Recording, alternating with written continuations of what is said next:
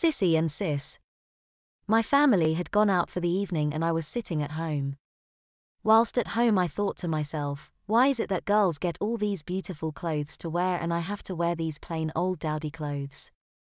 With this thought in mind, I decided to go upstairs and try on some of my sister's clothing. I went up to her room and put a pair of her panties on, then a skirt. This was all a very unusual feeling, having something on me that was tight and silky. I finished off by putting on one of my sister's satin blouses. I was relaxing in a trance-like mode, happy in my sister's attire. This was until I suddenly heard the garage opening and realized everyone was home. As quickly as possible I took everything off. However, I could not quite get the panties off and my clothes back on quickly enough. I decided it was best if I kept her panties on until I could take them off somewhere in private. The only problem with that was that I never got the chance and ended up having to wear them all day. That night I had forgotten I was wearing them. When I went to get ready for bed I saw them and freaked out as I realized it was too late to put them back. I knew I did not want to get caught with them, so I stuck them in a drawer under some of my boxes. I decided that the best course of action was to put them back after I washed them. Little did I know that my mom was doing all of our laundries that weekend. So when I went to wash them and they were gone and I got a little bit scared. However, my mom never said anything about it, so I didn't worry.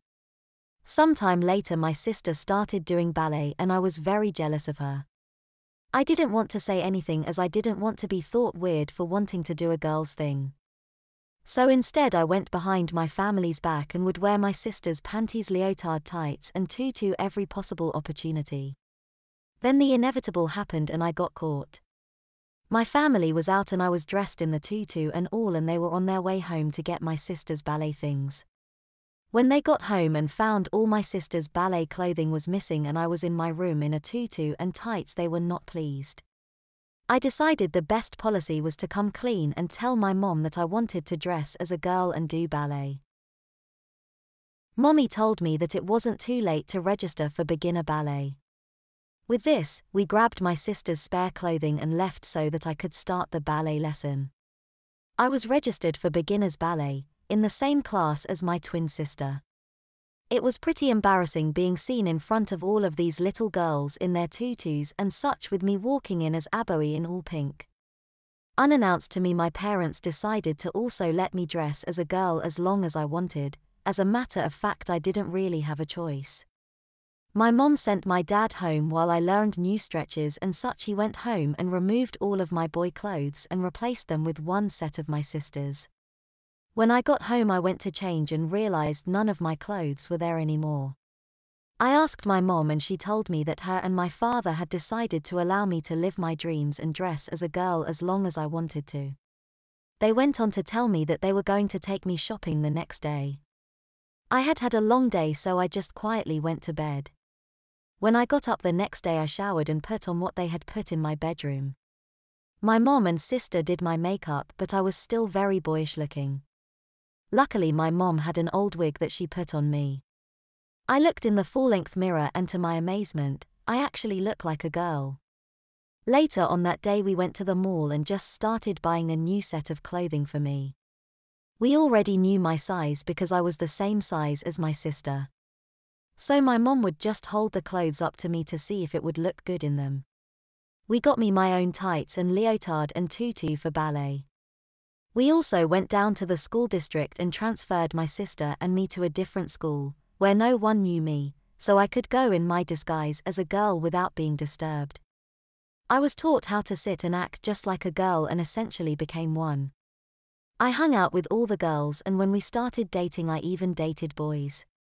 We would go to the mall and hang out and my sister and I looked so much alike we told everyone we were identical twins and we both hung out with the same group. In high school, we joined the cheerleading team and my sister became captain. We both still do ballet and I would never even dream of going back to wearing boys' clothes.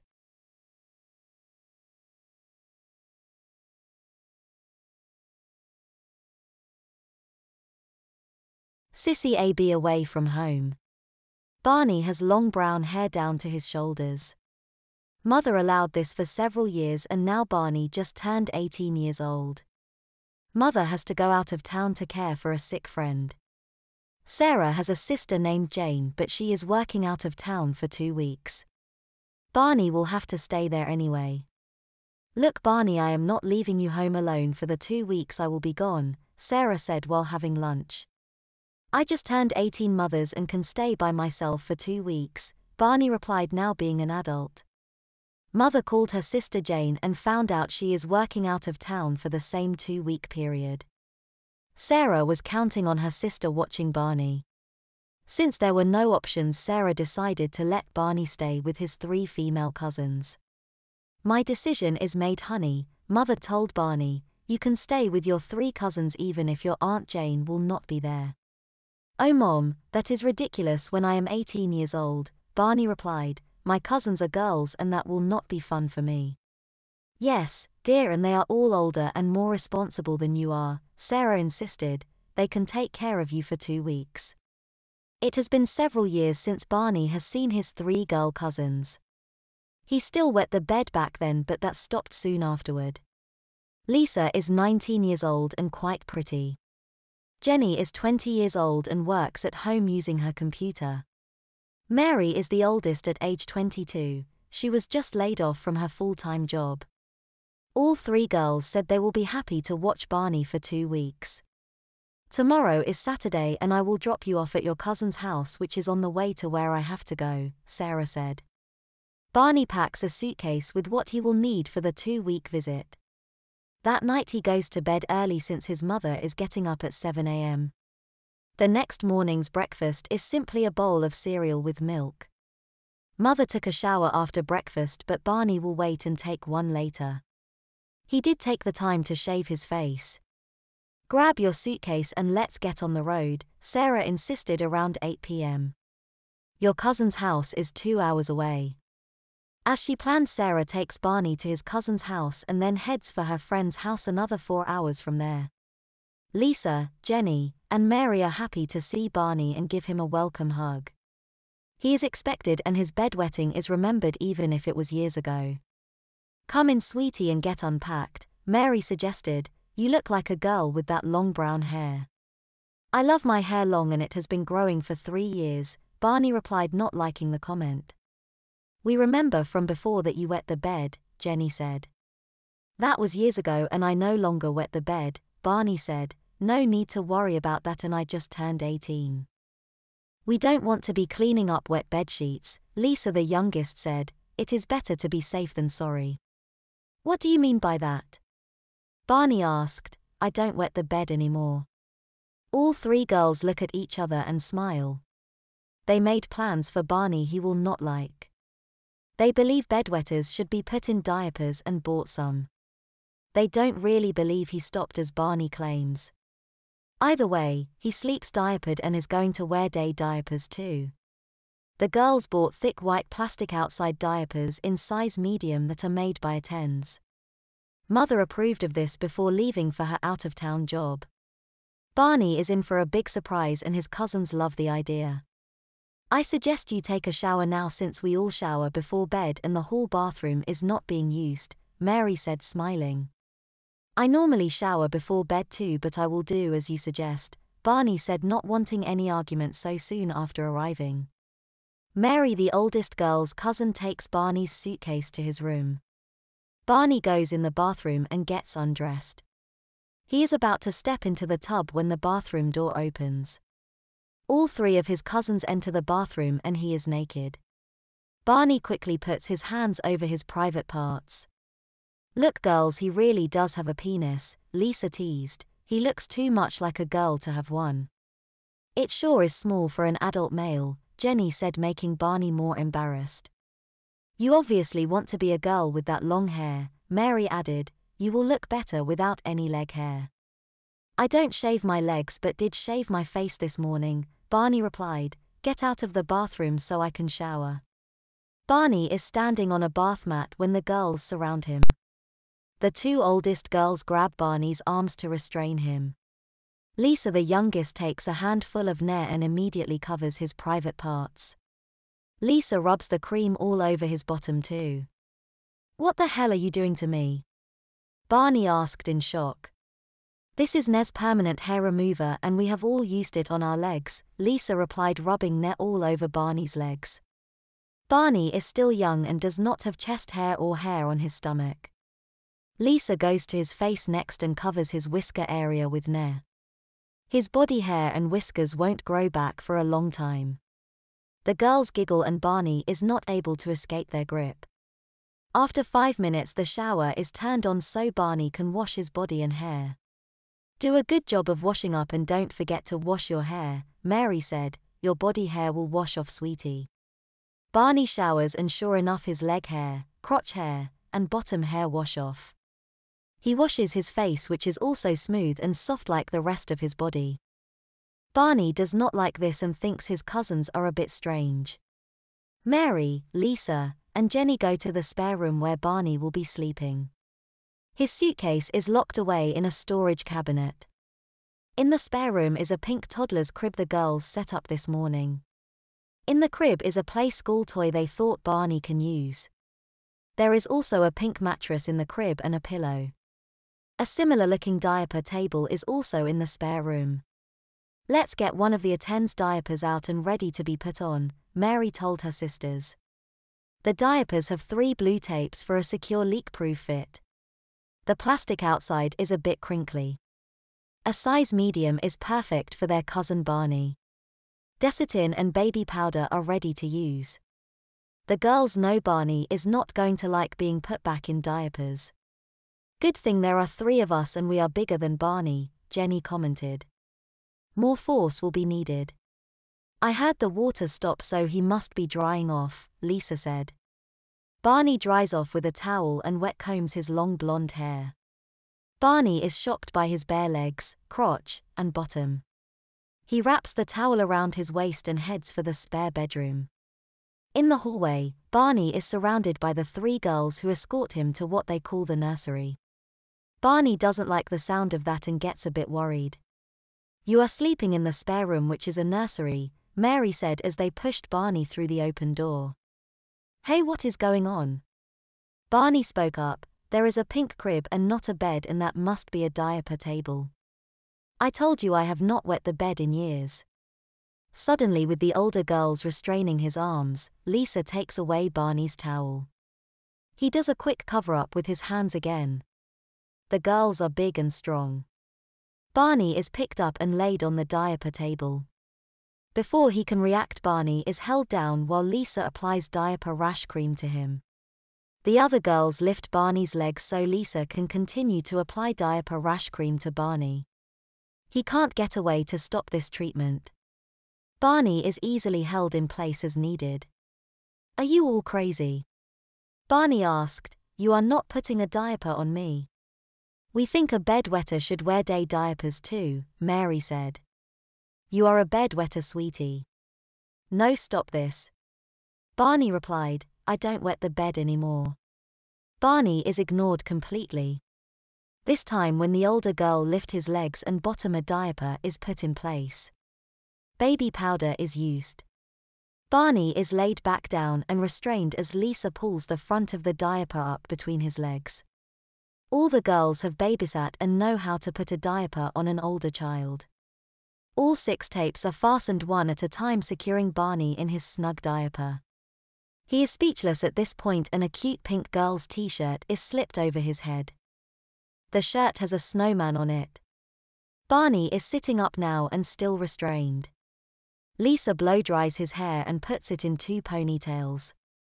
Blue ribbon is used to make a couple of bows.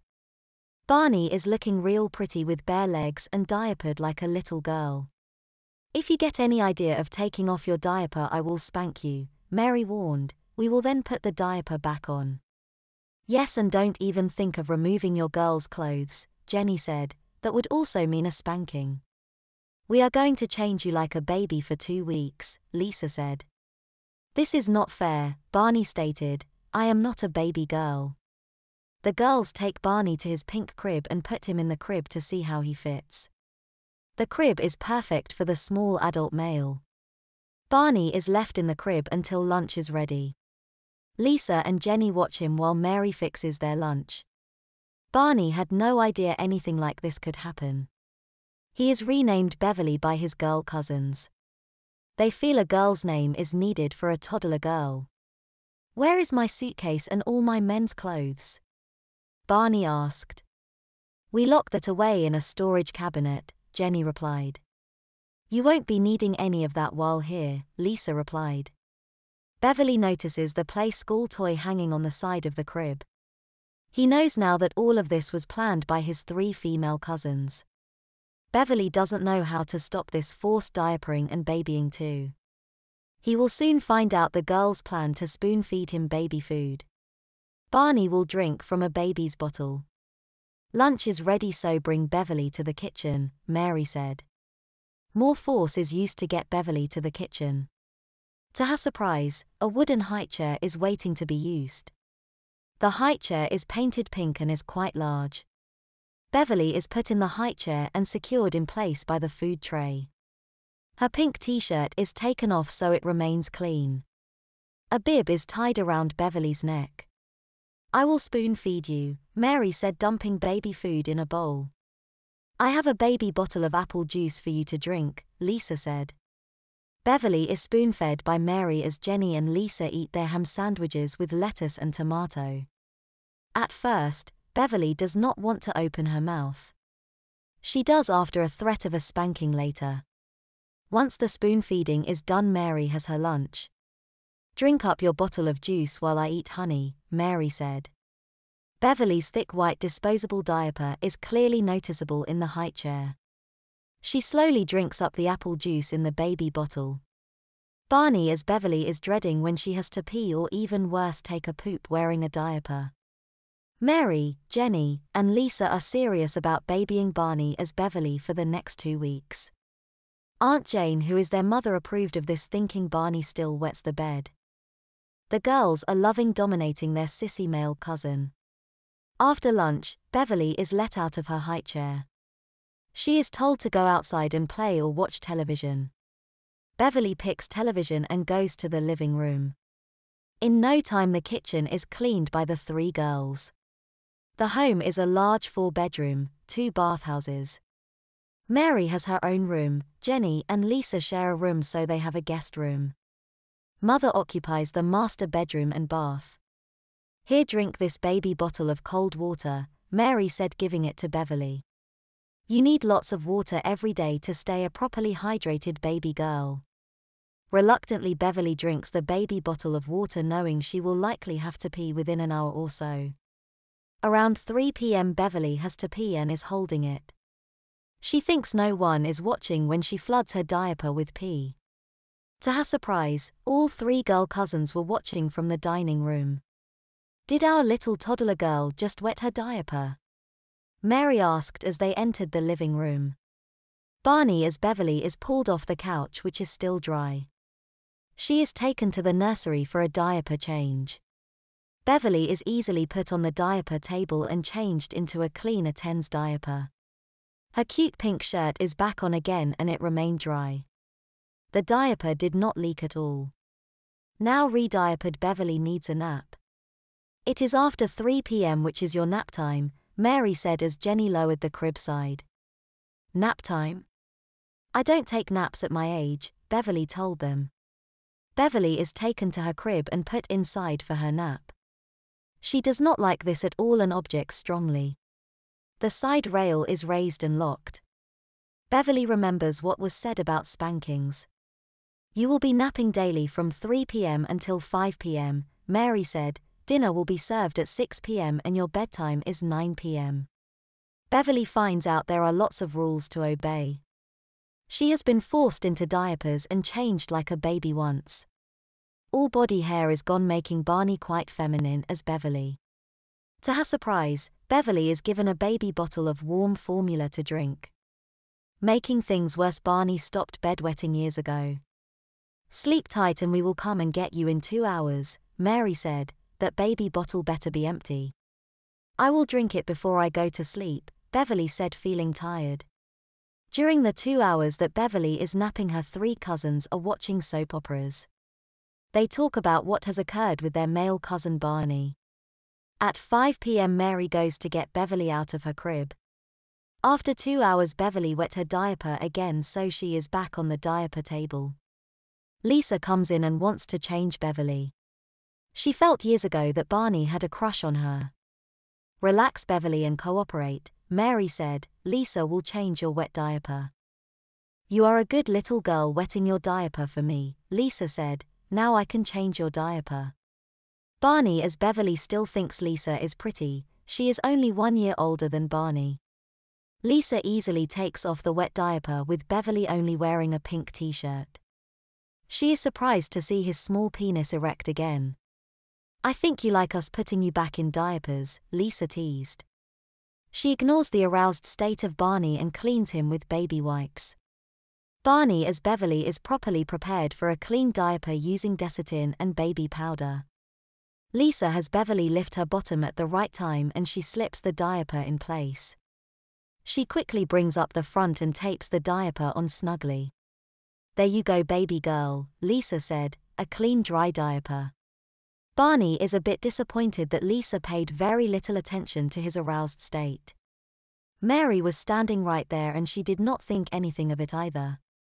To us you are just a baby girl, Mary said, not a man honey. An hour later Beverly is placed in her high chair for dinner. This time Lisa spoon feeds Beverly with a cute bib on. Beverly eats 4 jars of mushy baby food including creamed peas, creamed spinach, and creamed corn. The 4th jar was little Vienna sausages which are like small hot dogs. Beverly drinks another baby bottle, this one has chocolate milk. I think on your new baby food diet you can expect a few bowel movements every day like a real baby, Mary told Beverly. This is not good news for Barney, who has not had a bowel movement since yesterday afternoon. He is given a baby bottle of cold water and told to watch television. The girls clean up the kitchen after they have finished their oven-baked frozen pizza. Being Saturday, there are some good shows on. You will not watch any adult programming, Beverly, Mary said. After a couple of hours watching television, Beverly is told by Mary it is bedtime. He doesn't want to go to bed since usually bedtime is midnight or later. Mary understands but gets Jenny and Lisa to help escort cousin Barney to the nursery. I assume you are wet and need changing, Jenny stated. I will change your diaper this time. Barney, as Beverly is wet, so Jenny takes her turn at changing her male cousin's diaper. She starts by pulling up the pink shirt and then removing the wet diaper. Jenny uses baby wipes followed by Desitin and baby powder. She has Beverly lift up and slip a clean diaper in place. Jenny tapes the diaper on snugly. All 3 female cousins tuck Beverly in her crib for the night. She is given a baby bottle of warm formula to drink. Barney's life has changed completely in 1 day. This will continue for 2 weeks and if the girls have their way long after that. During the middle of the night Barney as Beverly wet and messed her diaper.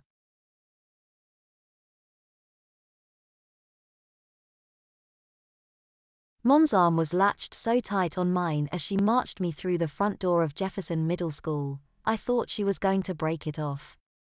But Mom. Shut your mouth, Jamie. I hated when she called me that. You put that boy in the hospital. You broke his kneecap and his nose. I don't care what he did to you. We'll be lucky if his parents don't sue the hell out of us. I couldn't help but smile as I remembered him lying there, face covered in blood, writhing in pain. Oh, and you think it's funny now?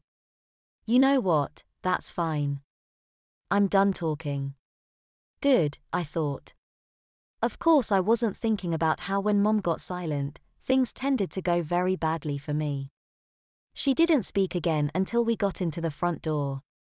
And she got all weird and crazy too. I started upstairs to my room, but she stopped me. I thought my little boy was mature enough for school, but clearly you're not. So you're gonna stay down here where Mommy can keep an eye on you. Her eyes were almost glazed over as she glared at me. What are you even talking about? I started to back away toward the stairs. I'm just going to my room, Mom. You're going to sit your ass on that couch until I tell you otherwise, little boy. I Saturday. But I wasn't done arguing. This is ridiculous, Mom. I'm not some little. Ow. She had me by the ear, and I had no choice but to follow her into the kitchen. She ripped my pants down, grabbed a wooden spoon, and went to work. Ow. Ow. Ow. Mom. Please. I'm sorry. Ow. Ow. She kept wailing away, until my protests turned into begging and pleading, then into sobbing. When my knees finally buckled, she let my shoulder go and I dropped to the floor. Little boys don't use that kind of language, especially not toward their mommies, you hear me? Yes. Yes what? Yes I hear you. Mom. You will call me Mommy, or we're gonna go another round. I'm sorry. Mommy. Much better. Now you drag your little butt back into that living room, sit on the floor, and be a good little boy, and maybe Mommy will let you watch some TV for a while. Yes, Mommy, I dragged myself to my feet, pulled up my pants, wincing as my underpants pressed against my red-hot bottom, and limped back into the living room, trying my best to stifle my sobbing and sniffling and hiccuping. What the hell just even happened? I started to gingerly sit on the couch when she screamed again. I said floor. You're not getting snot all over my upholstery. I was getting mad again, but after that experience, all I could do was swallow my rage and sit. It didn't take 5 seconds for that to become too painful, so I laid over onto my side, humiliated, angry, and miserable. Now, would my little guy like to watch some TV while we wait for Sissy to come home and babysit for Mommy? The threat of that spoon kept my tongue in check, though I was starting to boil over again. Yes. Mommy, I said through gritted teeth. Babysit? Really? Maggie was only 4 years older than me. Mom grabbed the remote and turned the TV on, to PBS. Then, to my horror, she engaged the parent lock, disabling everything but TVY. Which basically meant that I was stuck watching Bob the Builder. Dear God, this was going to suck for 2 hours before Maggie got home. At least she wouldn't put up with watching this crap. Mom pulled out her phone as she went back to the kitchen and sat down, fingers flying around. Probably gossiping with her friends on Twitter or something. Every so often her eyes popped up at me, and the subtle grin never left her face. What, was she announcing to the whole world she just beat the hell out of her kid and was now being congratulated for it? My fists clenched as I stared at the TV, but the clunky stop frame and the stupid voices and all of it just grated my nerves.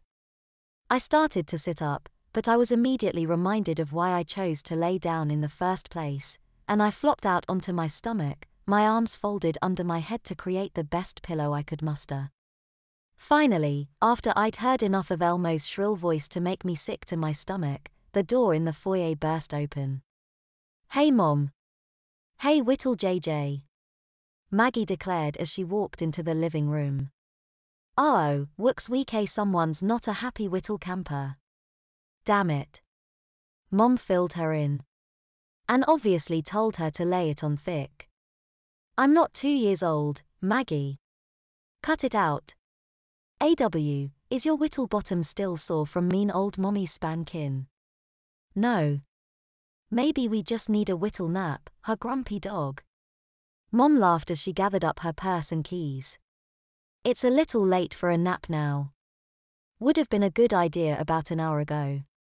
I should have thought of that. Anyway, you have my permission to use the spoon on him if he gives you any trouble. She squatted in front of me, glaring down. But Whittle JJ's gonna be a good boy for Sissy, isn't he? Yes. Mommy. My sister burst into giggles as Mom stood up. Of course he will.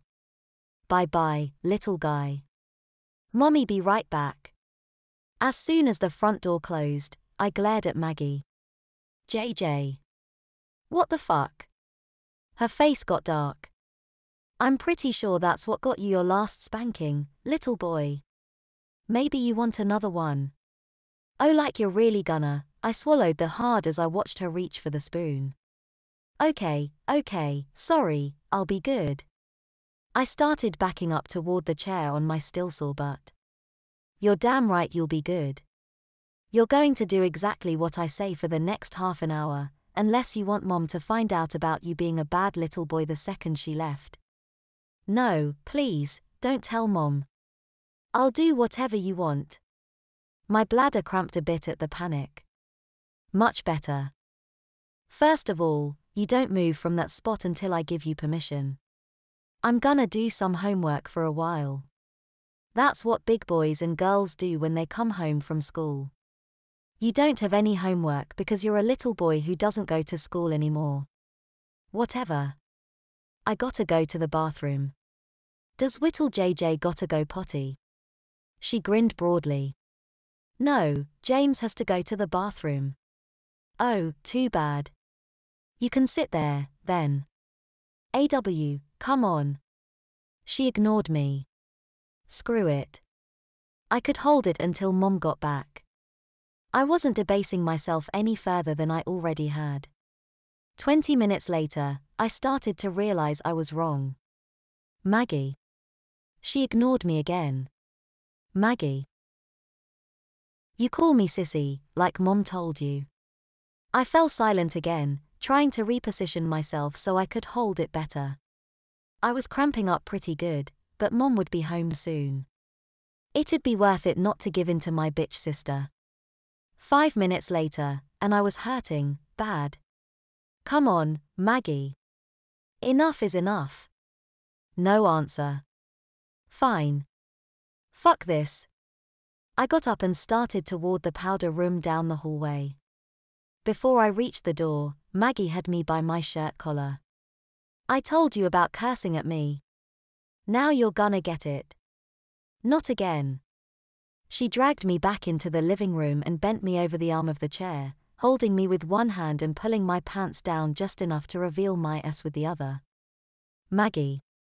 I mean Sissy. Please. I'm sorry. I'm thwack, thwack, thwack. The spoon started raining fire back down on my bottom, and her hand in the small of my back pinned me down in spite of my squirming. Worse, I started peeing uncontrollably. In no time, I was crying like a little girl as pee soaked through my underwear and started running down my legs, saturating my socks as she hammered away at my backside. Just when I thought she'd never stop, the door opened again. Hey Sissy, hey JJ. Mommy's home. Maggie straightened up and pulled me to a stand next to her, jerking my pants up in the back, facing me toward the foyer. Sounds like someone was a bad little boy while Mommy was. Mom walked in and stopped cold, dropping her shopping bags at her feet. What in the world? Mom stood there, mouth wide open. My face flushed beet red, a whimpering mess after having another fire lit on my backside, but now completely humiliated as I stood there in soaking wet pants. She wouldn't, I started through my blubbering. Shut up, Jamie. I went back to sobbing. Mom looked at Maggie. What happened, Sissy? Well, someone was being a little grouch. As soon as you left he told me to F off.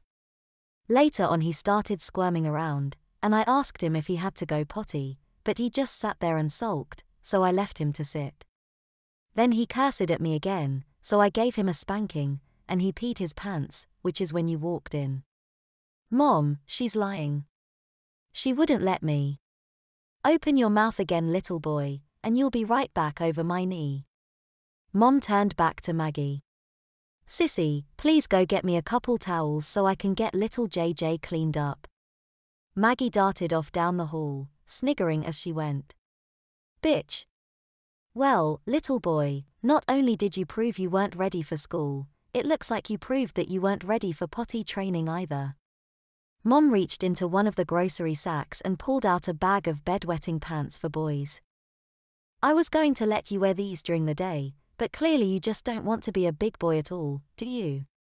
It wasn't my fault, Mom, me. Of course it wasn't your fault. Maggie returned with 2 bath towels and an evil grin on her face. Mom spread one of the towels out on the floor. "You're just a little baby who can't help himself, aren't you?" She grabbed my arm and jerked me down onto the towel. "Maggie, take the other towel and clean up his puddle over there, and bring me the other bag please." "It's okay baby, Mommy's gonna get you all fixed up." I struggled, squirming and sobbing, but Mom's powerful hand on my middle held me fast.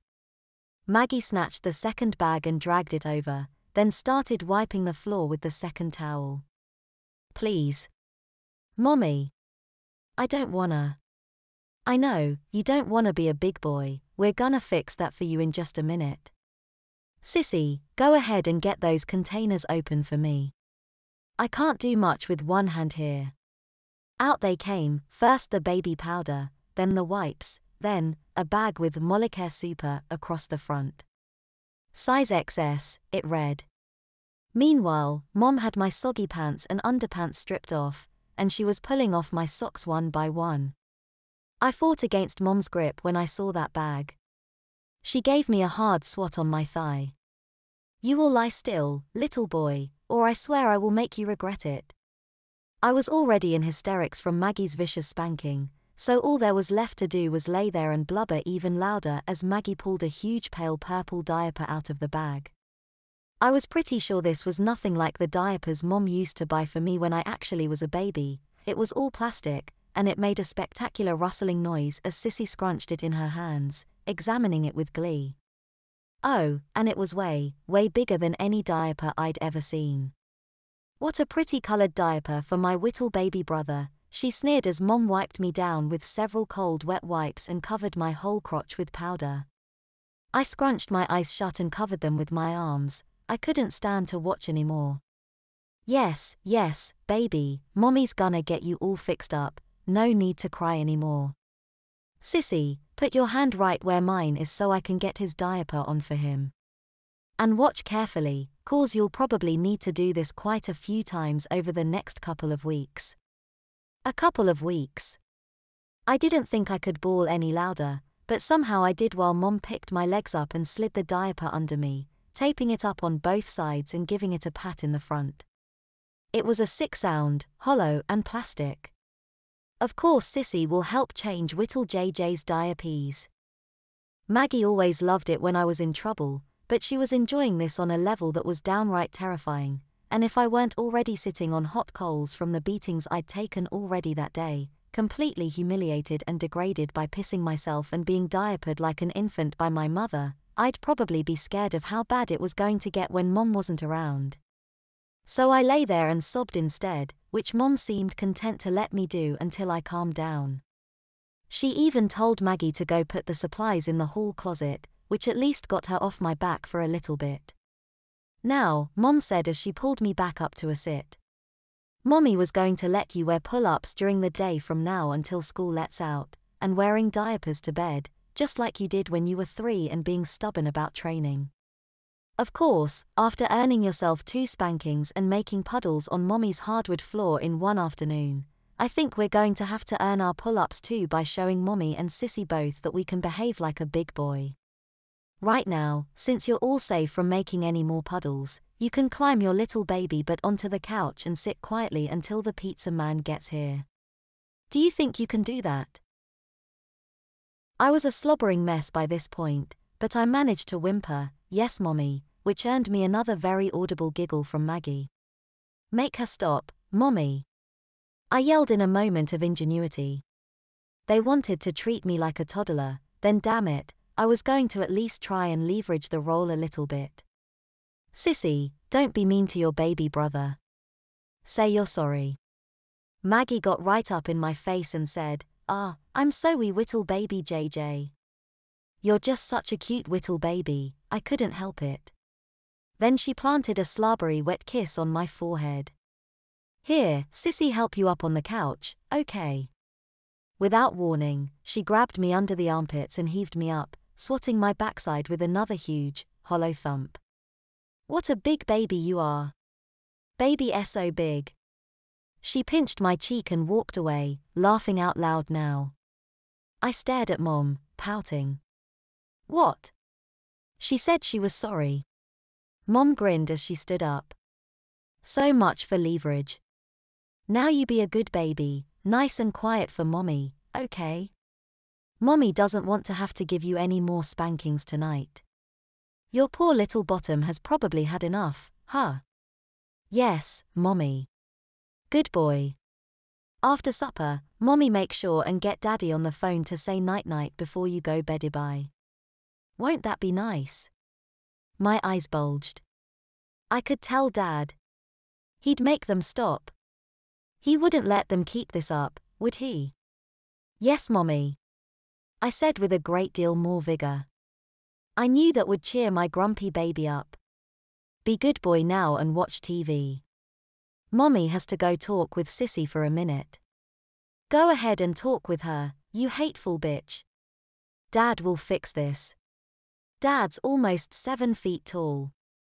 Maybe he'll spank you and Sissy and put you in diapers for being so mean to me. The thought was delightful, but it led to a much less happy thought. Why did my damn sister have to take after Dad's side of the family while I took after Grandpa? Sis. Maggie was a few inches taller than Mom, nearly 6 feet already at age 16. My granddad was a shrimp at 5'2". And here I was, 4'4", sitting on the couch and in a big, thick, purple diaper. It wasn't even a cool purple like Caius the Shadow Monarch, it was a girly purple, like that faggy My Little Pony star song. The doorbell rang and interrupted my brooding. Go get the pizza, JJ, it's already paid for. Mom called from down the hall. I was incredulous. I don't have any pants on, Mom, me. I wasn't moving from that spot if I could help it. The two women appeared in the kitchen. Oh, for heaven's sake. Maggie, go get the door before the pizza man leaves. I'll set the table. Maggie brushed past, stopping to pat me on the head, and I scowled at her. I heard the door open, and she said, "Hi, come on in, right through here." My face went beet red. She led him right past me, chattering away. Don't mind my little brother, he's pouting because he got in trouble today. The pizza man, well, teenager, caught a look at me and stifled a laugh. Oh my God, like, how old is he? 12, Maggie said. In middle school and still peeing his pants, can you believe it? Her cheerful tone grated me, but I bit my lip and just glared. Oh stop, Maggie. Hey, thanks for bringing it in for us. Just set it on the counter there. Here's a little extra tip for you. Mom tucked him a few bills after he set the 2 pizzas down. Thanks, Hey, be safe out there. Pizza man came brushing by me, Maggie at his side. I will. He looked at me again. Nice underwear, dude. That'll get you all the girls at school for sure. They both laughed as she walked him back to the foyer and out the door, while I just boiled. Are you gonna come eat, JJ, or sit there and pout? Mom called from the kitchen. I got up silently, well, other than my underwear rustling, and started toward the breakfast bar, but before I reached my chair, I was lifted up from behind under my arms and deposited in it unceremoniously. Up you go, baby, said Maggie. Cut it out, Maggie. Spanking or not, I was about to lose it on her stupid ass again. Stop it, JJ, your sissy was just being helpful. Now say thank you. My mouth dropped, and I gritted my teeth. I glared at Maggie. Thank you, Ma, sissy. For what? Mom's hands were on her hips. Thank you for helping me up. Sissy. You're welcome, whittle buddy. Maggie pinched my cheek again as she sat down next to me. I looked at our place settings. Mom somehow managed to dig up one of Maggie's old lidded cups with the crazy straw in it. It was the same faggy purple as this stupid diaper Mom put on me, and had My Little Ponies all over it. At least it still had Coke in it, or at least that's what it looked like. Mom piled slices onto each of our plates and passed them back to us. She got thin crust again. I hated thin crust. I like the deep dish pizza, but the two of them were just all about those pieces of tasteless cardboard with sauce and cheese on them. And it was chicken and artichokes and mushrooms. Gross. Mom even ruined the food tonight. Mom and Maggie started eating immediately, while I took a drink from the stupid faggy pony cup and stared at my plate. "What's wrong, JJ?" Mom asked. "Oh, never mind, how silly of me." She pulled my plate away, reaching into the silverware drawer. She pulled out a knife and fork and began cutting up my pizza into little squares. Maggie nearly choked on her mouthful as she started laughing. Mom slid the plate back over to me. "There you go, sweetie. Can you eat your own pizza like a big boy now, or do you need Maggie to help?"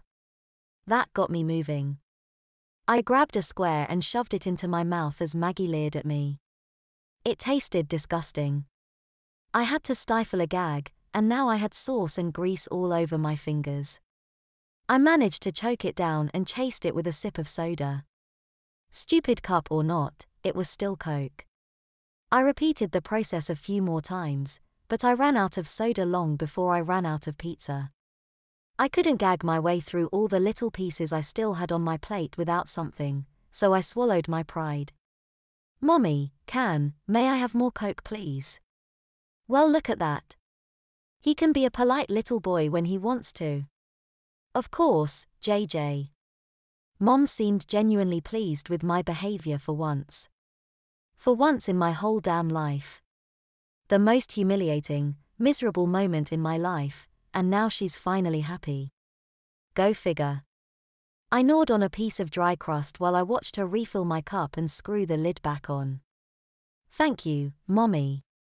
What choice did I have? I could either pretend to be nice while I waited for Dad to get me out of this mess, or they'd just keep torturing me. I went back to work slowly on the horrible pizza, my hands steadily becoming a mess. I thoughtlessly wiped them on my shirt, and Mom gasped as she popped up out of her seat. "Oh, for heaven's sake."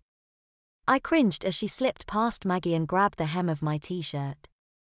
"I guess we needed help after all, didn't we?" She forced it up over my head, then used it to wipe off my hands. "Mommy, I know, little boys are just such messy eaters when left to themselves, aren't they?" She pushed my chair closer to Maggie's and moved my plate and cup out my reach, handing my sister a fork. "Help him finish up his supper for me, would you?" "Of course, Mom." Maggie grinned. I raged. "I wouldn't have made a mess if you hadn't cut it into little pieces like that." I yelled, tears filling my eyes again. "Oh, is that why you wiped it all over your shirt instead of asking for a napkin like a big boy?" Mom's counter was bulletproof. Not that it mattered. Sitting here, naked but for a diaper, crying like a little girl, nothing I said would sound like anything but a tantrum. "Now eat your supper like a good boy. Any more fussing and you're going straight to bed when you're done, you hear me?" "Yes, Mommy." Maggie grinned broadly as she took the last bite of her own pizza. She speared a square with the fork and brought it toward my face. "Here comes the airplane," she giggled. I opened my mouth, but she still managed to smear my cheek with it before putting it in. I needed a drink, but Maggie wasn't about to give me a chance. The second I swallowed, she had another piece waiting. "May I, MMPH?" Now I had sauce on both cheeks, I could feel it. I tried to ask for a drink after that piece, but Maggie wasn't having it. Over and over again she poked the little squares at me, and I choked them down, the nasty, briny artichokes and the slimy mushrooms and that disgusting, mushy chicken, all of those horrible flavors accumulating in my mouth. She finally shoved the last one in there. "What a good boy," she declared. "Look, Mommy, JJ ate it all up. Now he can have his whittle drinky poo." She slid the cup over in front of me, and I grabbed it and drank greedily. To hell with her teasing, I needed to get that awful taste out of my mouth as quickly as I could. Why, yes he did, but did he get as much in his mouth as he got on his face? Mom grabbed a rag, wet it in the sink, and walked around the island as I slurped the last of the Coke. As soon as I pulled the straw away, I got a face full of hot, damp cloth, with enough force to push me up against the back of the chair, my head tilting back. "Sit still, baby, Mommy needs to get you cleaned up." When she finished, I held the cup up. "More Coke please, Mommy." I was getting tired of the politeness, but it seemed the only way to get anywhere with these two maniacs. "Of course, sweetie. Maggie, go ahead and clear the table for me." She filled my cup back up again as Maggie stood and gathered up the dishes. "Here you go, JJ. You can go sit on the floor and watch TV now if you want." She handed me the cup and I wasted no time bailing off that chair before Maggie had a chance to snatch me up again. As I waddled over toward the couch, Mom called out, "What do we say, JJ?" "Thank you, Mommy." "Yep, definitely sick of this already." Not as sick of the crinkling between my legs, though, especially since that was all the clothing I had on now. I sat down on the couch, greedily slurping up the cool, sweet soda. I said, "Floor, JJ. No drinks on Mommy's couch, you know better." "Ah." I slumped down in front of the couch with a crinkle. The TV was still locked on PBS, but at least all the stupid baby shows were over now. It was some science show talking about planets or something, and I tried to follow along while I sipped on my drink. A few minutes later, Mom walked by. "Mommy's going to take herself a shower and relax now. Do you think you can be a good boy for Sissy for a little while? You had a tough time being good last time she was in charge." "I'll be good, Mommy." I was getting exasperated, and I just wanted to be left alone for a while. Well, last time he wasn't wearing his pretty new diapers. I bet he's much happier now, all dry and comfy and pretty. Maggie offered. "I hope so. Mommy's had enough trouble out of you for one day. I'm sure he'll be just a perfect little angel, won't you, baby?" I just glared at her. Mom laughed as she walked up the stairs. I locked my eyes back on the TV and resumed sipping my Coke. How could this possibly get any worse? The soda ran out, and I put the cup down next to me. Surprisingly, Maggie came right over and picked it up. "Want some more soda pop, JJ?" That was weird. "Yes please, S." Sissy. I hated that word. I hated saying it, unless I was calling some punk at school that before I took his knees out. Still, I was kinda getting into this TV show, which made it easier to forget how utterly stupid I looked, so I wasn't in the mood for another fight with her, especially since I clearly had no chance of winning as long as Mom was acting all weird. So if she wanted to serve me up Coke all night while I sat and watched TV, and all I had to do was say please and thank you Sissy, then so be it. Halfway through cup number 4, though, it seemed cup number 1 decided it wanted back out. "Mommy, I have to go to the bathroom." No answer from Mom. She must be still in the shower. Maggie was just sitting there, her elbow on the counter, grinning at me. I didn't like that look at all. "Sissy, I have to go to the bathroom." "You're silly. Big boys go to the bathroom. Little boys go potty." I frowned. "Sissy, may I please go potty?" "Well, sure. What are you waiting for? Can you take this diaper off for me so I can go potty?" She laughed. "What do you think that diaper's for, baby?" I was furious. No frickin' way. I took off running up the stairs, expecting Maggie to try and snatch me up again. She didn't move. "Mom. Tell Maggie to let me go to the bathroom." I yelled at the top of my lungs. Mom stepped out of her bedroom in her bathrobe, her hair wrapped up in a towel, and stared at me as I reached the landing. "If I were going to let you use the potty like a big boy, don't you think I would have given you a pull-up to wear?" I was coming apart now, tears of frustration forming in my eyes. "Please, Mommy, don't make me pee my pants." "I didn't make you pee your pants the first time, little boy." But the cold reality set in. She wasn't budging on this. How long do I have to wear these things? That depends on how well you behave yourself this weekend. Show me you're ready to be a big boy and I'll let you have pull-ups to wear during the daytime on Monday. How am I supposed to do that? I was blubbering again, my words all mushing together.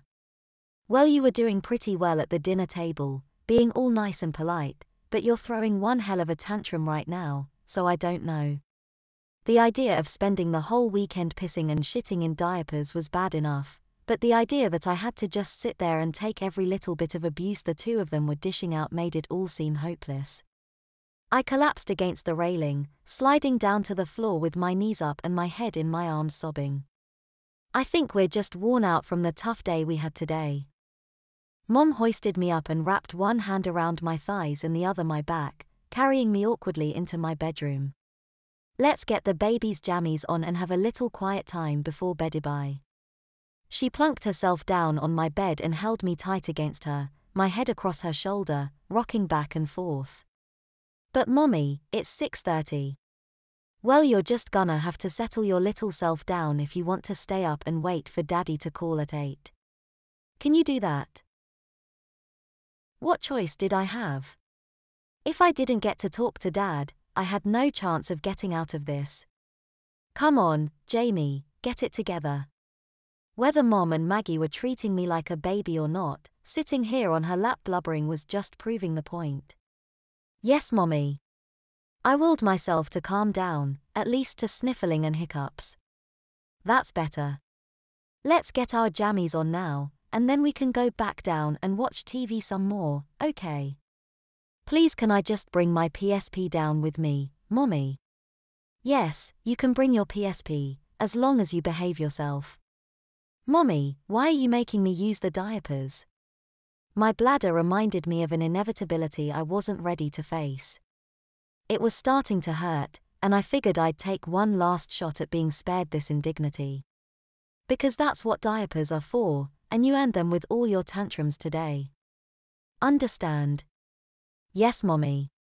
Don't worry, sweetie, Mommy won't make you sit in a yucky wet diaper. Did you already go pee? No, Mommy. Well, don't try to hold it, you'll just hurt yourself for nothing. Or maybe Dad will tell you to call this whole thing off. That'd be worth holding it. I sat there limply and let her pull my old UGIO pajama top over my head. Caius. Purple. So it actually matched the diaper. And short, so it showed it off too, barely covering the waistband. Okay, get your PSP, sweetie. She nudged me off her lap. No bottoms. I pouted. You've worn a shirt and boxers around the house when it was this hot outside. I don't see any difference. Well, I fucking do. No, I wasn't going to let myself get worked up again. I swallowed the indignity and grabbed my game and a couple of cartridges off my dresser. Good boy. Goon downstairs, Mommy will be down as soon as she gets her jammies on, okay? Yes, Mommy. Do your jammies include a diaper too? They should, you hateful bitch. I trudged downstairs, rustling the whole way, while Mom went back to her bedroom and closed the door. Maggie was waiting for me, sitting right where she was, in the same exact position as when I ran up the stairs. Look at cute little JJ in his purple PJs. Did we go pee-pee already? No. I had my game, I could block her out. I flopped onto the couch and started up Tag Force 5, ignoring the cramping in my bladder. Maybe some more Coke would help. JJ wants some more soda pop, she offered. No thank you, Sissy. I had to keep my cool. Suit yourself. I could feel her staring at me. Like she was just waiting for it. What the hell was the fascination? It's not like she hadn't already seen me piss myself that day. Barely a few minutes had gone by, and I couldn't even concentrate on my game for the cramps. I gritted my teeth. Maggie was still staring. I closed my eyes and tried to let loose, but I couldn't. It was locked up down there. I huffed in frustration, trying to push. Nothing happened. Maybe Maggie was right, a drink might help. I looked up at the smug bitch and steeled myself. Sissy, can I have some Coke please? No more caffeine tonight. He can have water or milk, Maggie. Mom appeared at the railing and made her way down the stairs. You've got a little more than an hour before bed, we don't need you all hopped up to where you can't get to sleep. But Mom, me. 8 o'clock on a Friday. You're lucky it isn't earlier than that with how you've behaved today. But. Any more buts and you can go to bed now. Yes, Mommy. I hadn't been in bed earlier than 10 o'clock since I was in 3, SUP, road, SUP, grade, certainly not on a weekend. If I'm good tomorrow, do I get to stay up later? We'll see. We already know what happens if you're not good tomorrow, don't we? Yes, Mommy. Maggie interrupted the revelry with the lidded cup. Here you go, buddy. Some nice cold water for you. I stood up and took it, before Mom had a chance to bitch about the furniture. Thank you. Sissy. This was so depressing. I started pulling on the straw. Every time I swallowed, my bladder cramped back at me angrily. Just let go. I kept forcing it down, wincing, just praying for relief. Just as I slurped the last of it, the dam broke open. I was too busy being relieved to care about how humiliating the act was. This was quite literally the most amazing piss I'd ever taken in my life. All those cramps loosening up felt so good, and the flood just coming and coming, with no let-up. I could feel the diaper getting heavy, sagging between my legs, but it didn't stop. Maggie was grinning ear to ear as she stared, while Mom looked worried for some reason. Then I realized why. A trickle down my leg. Then another, on the other side. I tried to clench, tried to stop peeing, but I couldn't. Jesus Christ. Get the towel and the changing supplies, Maggie, quick. Aren't you done yet, Jamie? I shook my head, blushing, trying not to cry again as the feeling of shame overwhelmed the relief. By the time Maggie got there, I was done, but there was a small puddle between my feet, and little rivulets of pee still running down my legs. I was biting my lip as hard as I could as Mom fussed over me, desperately trying to hold back the tears as the lump swelled back up in my throat. Jesus, Maggie, we're gonna have to call around tomorrow and see if there's anything better than this available. That worthless bastard at the drugstore said these were the best kid-sized diapers they had. She pulled me down onto the towel and tore the tapes loose. I covered my face and lay there, limp as a ragdoll while the whole ordeal from earlier played itself out again, my legs being wiped up and down, my sister snickering. The powder, another diaper, the tape cinching up. Much tighter this time, I could tell. Except it wasn't over. It felt like Mom was dragging her finger across the diaper between my legs, quick little slashes. What the hell was she doing? Suddenly my butt was up in the air again, and I realized she was taping another diaper on. Mom, what are you doing? Sorry, baby, but until Mommy finds some better diapers, we can't be having you making puddles all over the place like that. But, I was incredulous. Why not just call the whole stupid thing off and let me go to the bathroom like a normal fucking 12-year-old? Instead, here I was with my legs spread so far apart I wondered if I could walk at all. Maggie fled down the hall, but I could hear her laughing from here. Mom sat me up, and I just looked at her, dumbfounded, my legs split in a wide-open V. And now even she was stifling a laugh. It's okay, JJ. It's just for a little while. Mommy get you some better diapers tomorrow, and Sissy will help find them, right Sissy? What? I mean. Okay, Mom. What do you need me to do? Get on the computer and check around to some of the local medical places, see what they offer, and figure out which ones are the most absorbent. I don't care what they cost, just find the best ones out there. Okay, sure, Mom. She disappeared up the steps, while Mom stood up. Climb up on the couch for me, JJ, and play your little game for a while, okay? Mommy's got a mess to clean up here, and your father will be calling pretty soon. I looked between my legs, then back at her. She'll make me go to bed now if I cry. Don't fucking cry. Don't do it. My lip trembled, but I swallowed hard and struggled to my feet. So much plastic, pushing my thighs apart. I stepped off the towel, wobbling a bit, and plunked myself back on the couch. I still couldn't close my legs. I couldn't even forget this damn thing was on me, no matter how much I wanted to. And I began to brood. Why was this happening to me? I mean, come on, I wasn't the first kid to ever get into a fight at school. And it wasn't even my damn fault. I clung to the phone call that was coming.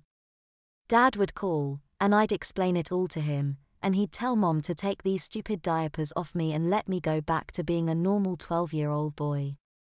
I looked at the clock on the wall, 20 minutes.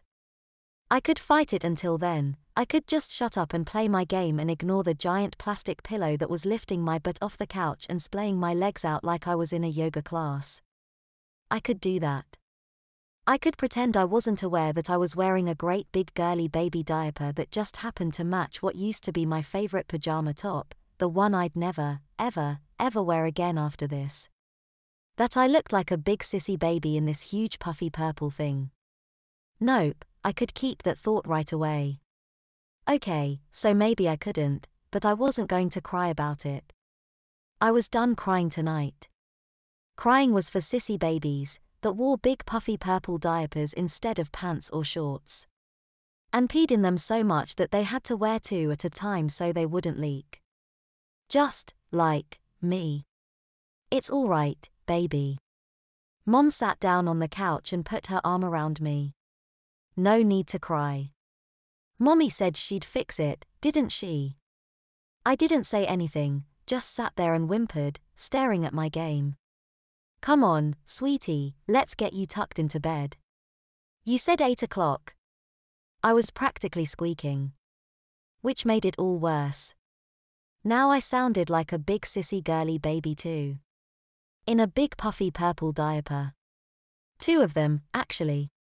I said your dad would call at 8 o'clock, and considering the shape you're in right now, it's going to take me that long to get you settled down enough to talk to him. She took the PSP out of my hands, and I didn't even try to stop her. She pulled me up, back onto my wobbly legs, and started to lead me by the hand toward the stairs. I staggered, the waddle throwing my balance off. She kept going. I fell to my knees. I can't walk in this stupid thing.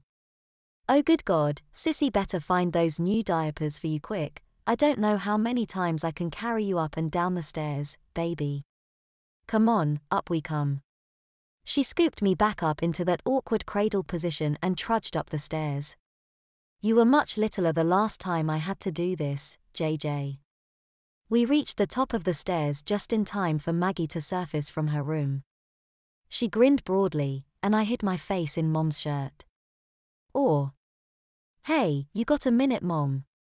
Let me get him to bed and let him talk to his dad for a few minutes, then we'll talk. Okay, just knock then. Night-night, whittle buddy. I whimpered back at her. Enough, Maggie. I'm trying to settle him down. Hopefully tomorrow will be better, huh JJ? Mom pulled the blankets back, laid me gently into the bed, pulled the sheet over me, and tucked it in, something she hadn't done since I was like 5. Then she did something else she hadn't done since then. She grabbed a tissue from my dresser and stuck it up against my nose. Blow, sweetie. Really, Mom? I sniffled, reaching for the paper. She swatted my hand away. Blow. I blew. She got up and threw it in the trash can on the other side of the room. See, now what were you going to do with it if you did it yourself? Hide it under your sheet. Before I could answer, Mom's phone rang. Finally, this had to be Dad. She fished it out of the pocket of her nightgown and slid it open. Hey honey, how are you? Oh, yeah, it's been a long day here too. Yeah, he's right here, he's been waiting all night to talk to you. Sure, I'll put him on. She handed me the phone. Dad. I need to. You be quiet and listen to me, little man. I gasped a little. That was not the response I expected. Your mom already told me everything. And you deserve every bit of what you got today and more, you hear me? Yes, Dad, how could I have been so stupid? Of course she got to him first. My life was now officially over. The hell's wrong with you, disrespecting your mother and your sister like that? I'm sorry, Dad. Mom was standing over me now, arms folded, nodding. Now you listen here, boy. Whatever your mom and Maggie tell you to do, you'd better damn well toe the line, because when we get together at the new beach house, I'm gonna bring hell down on you if I find out you've been fighting them this whole time. Are we clear? Yes, Dad. Now I hate being gone like this all the time, and I know you hate it too, but you've got to start acting like a grown-ass young man. You're too old for all this foolishness.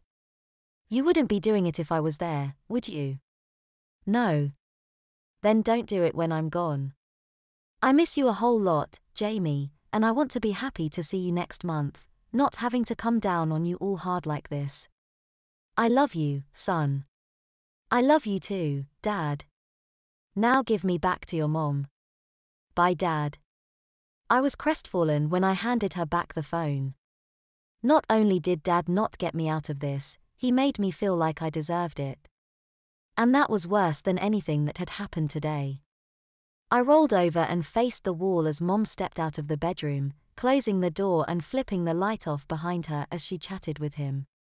In the darkness, I strained to hear the conversation, but I couldn't. She didn't sound mad, maybe she was just talking, instead of talking about me. The bulk splitting my legs apart was getting really uncomfortable as I lay on my side, so I flopped back over onto my back. I heard Mom knock on Maggie's door, and the two of them started talking as well, but it was just voices, nothing distinct. I'm sure whatever Maggie had found would suck, but it couldn't possibly suck as bad as the big puffy balloon I was wearing right now. I don't know why my eyes started getting heavy, but as much as I tried to fight it, tried to hear what they were saying, tried to get some inkling of the plans for the next day, it all faded off into the darkness, and I fell into a fitful sleep. My eyes flew open with the sunlight through the window. What an awful dream that was. I started to sit up, and then I heard the crinkle. It wasn't a dream at all. The bulk was still very much pressing my legs apart. I reached a hand under the sheet and felt the smooth plastic. This was really happening. I was about to spend 2 whole days in diapers, not allowed to use the bathroom. The weight of it dropped me right back to the pillow. I no longer wanted to get up. I didn't want to do anything but lay here and wait to die. Sadly, Mom fixed that problem for me, by walking through the door. Good morning, Jay. I was hoping you'd wake up before Mommy left so I could talk to you a little bit. She sat down on the edge of the bed. Are you wet, sweetie? Do you need a diaper change before I go? She lifted the sheet. Still dry, okay. I could have told you that if you let me, Mommy. Truth was, it was hot and clammy in there, even though I knew my bladder was full. Never mind that. Sissy will change you later, then, and get you dressed. Now we found some nice new diapers for you, and she's going to call the place as soon as they open to see about getting a courier to deliver them, so you won't need to be carried around very much longer, okay? As if on cue, she scooped me up out of the bed. Let's get you downstairs and have breakfast, and Sissy will change you as soon as you're done your morning pee. Now I'm gonna be gone probably until around 4 or 5 for this open house, so I need you to be a very, very good boy and do everything Sissy tells you, okay? Yes, Mommy. The feeling of dread fell over me as the idea of 9 hours alone in the house with my sister controlling every aspect of my existence sank in. That's a good boy. She patted me on the bottom, which I barely felt through all the padding, and slid me into a chair at the island in the kitchen. Sissy, she shouted. Where are you? I gotta get going. I'm in the bathroom, Mom. I'll be out in a minute. Maggie sounded tired and grouchy, not a good combination at all. It was 8 in the morning, and she never got up before 10 on the weekends. Oh, for heaven's sake. Mom poured some orange juice into that crazy straw cup and set it in front of me, then drained her coffee. Mommy's gotta go, honey. Have a good day, okay? She kissed me on the cheek and gave me a squeeze, then dashed off. I didn't bother answering her. Have a good day in a diaper with my obviously crabby sister who took such joy in torturing me yesterday. Sure. That's gonna happen. I put my head down on the countertop and just waited. Oh look, the baby's up. Maggie's voice behind me took me by surprise. At least she wasn't all fake bubbly like last night. She came around into my view, and she looked like hell. I mean, not that I thought my sister was pretty or anything. She grabbed a box of cereal out of the cabinet and poured some into a bowl, not even bothering to close the box as she slammed it onto the counter and opened the fridge. She grabbed the milk and poured it into the bowl, being a little more careful setting it down. She took a spoon out of the drawer and sat down next to me at the island. Open, she said, bringing a spoonful of cereal and milk to my lips. I started, but she shoved it in.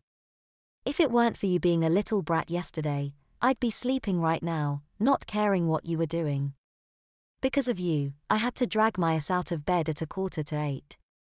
So you're going to shut your stupid little mouth except when I tell you to open it today, or I'm going to make your life a living hell. You get my drift? I swallowed the cereal. Why, yes, Sissy. Good. Open. And so I let her feed me, and she drank coffee while I chewed. And no one spoke. Which made what happened about halfway through the bowl that much more obvious. The hiss coming from my diaper area was loud enough to where she even paused her mechanical feeding to wait for it to be done. Which, of course, made what I was doing that much more embarrassing. The balloon was actually a little painful now, pressing my legs so far apart that I had to nearly straddle the chair. Timidly, I spoke up, Sissy, please. Another spoon cut me off. I'll change your damn diaper when I'm good and ready, and damn sure not before you finish your fucking breakfast. Silence. Other than me eating. And the diaper rustling as I squirmed around to try and find a comfortable spot in the chair with all that swollen padding under me. She fed me the last spoon and said, drink your fucking juice, baby. She poured herself another cup of coffee, and I slurped that juice down as fast as I could. I wanted out of that damn diaper. She sat back down as I finished. I'm done, Sissy. Fine. Go watch fucking TV. I was desperate. But what about my diaper? I couldn't believe I actually said that. My diaper. Fine. Go on upstairs, she said, taking a sip of her coffee. When I'm done, I'll come change your diaper and get you dressed. My jaw dropped. But. Or you can sit there in your pissy diaper all day, I don't care. You want your diaper changed, you're going to get your ass up those stairs and wait for me in your bedroom. She wasn't budging. I slipped off the chair and onto my wobbly legs, and went straight down on the first step. I can't walk like this, Sissy. I flopped over onto my backside and stared at her. Then fucking crawl. You're a baby. That's what babies do.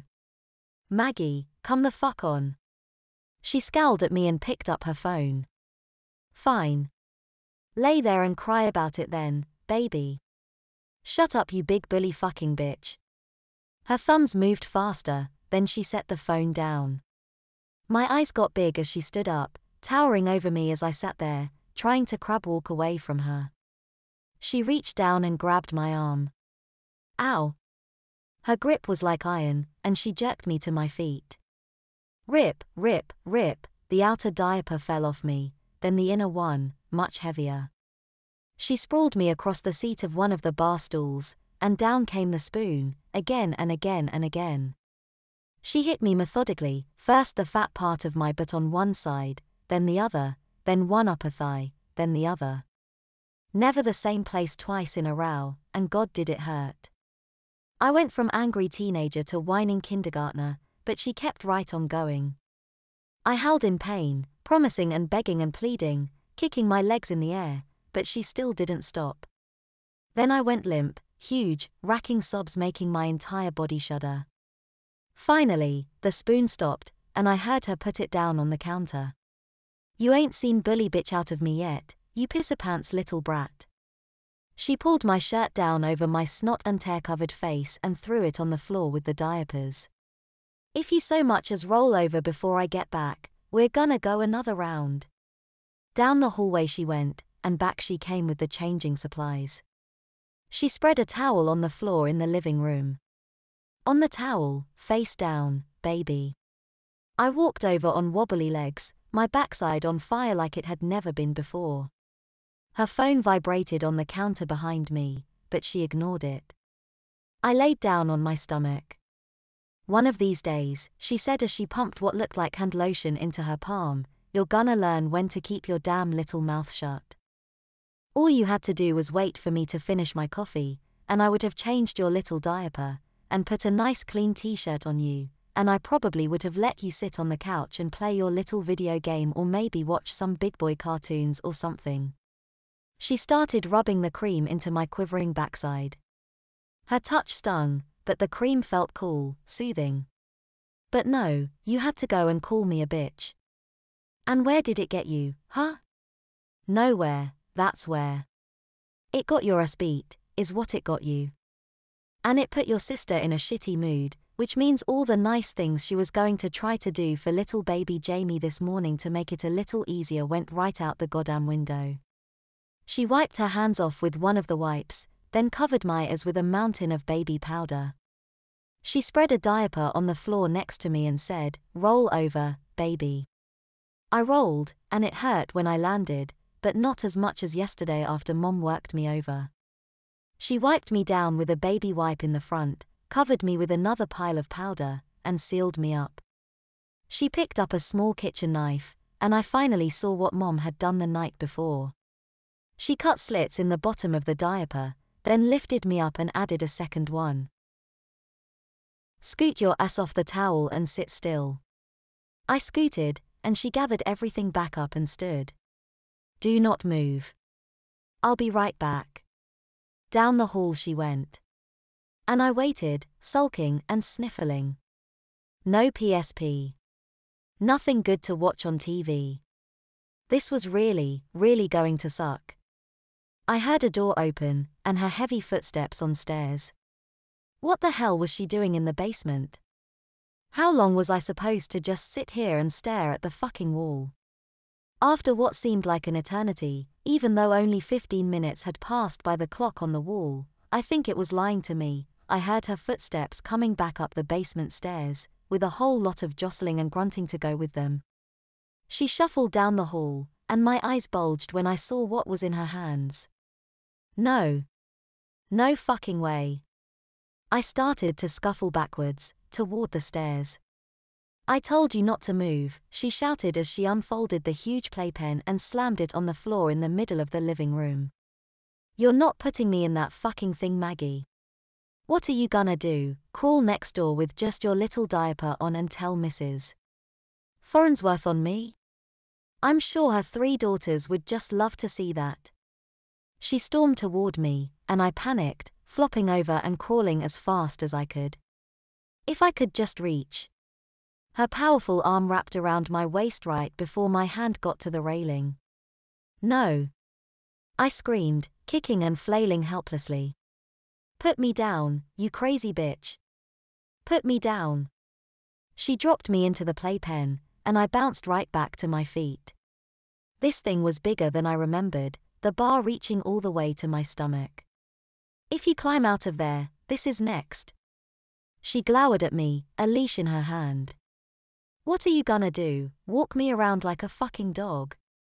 I stretched my leg up, but my foot came just short of the bar. Just a little further. Come on. And then my foot was in her hand, and with a push, my backside was on the mattress. No, I'm going to do this. She cinched the leash down onto my ankle, poked a hole in the netting near the bottom, and pulled it through, wrapping it around the leg of the playpen outside, out of reach. Now, go ahead and call me a bitch again, you little creep. She walked over to the counter and grabbed her phone, swiping the screen and typing furiously. Fuck you, bitch. Beat me all you want. I don't fucking care anymore. Do you hear me, you fucking cunt? Do your worst. Now I'm a cunt too, huh, she muttered, still staring at her phone. I started wrestling with the buckle on the leash around my ankle, but she ignored me. She finished typing and stood up. By the way, this was what Mom sent back this morning after I told her you called me a bitch again. She turned the phone toward me and shoved it right in my face.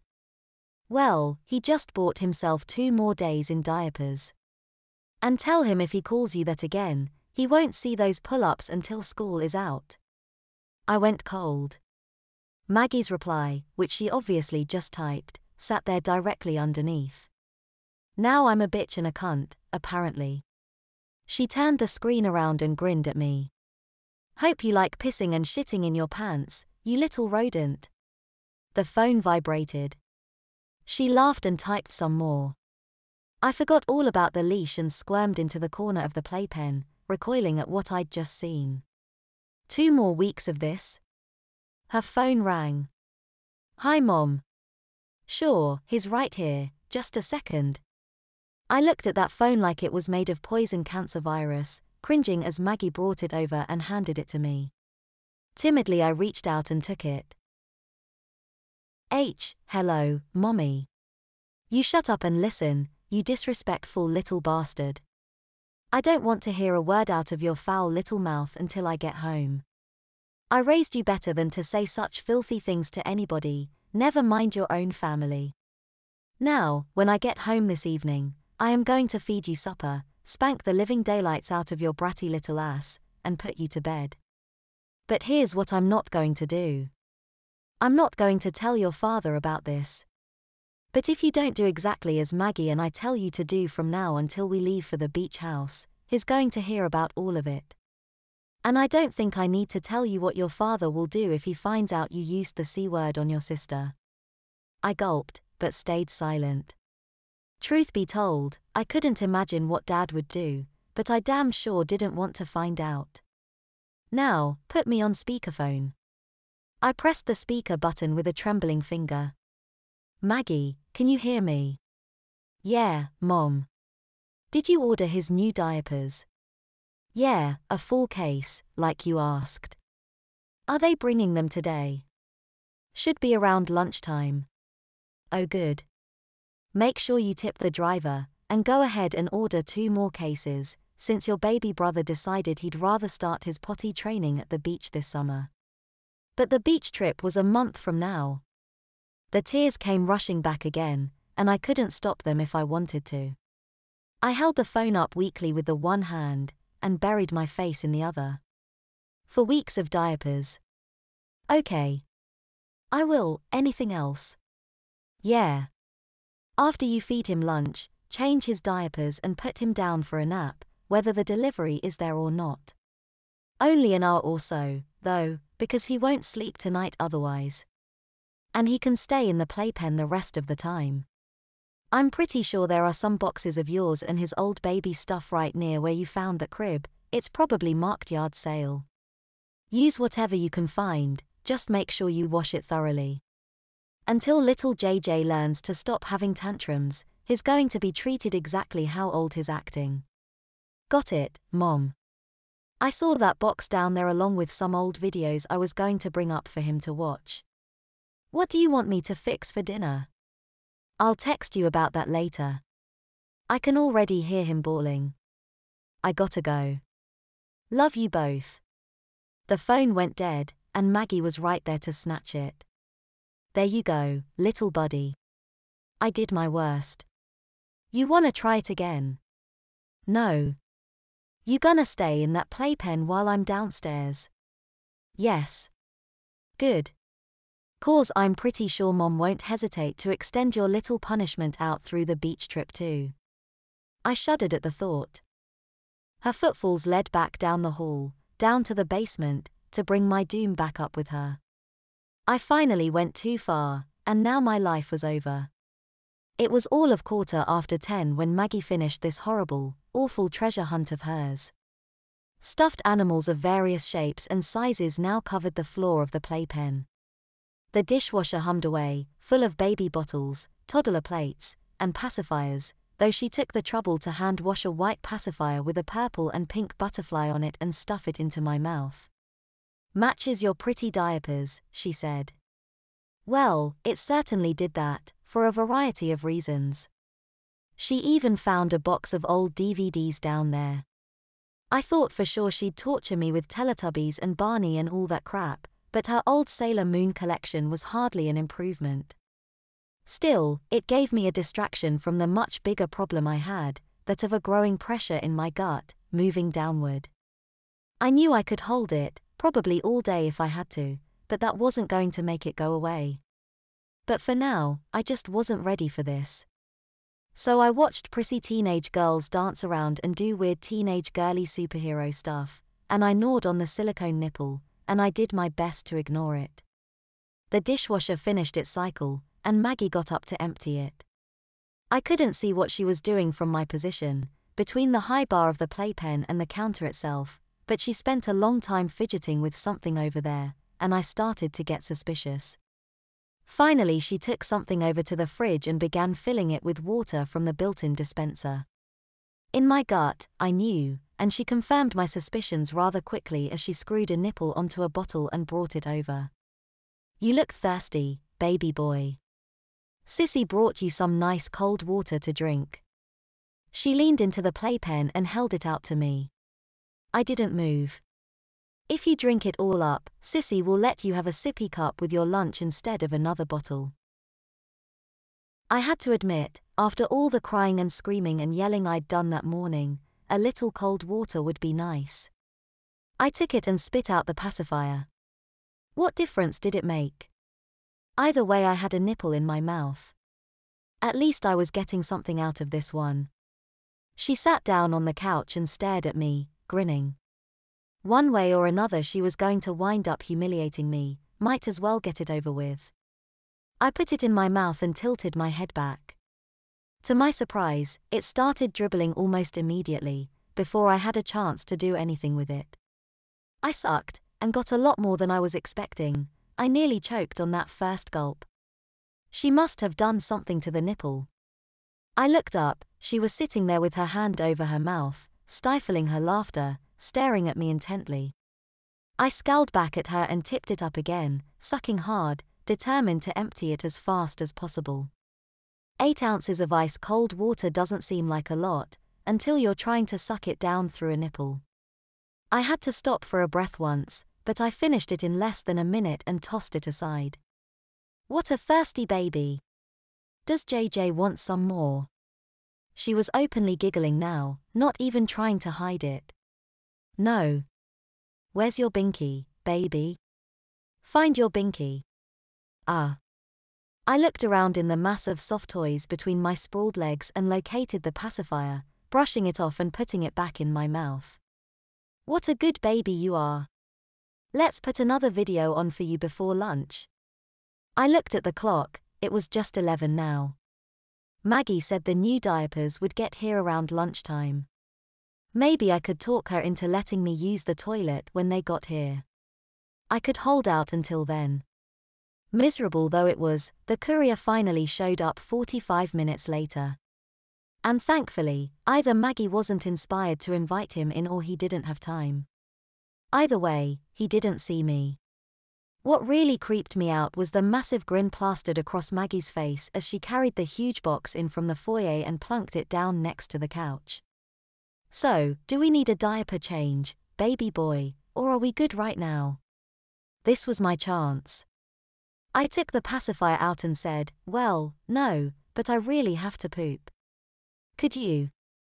Oh wait, you called me a cunt and a bitch, and now you want me to do favors for you. Damn it. Please, Ma, Sissy, just this once. I'm sorry I said all that horrible stuff to you. And you even took your binky out without my permission. Ah. I stuffed it back in. Please shishy. I'll be a good vavy fro now on, I fromish. She laughed. Tell you what, Jamie. She took the pacifier out of my mouth. Let's talk business. I'll let you go potty. In fact, I'll even talk to Mom and make sure you get to go poopy on the potty all the time, but it's gonna cost you. What could she possibly do worse than this? Okay, what do I have to do? I'll show you after lunch. You want to go potty or not? I didn't like this. But again, I was already sitting in a playpen in a diaper, and I'd already been made to drink out of a bottle and be spoon-fed. There couldn't possibly be anything worse than this, other than... Wait, you're not gonna make me go around outside dressed like this, are you? No, nothing like that, silly baby. She laughed. So what's it gonna be? You gonna give me a poopy diaper to change, or do you want to go potty like a big boy? Besides, I bet you're sick of being all double diapered like that, aren't you? Don't you wanna try on your new diapers? I sighed. Okay, deal. Her smile got even bigger as she tucked the pacifier back in and dropped the side of the playpen. Always knew you were a smart little baby boy. Come on, I'll take you to potty. She reached down and unbuckled the leash. If you promise not to try and climb out anymore, I won't put that back on you this afternoon. I frovish. She cackled. So cute. Come on out, baby. I got to my feet and held onto the rail as I wobbled out.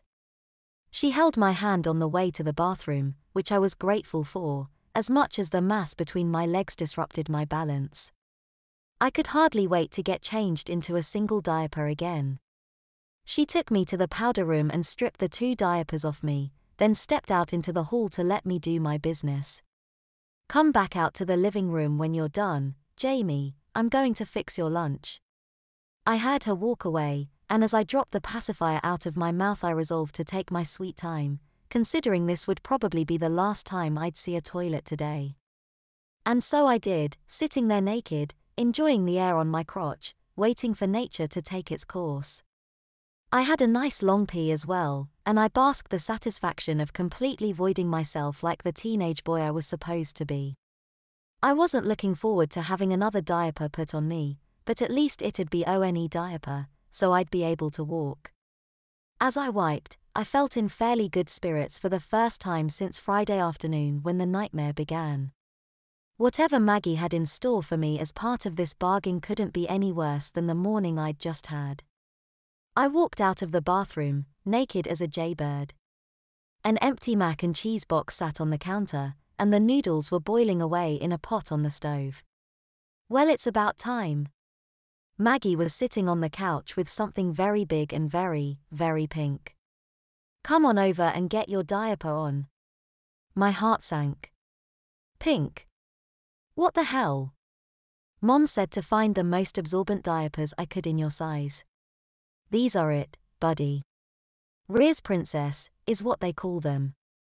Now get over here so I can get back to fixing your lunch, baby. I trudged over, and she spread the thing out on a towel.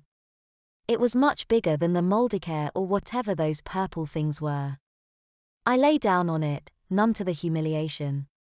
What the hell kind of weirdos ran around in pink adult diapers with unicorns and princesses all over them? I stared at the bag sitting next to me as she powdered my front and rear. Princess Pink by Rears. Level 10 protection. She pulled the front between my legs.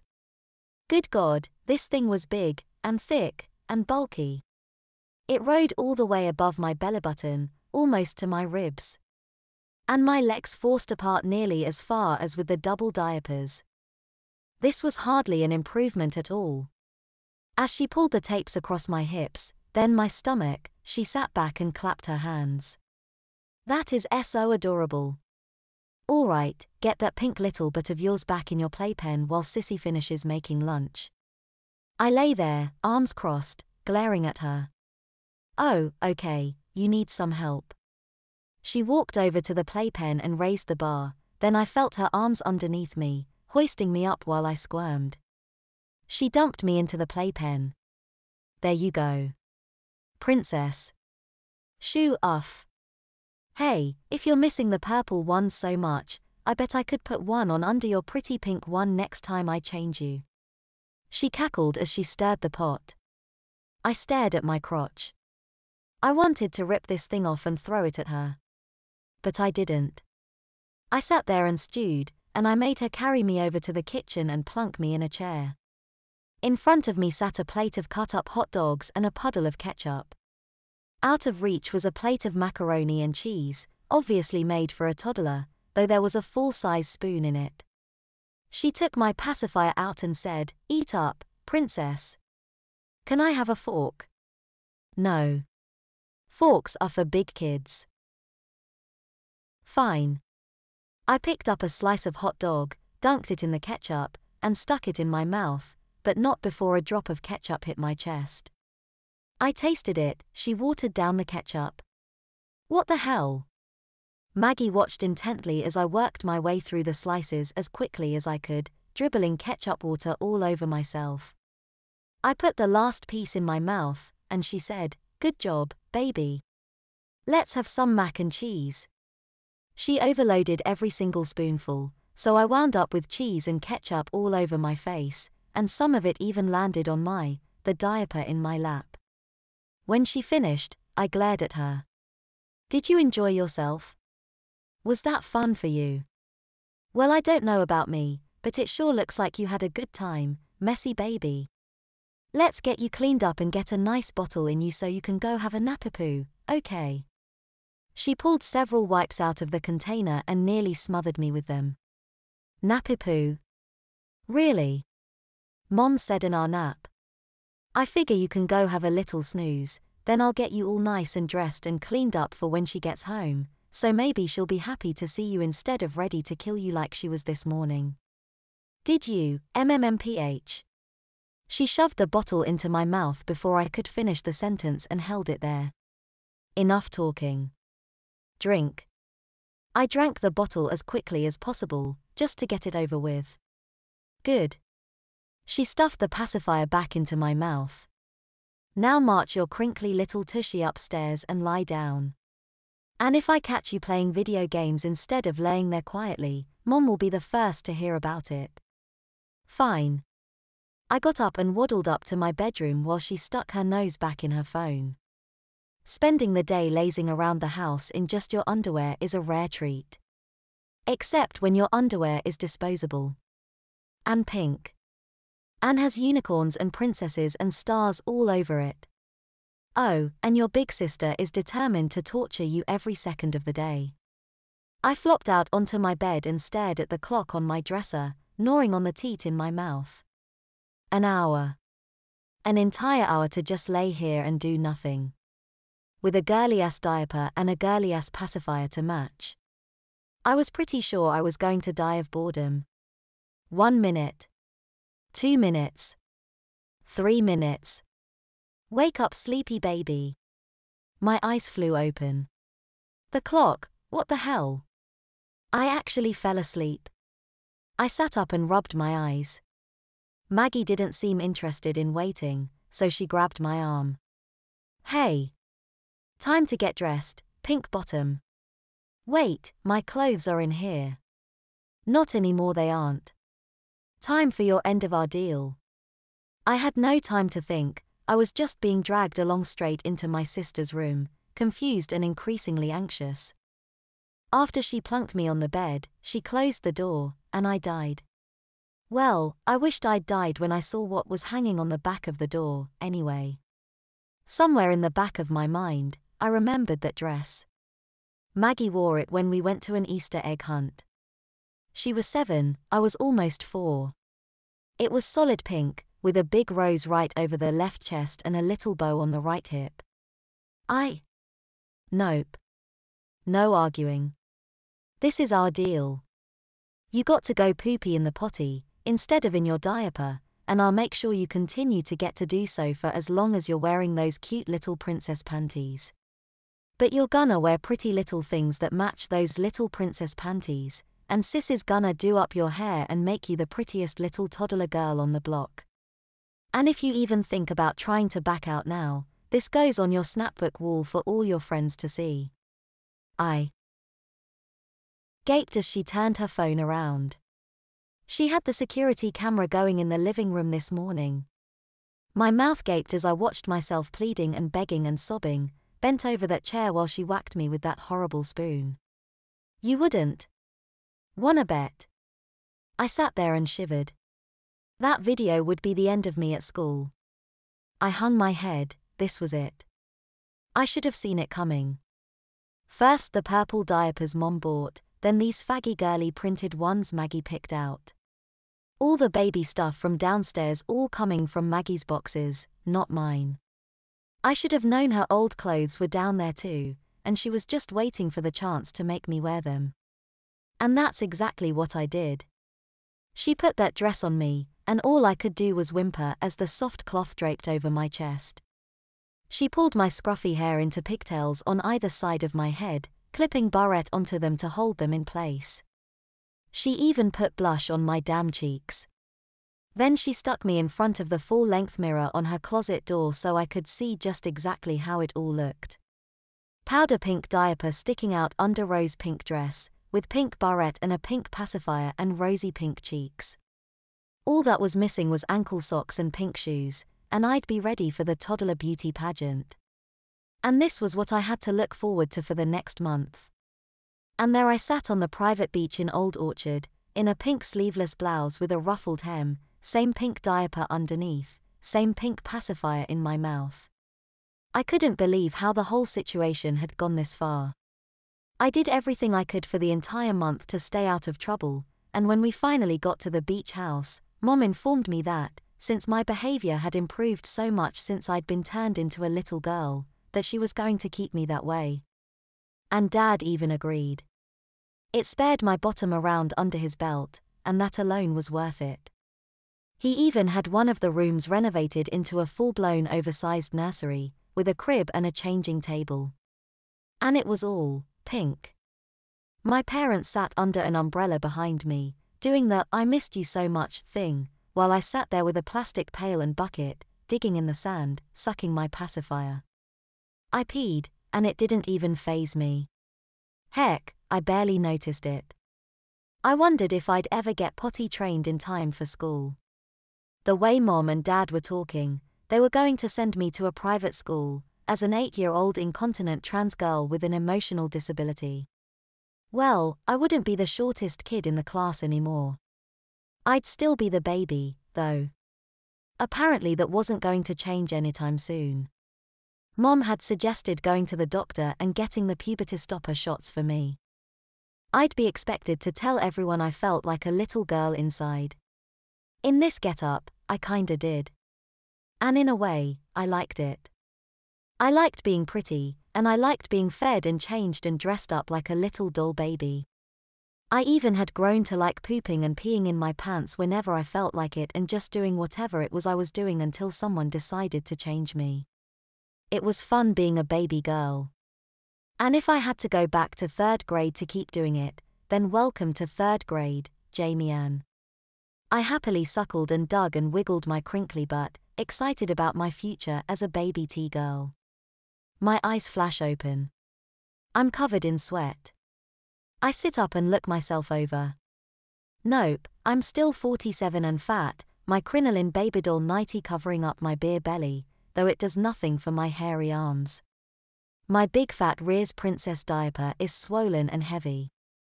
I cheer to myself that I'm finally wetting the bed, after years of trying. Through the bars of my custom-made adult-sized crib, I notice my computer screen is still lit. What a dream!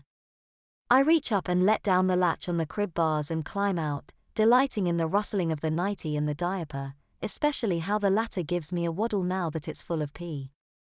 This is gonna make an awesome story. I sit down at my computer chair and start typing. Mom's arm was latched so tight on mine as she marched me through the front door of Jefferson Middle School, I thought she was going to break it off.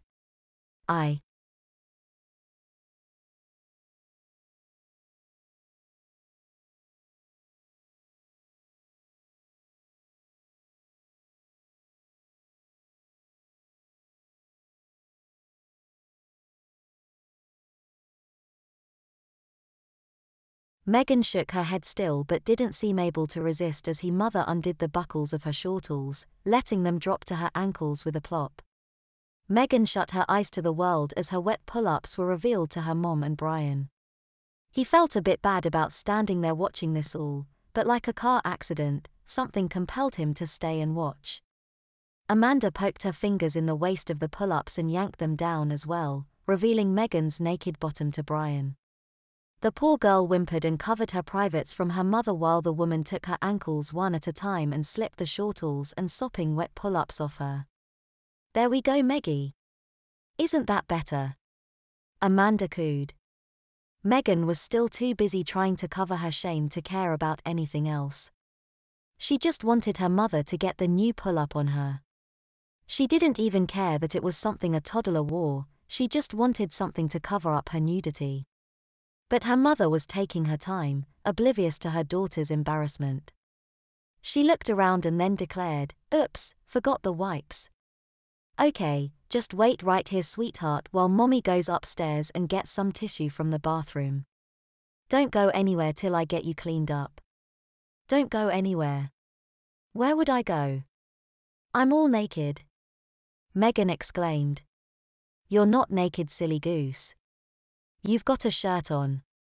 But still, I don't want you running outside naked since this isn't our house and Brian's mom might not be happy about that."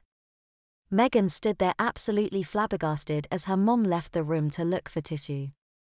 There she was, naked from the waist down, wet with her own pee and in plain view of one of her best male friends. For a few minutes out in the yard this had all been fun, but now it had taken a serious turn for the worse. And now that she thought about it, why had that been so fun in the yard? What was happening to them to make them enjoy kiddie toys and lose control of their bladders? Brian was having similar thoughts as he watched Megan stand shivering and ashamed before him. The only bright spot for him was that he still seemed to have control over his bladder. At least he hoped he did anyway. "Okay, time for my big boy to make mommy proud," Sarah announced, entering the room with a strange contraption. Brian couldn't figure out what the heck it was she was carrying. It looked like a big plastic flower pot built into a stool. As she came closer though, Brian could see that the top was a hole surrounded by a contoured yellow plastic seat. It was only when she set it on the carpeted floor that it hit him. This was a potty chair. It was just like the kind he'd seen toddlers use except that it was bigger and had legs lifting it slightly higher off the ground. In other words, it was meant for someone fully grown, like him. Sarah smiled encouragingly at her son and gestured to the seat. "Come on, Brian, let's get all that pee-pee out so you can play and not have to worry about keeping you big boy pants dry." "No," Brian yelped, stepping back from the disgusting little seat. "I don't have to go. Don't play that game with me, mister. We both know that's what you say every time right before you tinkle your pants. Now let's give the potty a try for once, like a big kid." Brian didn't want to sit down on that stupid potty and make pee-pee right in front of his mommy and his friends. That would be even more humiliating than what was happening to Megan right now. He considered running away, bolting out the front door right now. But then how far could he get? He was barefoot, no sign of shoes anywhere. Everyone in the world now seemed to think he was an incompetent toddler. He'd be found and returned home by the police in no time. So Brian just stood there, unable to figure out what to do as Sarah stepped forward and began to undo the buckles on his overalls. With a couple of snaps, Brian heard the buckles undo and felt the shoulder straps go loose. Mommy slipped them off and just like that the overalls dropped to his ankles, revealing a white pull-up with a Winnie the Pooh design on the front. As his mother reached for his pull-up, Brian squirmed, trying to step backwards but impeded by the bunched-up overalls. Stay still, you little wiggleworm, Sarah told him. Brian let out a little moan of despair as his mom grasped the pull-up and yanked it down. Instantly he shivered from head to toe as cool air rushed across his exposed privates. He tried to cover up his shame as Megan had, but his mom had grabbed his hands and was turning him around and forcing him to sit on the potty seat. Soon he felt the cool plastic on his bare bottom. There we go, sitting on his potty like a big boy. Good job, Brian, Sarah praised. Brian didn't feel like a big boy, not one little bit. He felt demeaned, stripped of all power and dignity. The only small comfort was that the potty seat shielded his penis from view. At least he wasn't being forced to stand half-naked in the middle of the room like Megan was. Unfortunately, Joy had just arrived with Rachel and she led the girl into the room, positioning her so she was looking at Brian. He couldn't bring himself to make eye contact with her. He stared at his feet, the bare toes just peeking out from the pile of his clothes. Joy seemed oblivious to the young man's embarrassment. Look, Rachel, she directed her daughter, pointing at the poor fellow on the potty seat. Brian's using the potty like a big boy. Are you going to show him how you can use the potty too? Brian could just make out Rachel wordlessly shaking her head from the corner of his eye. It all seemed like a bad dream to him. It was like the recurring nightmare he'd once had about being naked at school. This, however, seemed infinitely worse. He wondered how long he'd be subjected to this humiliation. She couldn't make him sit here for too long, could she? It wasn't like he could actually go. There was no way he could pee-pee in front of all these people. It was the strange sound that broke Brian out of his reverie. It sounded like water rushing down a drain somewhere. He couldn't figure out where the noise was coming from, though it sounded very close.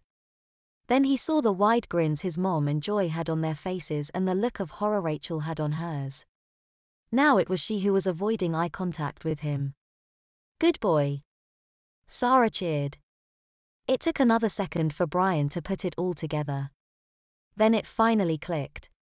The noise was one of liquid splashing against plastic. It was the sound of him making tinkles in the potty. He hadn't even felt his bladder let go. He was tinkling his pee-pee out into this silly child's toy in front of his best friends and his mom without even being able to control it. And the worst part of it was that these adults were actually praising him for it. Look, honey, Brian is making tinkles, Joy announced to Rachel.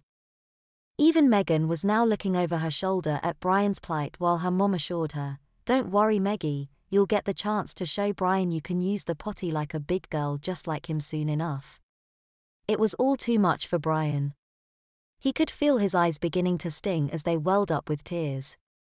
He tried to control his emotions, not look any more of a little kid than he already did.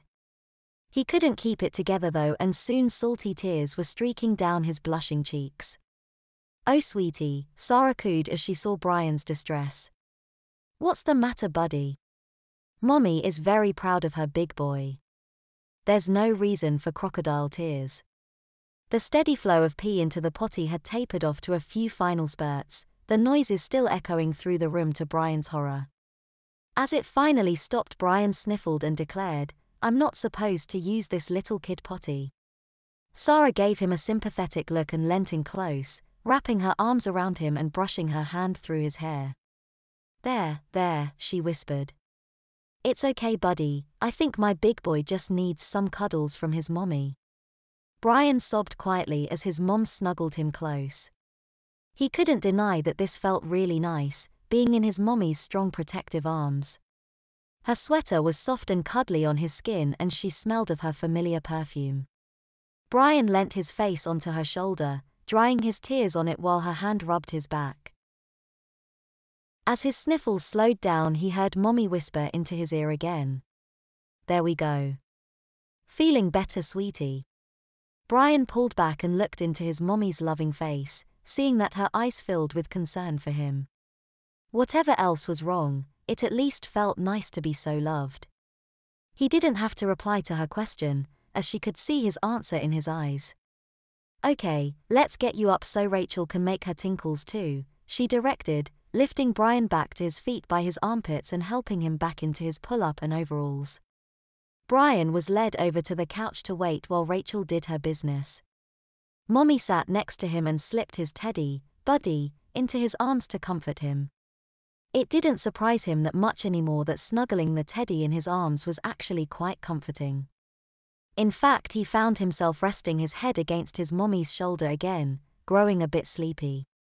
His potty ordeal had really been quite draining. Megan meanwhile was being forced to give up her attempts to retain a shred of her privacy as her mother pulled her hands away from her privates so she could wipe her clean. The young woman at least managed to face the opposite wall so that all Brian could see was her bare bum. After a few moments, Amanda helped Megan to step into a new white pull-up with pink print swirls. "There we go, all set," Amanda declared. Megan stared at her, dumbfounded. "What about my pants?" she asked. "Oh, I don't think we need to bother with those, princess. It'll be nap time soon anyway. I don't want to run around in just a dumb pull-up, mommy." Amanda chuckled and said to Sarah, "Isn't it cute when they try to act all grown up, ignoring the girl's plea?" "I know, they all want to grow up so quickly." Sarah agreed. Soon they'll be missing the days when they could run around with no pants on. The sounds of pee-pee splashing in the potty echoed through the room again and all heads turned to look at Rachel. The poor young lady, only yesterday an honor student and mature adult, had her face buried in her hands as she peed. "That's a girl." Joy was praising her, to no avail. Rachel finally looked up from her hands with anger etched across her face. She was humiliated all right, but she was also pissed. "This is all wrong. I will not let you treat me like this," she spat at her mother. "Rachel, good girls don't talk to their mommies that way," Amanda sternly told the girl. "And remember to use your inside voice please," she added. The young woman on the oversized potty fumed, but seemed stung by her mom's rebuke. Joy turned to the other moms and said, "I think they're all getting pretty cranky. Rachel certainly needs a nap anyway." "Yes, I think they could all do with a nap before we get a full-blown temper tantrum," Amanda agreed while Sarah nodded. Joy helped Rachel to stand again, wiping her dry with a tissue and then letting her slide her pull-ups back up. No one bothered to ask them if they were actually sleepy. All three simply found themselves being led upstairs to Brian's bedroom. None of them struggled this time, not after Brian winked at the girls and placed his finger to his lips. The three college friends stayed silent and behaved while their moms settled them on the carpeted floor of the room and placed well-worn baby blankets over them, slipping plush stuffed animals into their arms. Then with a flurry of forehead kisses the moms withdrew so their little ones could sleep in peace. Alone again at last, none of the trio actually went to sleep, despite the fact that they all did feel oddly drowsy. It wasn't dark out yet, heck it was only late afternoon, but there they were lying down to go to sleep while older kids could be heard playing outside. None of them said a word about the ridiculous situation they were in. None of them wanted to risk a mom coming back in to shush them and coddle them even more. After 5 minutes of silence, it was Brian who finally spoke up, though only at a low whisper. "Rach, Meg, you still awake?" "Yes," two voices whispered back. Brian rolled on his side to look over at his friends, still cuddling Buddy's soft form against his chest. Rachel was nearest to him, a stuffed white bunny in her arms, sad eyes staring back at him. Megan was beside her, but crept forward from underneath her blankie to be part of the conversation. "This is all too weird, guys. How do we get out of this?" Brian put to them. "Why don't we just run away now?" Megan suggested. "Our mommies aren't here, they think we're sleeping. We could just sneak out your window." Rachel rolled her eyes. "Oh yeah, 3 pants-wetting toddlers running barefoot down the street, one without so much as a pair of shorts to cover her pull-ups. I'm sure no one will stop us," she muttered sarcastically. "Well, do you have a better idea?" Megan snapped back. "This is no time to argue," Brian reminded them. "But Rachel's right. Even if we could change into better clothes, everything in that closet is no doubt made for a toddler and none of us has shoes. That also doesn't change the fact that we apparently can't control our pee-pee anymore. I didn't pee-pee in my pants, Rachel reminded them haughtily. Yet, Megan snapped. Look, the point is we wouldn't make it far without some adult intervening. This is America, people tend to notice unattended little kids out on the street. So what do we do then? Rachel sighed. We know that book caused all this, right? So we get our hands on it again and find a way to fix things. The girls both nodded now, agreeing with Brian. But where is it? Rachel asked. Remember, we just left it out there in the yard. With all the pants tinkling and playing, I forgot all about it. Look, one of our moms will have taken it with the rest of our stuff, so whoever finds it first stash it somewhere until we can look at it together. We don't want to cause any more changes now, do we? Rachel and Megan nodded vigorously. So what do we do till then? Megan asked. Just keep playing along, I guess. It's not like we have much choice. Yeah, but Brian, Megan began, her voice quavering now. There's something wrong with me too. I really enjoyed that place. I mean, it was fun going down that slide and climbing. I forgot how stupid I must look. I forgot I was dressed like a toddler. And then, I didn't even feel it.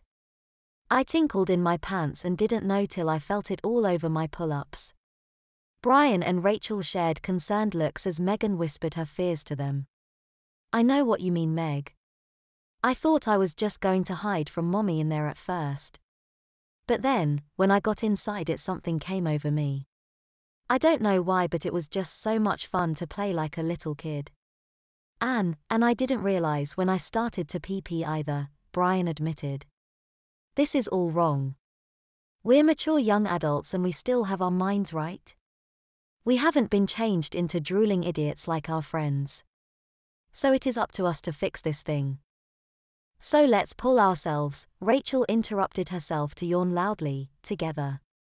As though it were contagious, both Brian and Megan began to yawn as well. Why am I so sleepy? Megan asked. Dunno, I think we all are. Think I'll just shut my eyes for a sec, Brian mumbled, cuddling his teddy closer and shutting his droopy eyes. Rachel and Megan followed suit, and within seconds all three were fast asleep, cuddled with their stuffed friends at 4 in the afternoon. All dressed up. Wakey sleepyheads.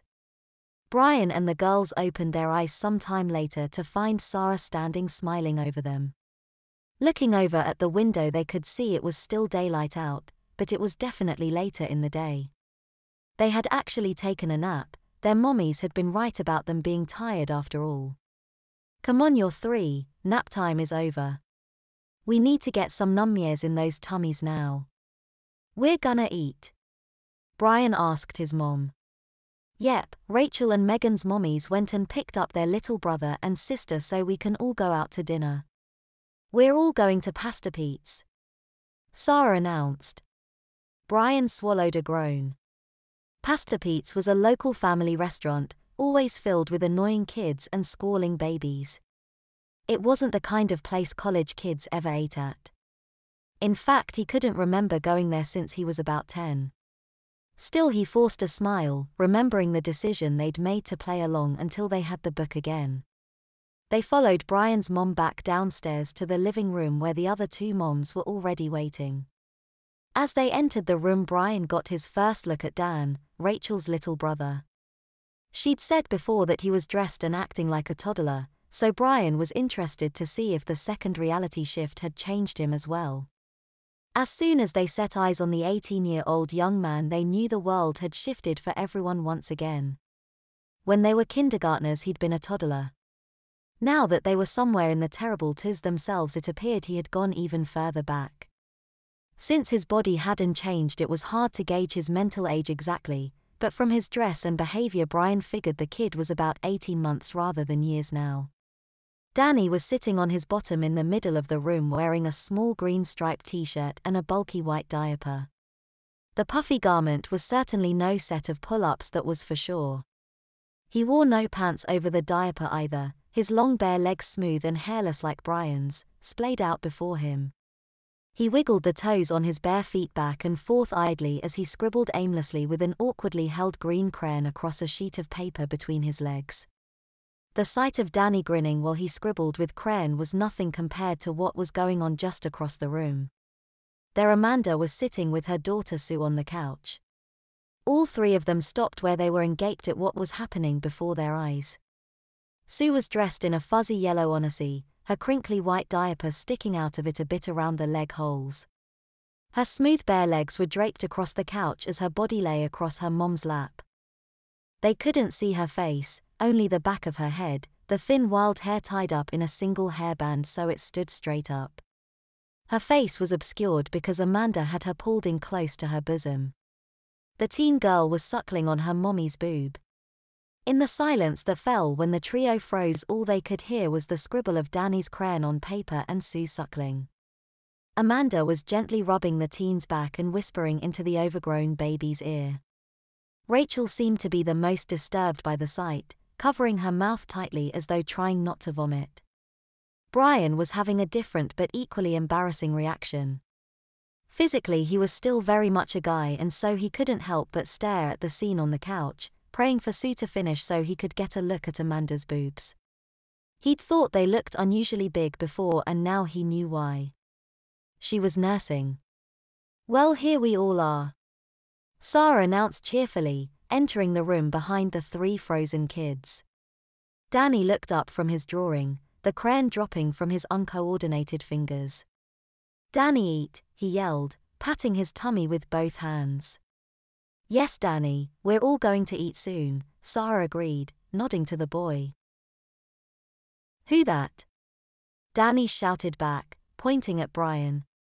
"That's my little boy Brian," Sarah replied. "Who that?" the teen shouted again, now pointing at Megan while he's twiddling his toes together. "That's Megan. She's a big girl like your sister Rachel," she answered. Apparently satisfied, Danny rose awkwardly to a squat, then stood with his arms out for balance. Once he was fully upright, he stuck his hands out towards them and toddled over.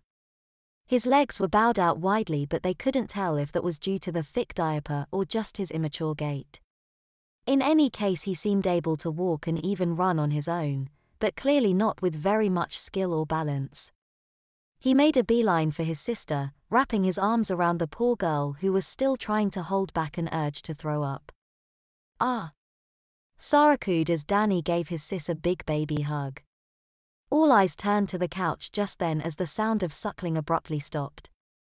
Amanda was easing Sue's mouth off her breast, a bit of white milky liquid dribbling down the girl's chin and a visible strand still connecting nipple to slack lips.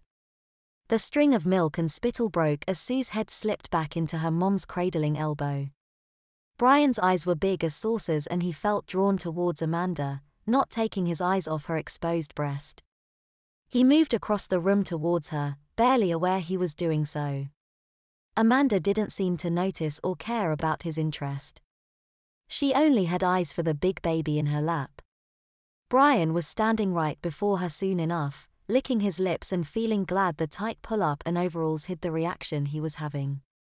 Then a hiccup broke his concentration and he glanced down at the teen girl lying across the couch before him. Sue was a pretty girl, but it was clear that she was now nothing but a big infant. Her bare legs were bowed out by the thick diaper, even more so than Danny's. They twitched and kicked without coordination. Sue's eyes were wide open, but there was nobody home. The baby blue eyes stared vacantly between the ceiling and her mom's face, glassy and empty of recognition.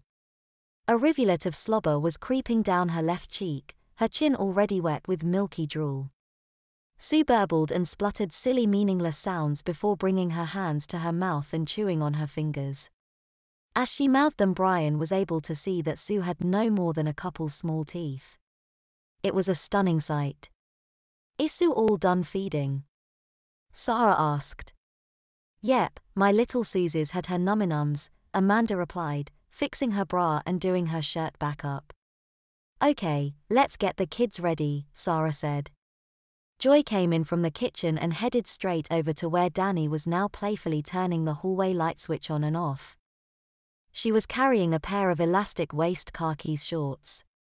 "Okay, buddy boy, time to get you all dressed up for the restaurant," she declared. Danny cooperated while she slipped the shorts on him. He seemed too enthralled with the light switches to even care that he was being dressed. Brian doubted the boy cared one bit as he was dressed in anyway. In his state of mind, he probably would have been happy to go to the restaurant buck naked or in a frilly pink dress. Amanda set Sue down on the carpet and rummaged through a bag to get something for Megan to wear. Soon she emerged with a pair of pink shorts. "Okay, sweetie, come to mommy," she beckoned. Megan was all too happy to comply. She was sick of being the only one with no pants on. Little pink shorts with hearts were not her usual, but they could have been so much worse.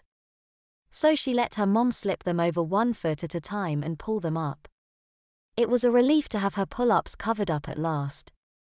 In fact, she was better off than Rachel now, as her short little dress failed to hide her puffy pull-ups. Having successfully clothed her son, Joy had now turned to Rachel, directing her to sit on the floor. Rachel had done as she was told, hopeful she'd be dressed in something at least marginally better than the silly outfit she had on at the moment. She was not a fan of frills and cutesy short dresses, even on little girls. She'd have been happy even to be dressed as her friend Megan was. But when Joy returned from the front hall, she didn't have a new outfit for her daughter, just a pair of glitter-covered jelly sandals which she proceeded to strap onto the pouting girl's feet. With the kids dressed, the other two moms seemed ready to go as well. Amanda scooped Sue up from the carpet and steadied the teen girl on her hip, slipping a red and white binky between the girl's lips. Brian looked around and furrowed his brow. "Where are my shoes, mommy?" he asked. Sarah shook her head. "Don't worry, honey, you'll be fine without them," she assured. Brian shook his head. He couldn't go out in public, to a restaurant, without any shoes on. They wouldn't let him in like that, would they? "Mommy, I need shoes," he insisted. Sarah rolled her eyes and turned to the other moms, ignoring her son's pleas. "He pulls his shoes and socks off every time I put them on him. I can't tell you how many sneakers and socks are now missing a partner because he throws them away. It's easier just to let him go barefoot, you know." Joy nodded. "I know, my little Danny's the same way. He just loves having his toesies all free. Funny how little kids just hate shoes." "If it's just shoes they hate, you're getting off easy," Amanda told them. "My little ones hate wearing clothes altogether."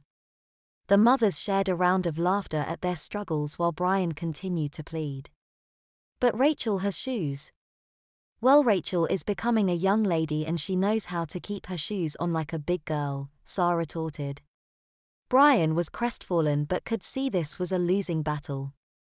Megan was being led by the hand to the car in her bare feet as well, but she wasn't complaining. She was just happy she'd been given something to cover her pull-ups. Of course the restaurant wouldn't care that they were barefoot, Brian admitted, because little toddlers didn't count as real people. So he gave up and padded out the front door after his mom, wincing as he trod over sharp pebbles and hot tarmac to the car. He just kept thinking about how he would get the book back soon and then somehow he'd end this nightmare. Eating out. Pasta Pete's was a buzzing cauldron of activity. Families with screaming kids sat at every table while waiters in tacky white shirts, red bow ties, and black suspenders rushed about with large trays of food. It was a cheap family restaurant, all right, complete with red and white checked plastic tablecloths and pictures of stereotypical Italian street scenes on the walls. As they waited for a table to open up, Brian looked around at the other families seated or waiting for a table.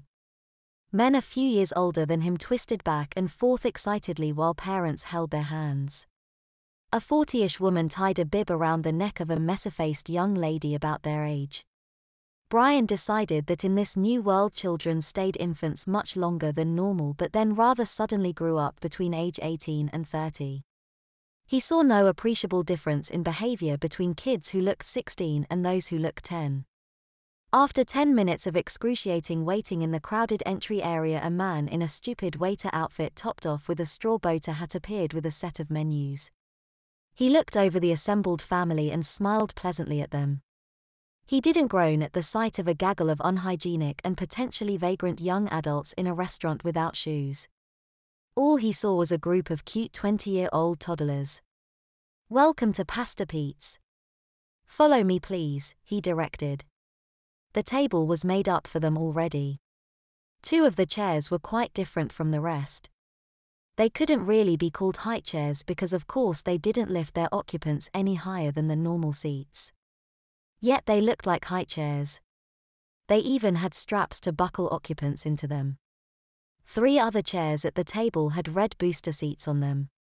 The trio knew these were for them and they took their special seats without comment. They had been sat next to each other, a cup of crayons and 3 placemats with lots of kids' puzzles and games laid out before them. Trying to get their minds off their predicament, they each took a crayon and began to work on the puzzles while the moms got the babies settled in their high chairs, threading legs through the holes and doing up seat buckles. Sue's binky dropped from her mouth and she immediately began to squall. Luckily Amanda found it and cleaned it off quickly, reinserting it in the crying girl's mouth. Her tears were gone as quickly as they began. Returning his attention to the puzzle, Brian found the maze he was working on trickier than expected. For one thing, it was very tough to manipulate the crayon. He couldn't grasp it correctly for some reason. He'd used pens and pencils for years, but the manner in which he was supposed to hold one escaped him. Sending the crayon where he wanted to was equally difficult. He kept crossing the lines. Even worse though, he couldn't seem to think ahead. He kept hitting dead ends in what should have been a simple maze. The whole thing was frustrating and worrying. Brian finally abandoned the maze and threw his crayon away, looking over at his friends' papers to see they too were having trouble. Rachel was having a hard time just connecting the dots on her mat, while Megan's usual drawings were now nothing but scribbles. It was quite a relief when the food finally came, though Rachel was particularly upset their mothers had simply ordered for them without even asking for their preferences. She didn't want plain old spaghetti, but no one would give her a menu, and even if they had, she knew she wouldn't have been able to read it anyway. As the waiter set down plates before them, the moms were all quickly out of their seats, tying bibs around Sue and Danny, then turning to the toddlers. Joy picked up Rachel's napkin, unfolded it and began to stuff it into the neck of her dress like a makeshift bib. "Hey, stop it. I don't need that," Rachel insisted, twisting back and forth to escape her mom's hands. "I'm sure you'll be a big girl and be very clean for me, dear, but just in case we need to keep your pretty dress clean." "Pretty dress? I hate this stupid thing, just leave me alone," Rachel wailed loud enough to make heads turn from nearby tables. "Rachel, don't make a scene," Joy scolded. "Sit still and be a good girl or there will be no dessert for you." Rachel pouted but quieted down, not because of the threat but because she realized people were indeed looking at her like a bratty toddler. Megan and Brian said nothing as their moms tucked napkins into their shirts the same way. If coloring with crayons had been hard, eating was near impossible. Brian blamed the utensils. While the adults had normal metal forks and knives, they had to make do with simple plastic cutlery. Abandoning the proper adult grip, Brian held his fork in his closed fist and shoveled the spaghetti into his mouth as best he could. Sure enough, it wasn't long before his napkin bib was stained liberally in tomato sauces. He was certain his cheeks and chin were no better. It took all his concentration to bring the fork to his mouth properly. His only consolation was that Rachel and Megan were doing no better. "This is stupid," Rachel finally declared, throwing down her fork and crossing her arms in frustration. Joy looked up from her meal and gave her daughter a firm look. "Rachel, finish your meal," she said calmly. "No. I don't even like spaghetti with tomato sauce." "Rachel, if you don't finish that, no dessert for you tonight." "I don't care." "Really? You won't care when your friends Brian and Megan are eating yummy ice cream and you have to just watch." Rachel said nothing, but didn't even look at the food. Joy sighed and got up from her seat, going to Rachel's side. Rachel, you are going to eat your dinner or Mommy will have to feed it to you like a little baby. No. Rachel gasped, looking up at her mother with terror. Yes, Rachel, eat like a big girl or like a baby, it's your choice. Her bottom lip quivering, Rachel picked the fork back up and shoveled another messy load of spaghetti into her mouth. I'm not a baby, she insisted. I know that, honey, her mommy assured her.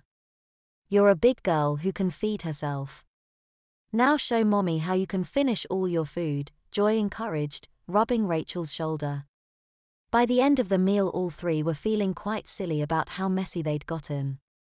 Although they weren't nearly as bad as little Danny, who'd fed himself with his fingers. The giggling teen's hands, cheeks and chin were all red with sauce. Megan was feeling a bit overly full from the meal, even though it hadn't really been that much. She burped loudly and then cringed with embarrassment at her faux pas. The mothers just smiled and giggled at her rudeness though. As the moms worked on cleaning their babies' faces with wet naps, Danny's smile left his face and he got a look of intense concentration. For a moment the trio wondered it may be some of the old Dan's adult mentality was trying to break through. Then they heard the rude noises, muffled by his diaper and shorts, erupting from him. Loud farts and little popping sounds could be heard as he squinted and grunted softly. Brian gasped and looked away when he realized what was happening. Rachel was frozen in horror watching her own brother soil himself. Megan was absolutely disgusted. The teenaged young man smiled again as he finished his business, looking up at his mommy and announcing, "Poopy." Uh-oh, Rachel chuckled, I think we have a little Mr. Stinkerpants here. The smell of what the young fellow had done wafted through the air, leaving no doubt he'd made a real load in his big diaper. The scent of it and the smile on Danny's face was too much for Megan. She gagged and covered her mouth, but combined with her indigestion she couldn't hold it back. Megan vomited a bit before regaining control. It wasn't that much, but it was down her bib and badly stained her shirt. Just the sight of the disgusting stuff on her Sesame Street shirt made her want to throw up even more. "Oh, Megan!" Amanda exclaimed, rushing to her daughter's side. "Are you feeling sick, honey?" "It stinks," Megan managed to blurt out. "Oh, poor girl, you must have eaten too much, baby. And you've gotten it all over your nice shirt too." Megan blinked back tears, looking around her and realizing people were staring. "I'm sorry," she mumbled.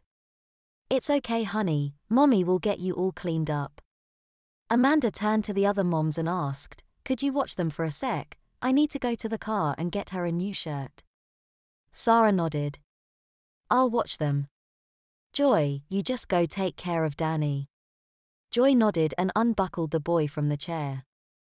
"Okay, little stinker, let's get you changed," she chirped, leading the still grinning boy to the bathroom with the diaper bag over her shoulder. Amanda tutted as she looked over the mess her daughter had made of her shirt. "Okay, honey, let's get you out of this messy shirt. Mommy will get you a clean one from the car," she told Megan, grasping the bottom of the shirt and pulling it up. Megan shrieked and pulled away, but it happened so suddenly she wasn't prepared for it. In one swift motion her shirt was up over her head and slipping off her upraised arms. Just like that she found herself sitting in a crowded family restaurant topless, not even a bra to hide her breasts. "Mommy, I'm topless," she gasped, crossing her arms to keep some dignity. "Well, you can't just sit in a shirt covered in throw-up, sweetie. Mommy will be back with your unicorn shirt in a second." As her mother left with her shirt, Megan shivered in shame.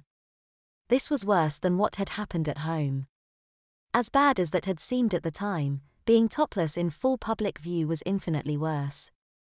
Sure, it had happened a couple times at drunken parties back at college, but that was different. Then she'd chosen to take off her shirt and she'd been one of several topless girls. Now no one was even staring at her, no one cared that her boobs were on display. She was just another toddler who'd ruined her shirt as far as anyone was concerned. Somehow that made it all even worse.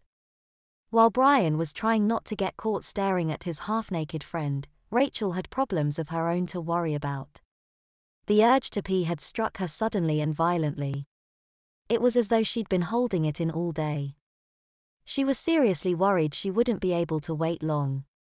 I need to potty, she called out, immediately regretting her childish choice of words but unable to think of how else to explain her need. Sissy's Sunday best.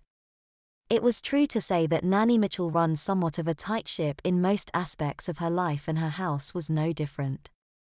This morning I had got up with no fuss whatsoever, unlike the previous morning when I had had to be woken up with a smack. Today was Sunday, and for the foreseeable future, that would mean Sunday school. It appeared that we were being taken to Sunday school so that Nanny Mitchell could keep up with the Joneses, something that appeared to happen rather a lot back in those days. However, in Nanny Mitchell's case, it was not so much the case of keeping up with the Joneses, it was more a case of keeping up with the likes of our Bible-thumping Auntie Shirley. I, myself, did not object so much to going to Sunday school, as I was now getting used to my recent gender change and being paraded around like a girl. However, to say this was not so much the case for Cousin Karen was a complete understatement. Cousin Karen completely objected to having to go to Sunday school, let alone church. After all, Cousin Karen was a magic girl witch in training, so anything to do with the Bible was out of the question. Without going into full details, Cousin Karen had tried to plead her case to Nanny Mitchell at the breakfast table.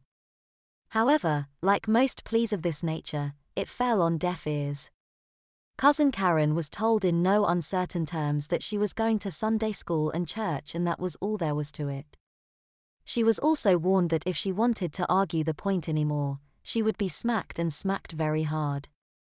Little did Nanny Mitchell know, nor I come to that this threat was of little consequence to Cousin Karen. Cousin Karen had already performed a spell in order to stop smackings from being painful some weeks ago. Cousin Karen did think for a while as to whether she should further pursue the debates. However, she thought better of it. After all, there was a chance the spell might have worn off. Besides, Cousin Karen had come to the conclusion that I myself may need protection from what she saw as the manipulation of Sunday school and the church. As well as this, Cousin Karen saw herself as having a duty to protect Nanny Mitchell from a biblical brainwashing of Auntie Shirley. Although Nanny Mitchell was the grown-up and for most of the point knew her own mind, she could be easily led by anyone she viewed as upper class. Unfortunately for all concerned, she viewed people like Auntie Shirley as upper class. Naturally, both myself and Cousin Karen were helpless to stop this influence. However, Cousin Karen was a witch. Bearing this in mind, there must be something she can do. After breakfast, Nanny Mitchell cleared the breakfast things away like she normally did. However, she told me that in no uncertain terms that as from Monday, which was tomorrow, I would be responsible for clearing the breakfast things away and helping her wash up. "You are not going to be waited on hand and foot, Patricia," Nanny Mitchell informed me in a no-nonsense tone. "Things are going to change as and when Karen goes home," continued Nanny Mitchell. At this point, Cousin Karen was thinking to herself that she wished she was going home now. I, on the other hand, thought to myself that as things had changed so much in the last few days, a few more changes were not going to really make any difference. After all, in short, I had already had a gender change, which was now making me feel, act, and think differently. So bearing this main change in mind, any other changes would make little difference in my current situation. After all, I was now becoming somewhat resilient to these changes. However, little did I know that this particular change Nanny Mitchell was now talking about was going to be part of Mrs. Hegarty's and Nanny Mitchell's re-education program. Among other things, I was to be taught what was in modern times termed as domestic science, but in reality, meant domestic servitude. This may eventually mean me having to wear a complete maid's outfit, or a pinny at least. For now, though, both myself and Cousin Karen were told to go upstairs and get ready for Sunday school. We were further told that her dresses were hanging up in her bedroom. So up the creaky staircase, both myself and Cousin Karen went to retrieve our dresses from Nanny Mitchell's bedroom. By this time Cousin Karen was starting to get a little peeved with being told what she had to wear. As stated before, her own parents, Uncle Gerald and Auntie Doreen, were both fairly liberal, and part of their liberal regime was to allow Cousin Karen to wear what she liked, within reason. However, at Nanny Mitchell's, this was not the case. So far as she was concerned, little ones did as they were told and did so without question. Once in Nanny Mitchell's bedroom, we saw the delights or horrors, whichever way you look at it, as to the attire we would be wearing to Sunday school. Hanging up on the door on Nanny Mitchell's wardrobe was two of the sissiest of dresses anyone could ever imagine. From what I could work out, the dresses had a white satin finish, with lots of frills and ruffles, with more than a fair share of pink ribbons. Believe it or not myself, I was not so fazed by what had been chosen for us to both wear. In a way, it had been expected. Cousin Karen, on the other hand, was not happy. For her, the thought of us two wearing these dresses would make us look like we had escaped from the set of Little House on the Prairie. Along with the dress were new shoes, that had been purchased the day before from the shoe shop Mrs. Hegarty managed, along with white undergarments and white ankle socks. Both myself and Karen gave each other one of our psychic looks. How Karen wished to herself she could perform a spell to give Nanny Mitchell the ability of better dress sense. However, as the saying goes, you can't have it all.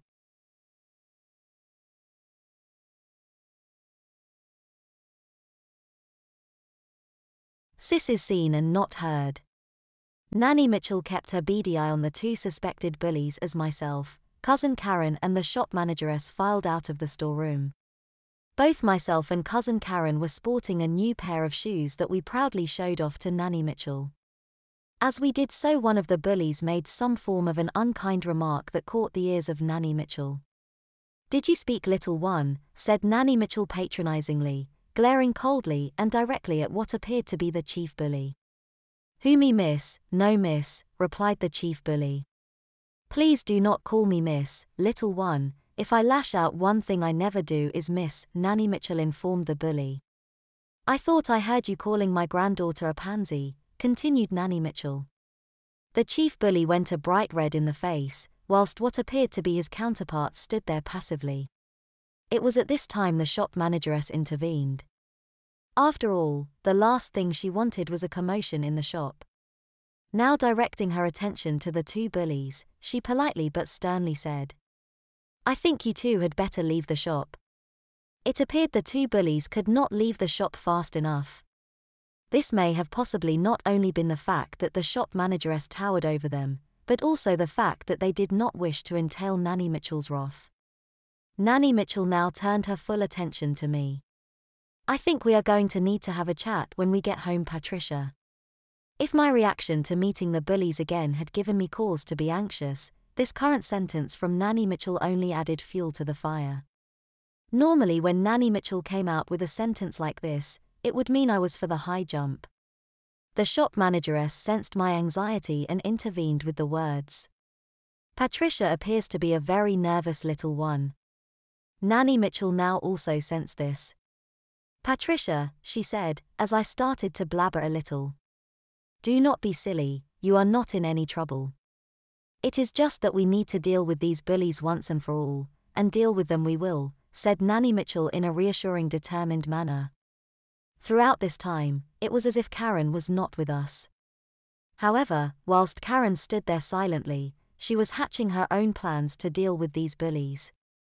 Once again Nanny Mitchell and the shop manageress started chatting generally to one another, putting the world to rights.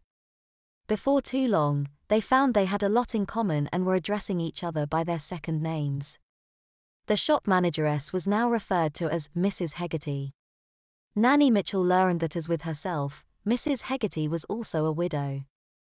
Mrs. Hegarty had also lost her husband, though unlike Nanny Mitchell she had done so at a much younger age. Her husband had been killed in active service during the Second World War and she had never remarried. Nanny Mitchell also learned with great interest that Mrs. Hegarty had trained as a school teacher. You may probably be wondering how, if I trained as a school teacher, I ended up as manageress of a shoe shop, said Mrs. Hegarty to Nanny Mitchell. Well, I did wonder, replied Nanny Mitchell to what appeared to be her new friend. It is because of the ones like the two I have just removed from the shop, Mrs. Mitchell, Mrs. Hegarty informed Nanny Mitchell. Mrs. Hegarty now had Nanny Mitchell's full attention as she awaited more details.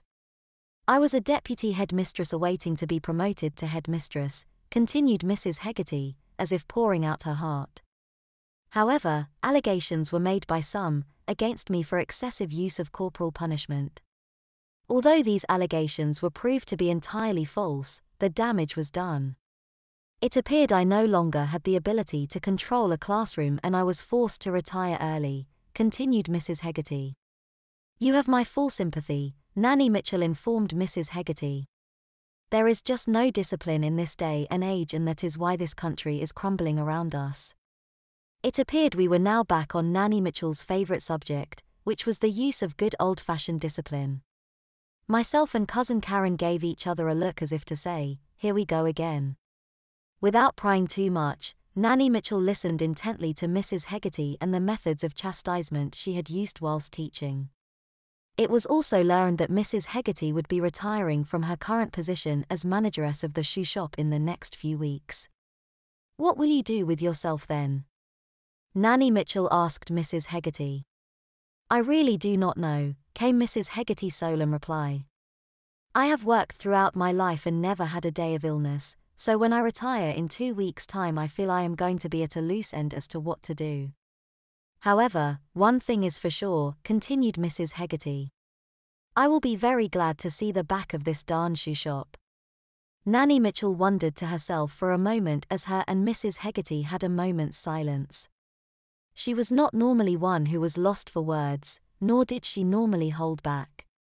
However, the plight of Mrs. Hegarty had left her somewhat speechless. It was as if Nanny Mitchell wanted to make a suggestion, but could not find the words. It also appeared that Mrs. Hegarty had sensed this, for she realized that there was something different about my situation of which she was curious about. Finally, Mrs. Hegarty broke the silence. Would you all like to come to my office for tea and cakes? This invitation came as some kind of a shock to Nanny Mitchell. She had never been to a shop with the thought of being invited to the manageress's office for tea and cake.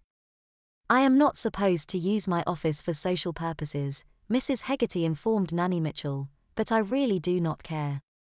As I have said, I only have a few weeks left here. Nanny Mitchell said she would be delighted to accept Mrs. Hegarty's invitation to her office for tea and cakes. Firstly, though, she turned her attention to myself and Cousin Karen. Nanny Mitchell told us before we went to the office we were to change back into our old shoes so as not to ruin the new ones that had been purchased. She also told us in no uncertain terms we were to remember our manners, or else. Oh, I have a nice big slipper upstairs, Mrs. Hegarty informed Nanny Mitchell with some kind if weird expression. However, I am sure Patricia and Karen will be well behaved, so it will not have to be used. With those words, both myself and Cousin Karen quickly changed back into our old shoes and placed the new ones back in the box. Myself, Cousin Karen and Nanny Mitchell followed Mrs. Hegarty up the tight staircase to her office, which was on the top floor. Once there, Mrs. Hegarty made a pot of tea and offered both myself and Cousin Karen orange juice, which we gladly accepted.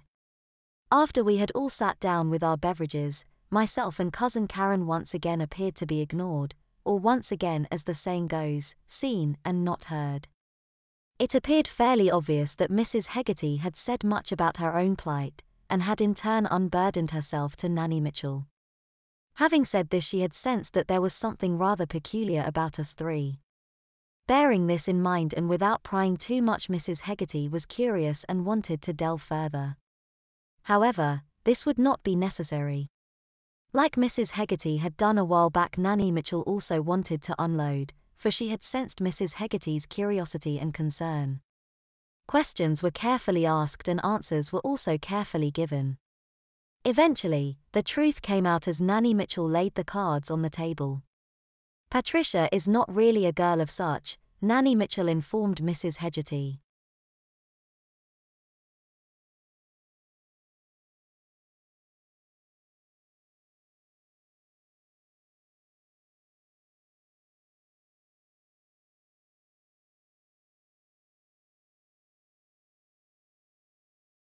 Spanking, there is always a first time. This incident has actually very little to do with me, but it is about a friend of mine when I was a schoolboy. There was a big difference between myself and Alan. I attended a Catholic school and was certainly no stranger to a sound, bottom spanking from one of the nuns, priests, or any of the teachers. By contrast, Alan had never been spanked in his life. He went to a different school than me, and although they did use corporal punishment, it was not a very common event and he had avoided it. However, that all changed when we were about 13, and in a most dramatic way. Alan's mother had left home when he was quite a young boy and he lived with his father. The latter was a great guy, kind and fun to be around. I loved having sleepovers at their house, and despite our naughtiness at times, Alan's dad never gave his son anything more than play spankings, which just made us laugh. I would even volunteer for one myself, just to join in with the fun and play out events that had happened at school. This would even sometimes involve me lowering my pajamas and laughingly admitting that this was how I got it at school. One day, Alan told me that his father's girlfriend and her 2 daughters, both older than him, had come to live with them. He was worried, because his father told him that he had agreed his girlfriend should treat him Alan no differently to her daughters, whom she was accustomed to spank when necessary. Alan was not sure at all about the girlfriend. He said she was strict and had already threatened him with a very sore bottom. To add to Alan's woes, Vivienne, the elder of the 2 daughters, was always trying to get him into trouble, and teasing that he would get his bottom smacked until he cried. Naturally, I felt very sorry for my friend, but there was nothing I could say that would alleviate his fears. Alan was fond of the younger sister, Maureen. She was kind to him, but even she would laughingly tell him that she would rub his little bottom whenever he got spanked. Alan was quite a small boy for his age, not much over 4 feet 6 inches, and in fact neither of us showed any outward signs of puberty, even though we were both over 13 by then. It was after about a month or so of these 2 families being blended that I stayed for my first sleepover since the arrival of the newcomers. I came over straight from school and we played in Alan's garden for quite some time. It was a hot summer's day and Alan suggested that he lend me a pair of his swimming trunks so we could play in the family's small pool. It was a great idea and I readily agreed. We undressed in his room and I heard him gasp as he caught sight of 6 red stripes across my bare and otherwise white bottom. I told him it did not hurt much now, but I had received 6 strokes of the cane that morning from Mr. ABDL, the woodwork teacher. I can't remember now what I did to earn that beating. All I recall was having to touch my toes whilst Mr. ABDL applied his rattan cane to my bare bottom. The swimming trunks thankfully covered the marks on my bum, though, and we had a good time in the garden. Maureen was there, and while she did not come into the pool, she sat by the side and I think she just enjoyed watching us play. She eventually found a plastic ball, which she threw into the pool for Alan and I to play with, and we all laughed endlessly as us 2 boys fought over it.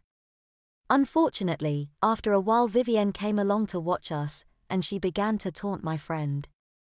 She mocked the way Alan swam, saying he could only do doggy paddles. She told Alan his trunks were babyish because they had pictures on them. Anyway, she added, they're too small and I can most of your baby's bottom. I could see Alan was getting upset by this teasing and his eyes were welling up. Vivienne noticed that too and came to the edge of pool. She leaned over and said, "AW. Is baby going to cry?" That was Alan's breaking point.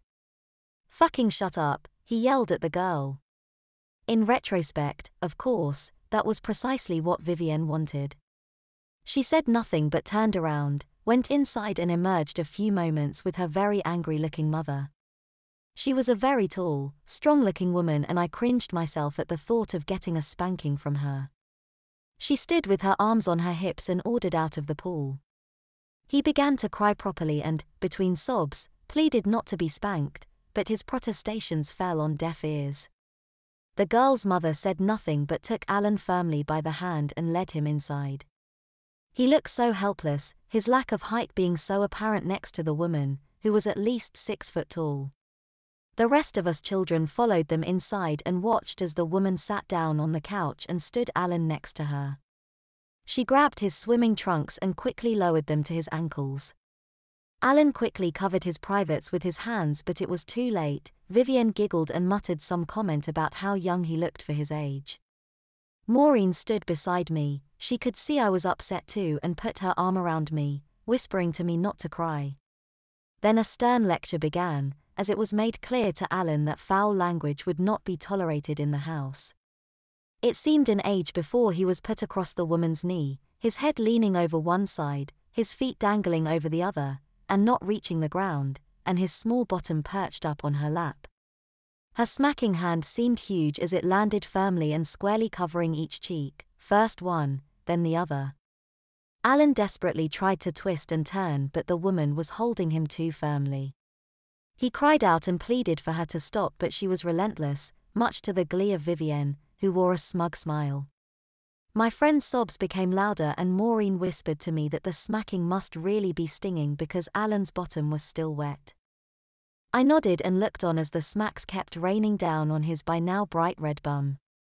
The woman definitely knew what she was doing. At times, she grasped Alan's buttocks with her free hand so she could smack in the area where his bottom met the backs of his legs.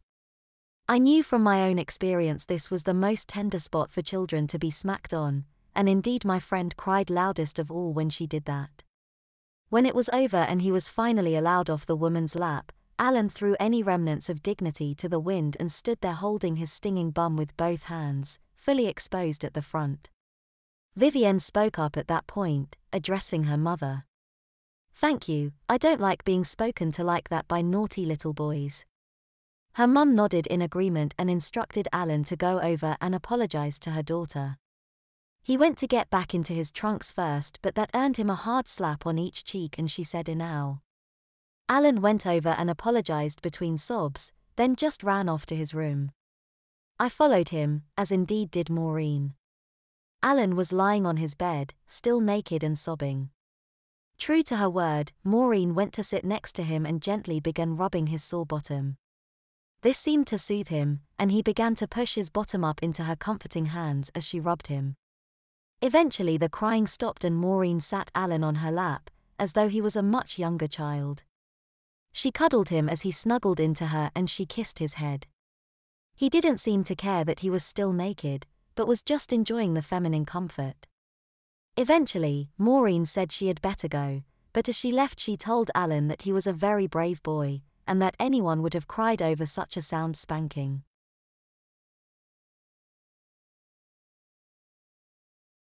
Summer with Aunt Laurie. I will never forget the summer of 2001. My mom had went out of town on vacation and left me with my Aunt Laurie. I have always wet the bed and she knew this. The first night I was there my aunt had me put on a good night's after my bath, about 2 hours before bedtime.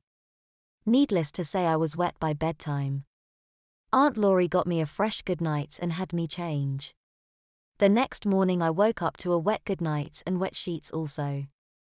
I went and told my aunt and she changed the sheets and then gave me another bath. We then went to the store.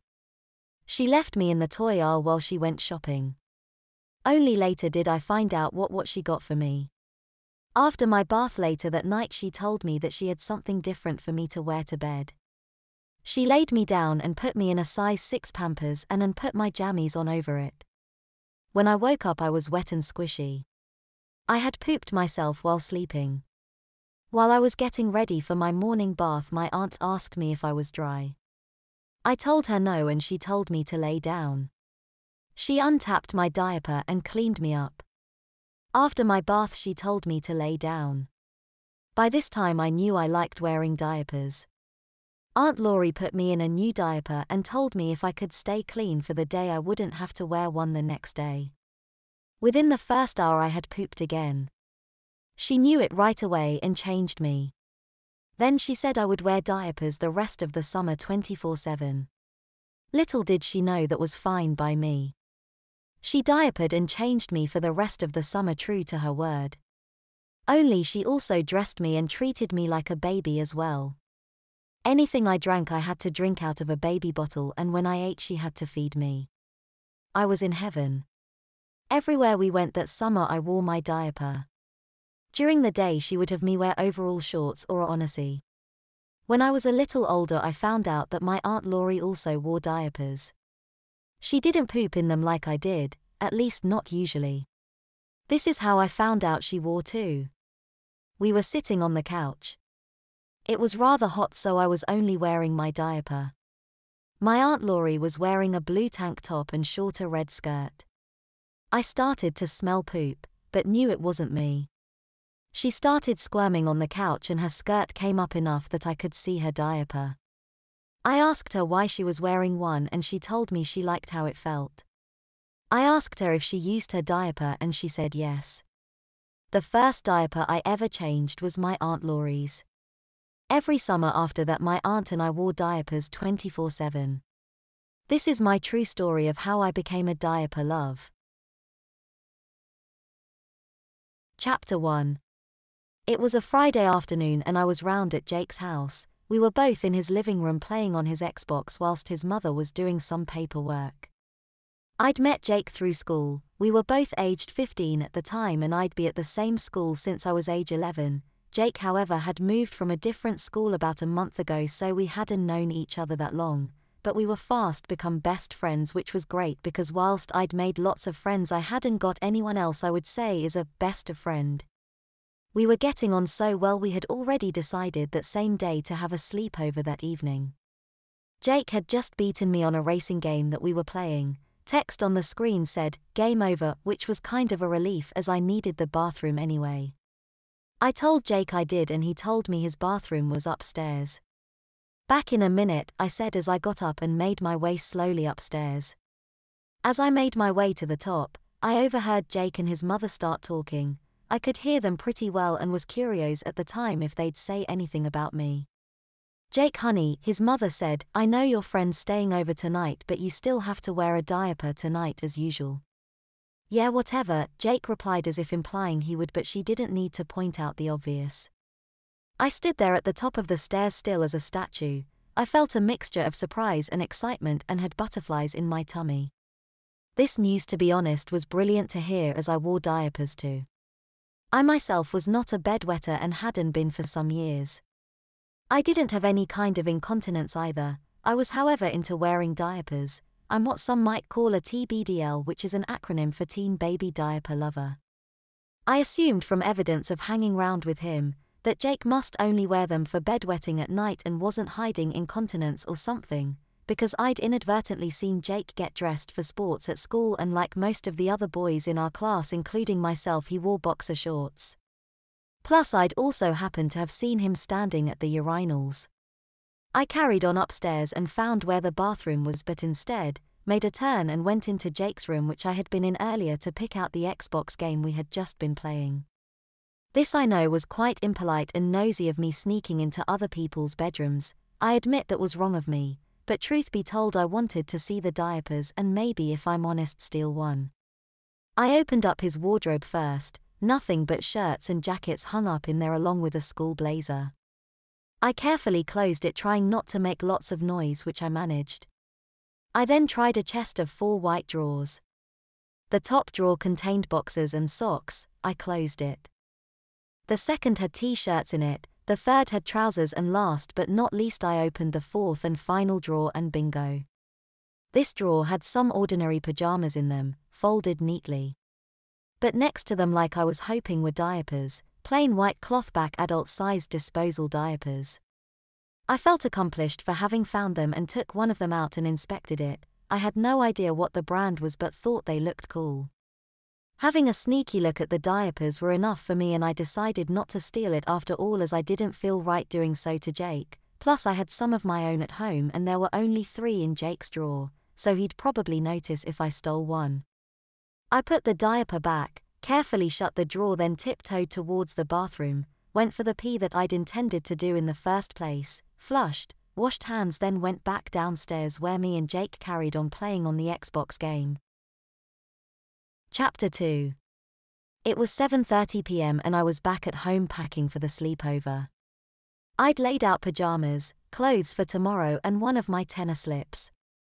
This discovery about Jake had made me even more want to let Jake know that I wore diapers too. I had tried several times in the past to try and tell him, but I often chickened out and got embarrassed, and even knowing now that he wore them I still don't think I could get the words out. Tonight though, I'd got a plan. When packing my pajamas, I'd only pack my pajama top and the diaper but not take my pajama bottoms with me. That way, unless I wanted to be waist down naked, I'd have to wear the diaper on show in front of him and I wouldn't have to try and tell him because he'd see for himself. I packed the clothes for tomorrow: jeans, sports brand t-shirt, socks and underwear. Then my green pajama top and the tennis slip into my rucksack, then said goodbye to my parents, then left to go to Jake's again for the sleepover. I was so excited. Back at Jake's house, we'd spend the early evening playing more video games for a while, before watching TV, specifically a few episodes of the show Top Gear which we both loved. Around 10 p.m, the moment finally came. Jake and me decided to put our pajamas on even if we wouldn't be going to bed just yet. Jake had got his pajamas out and I'd noticed he'd used his pajamas as a shield when getting the diaper out the drawer to conceal it, presumably so I wouldn't see. Jake went to get changed in the bathroom, leaving me the bedroom to get changed in with the TV left on turned down low. I took my pajamas and the diaper out my rucksack, then got undressed. I put my pajama top on and picked up the diaper.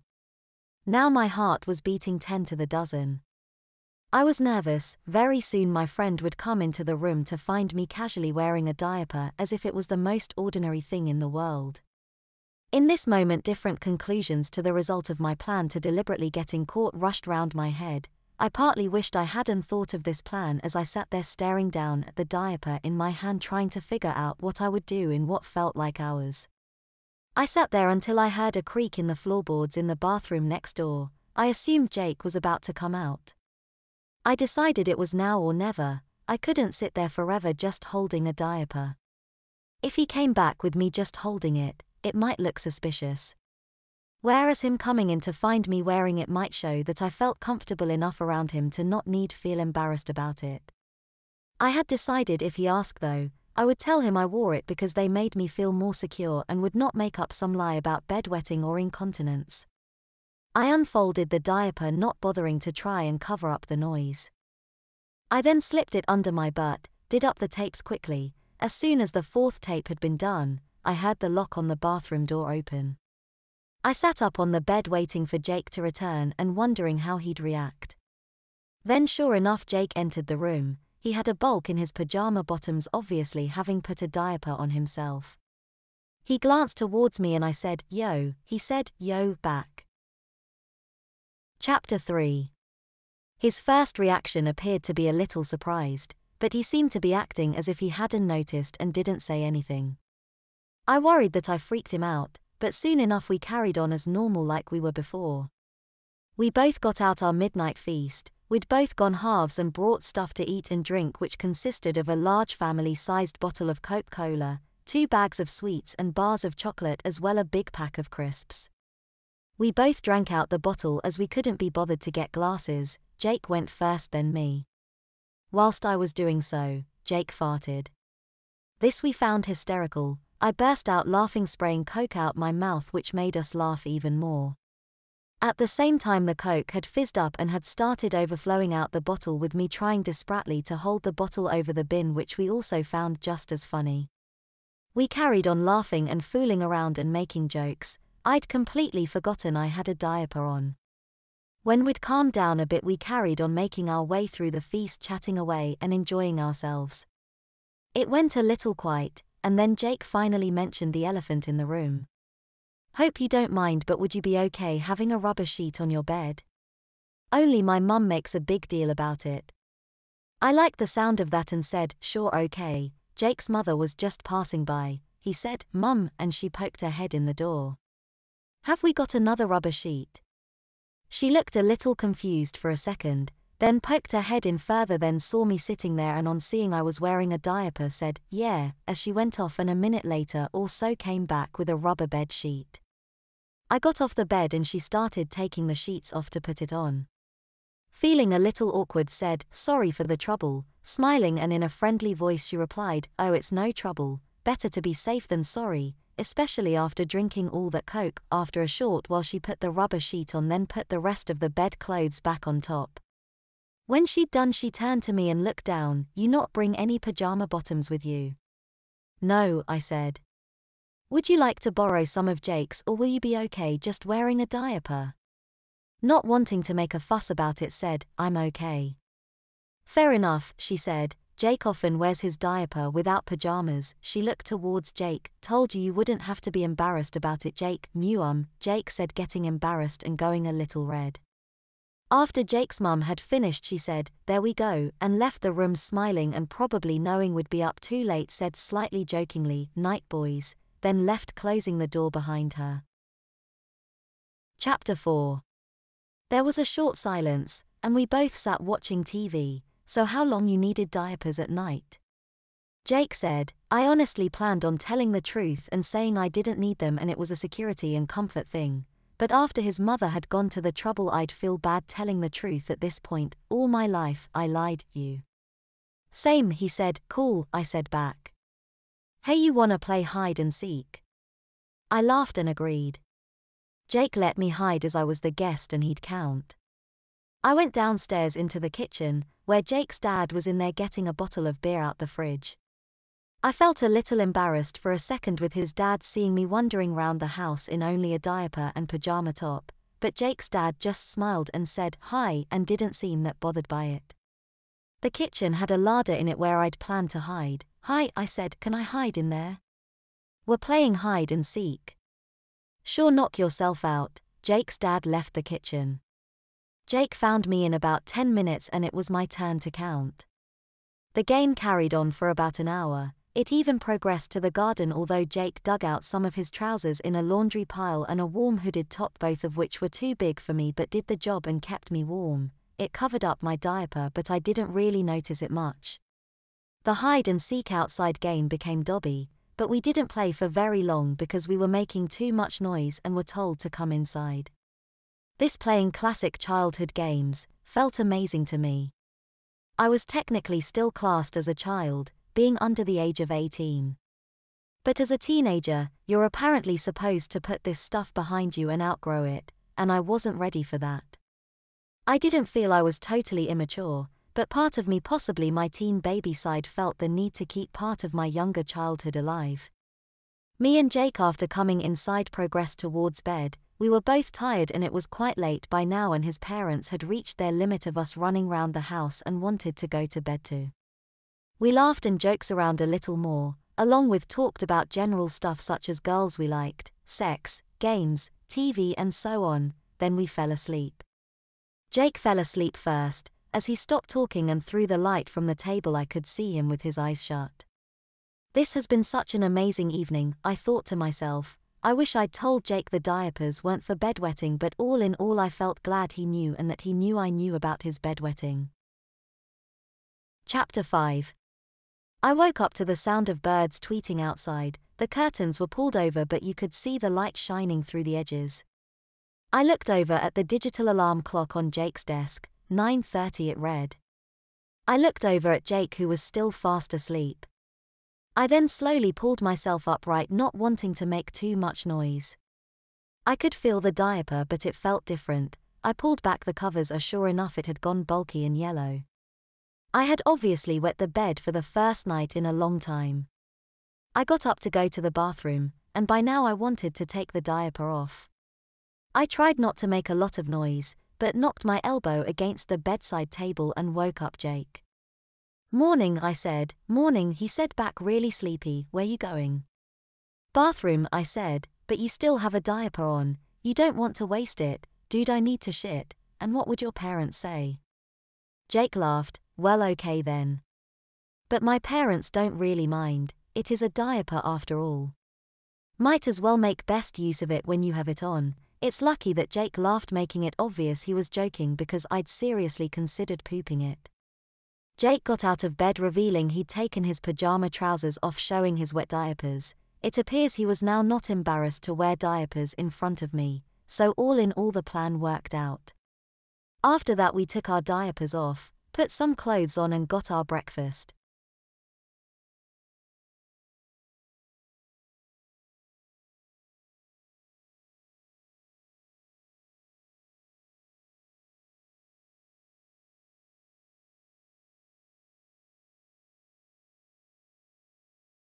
the charboy's apprentice.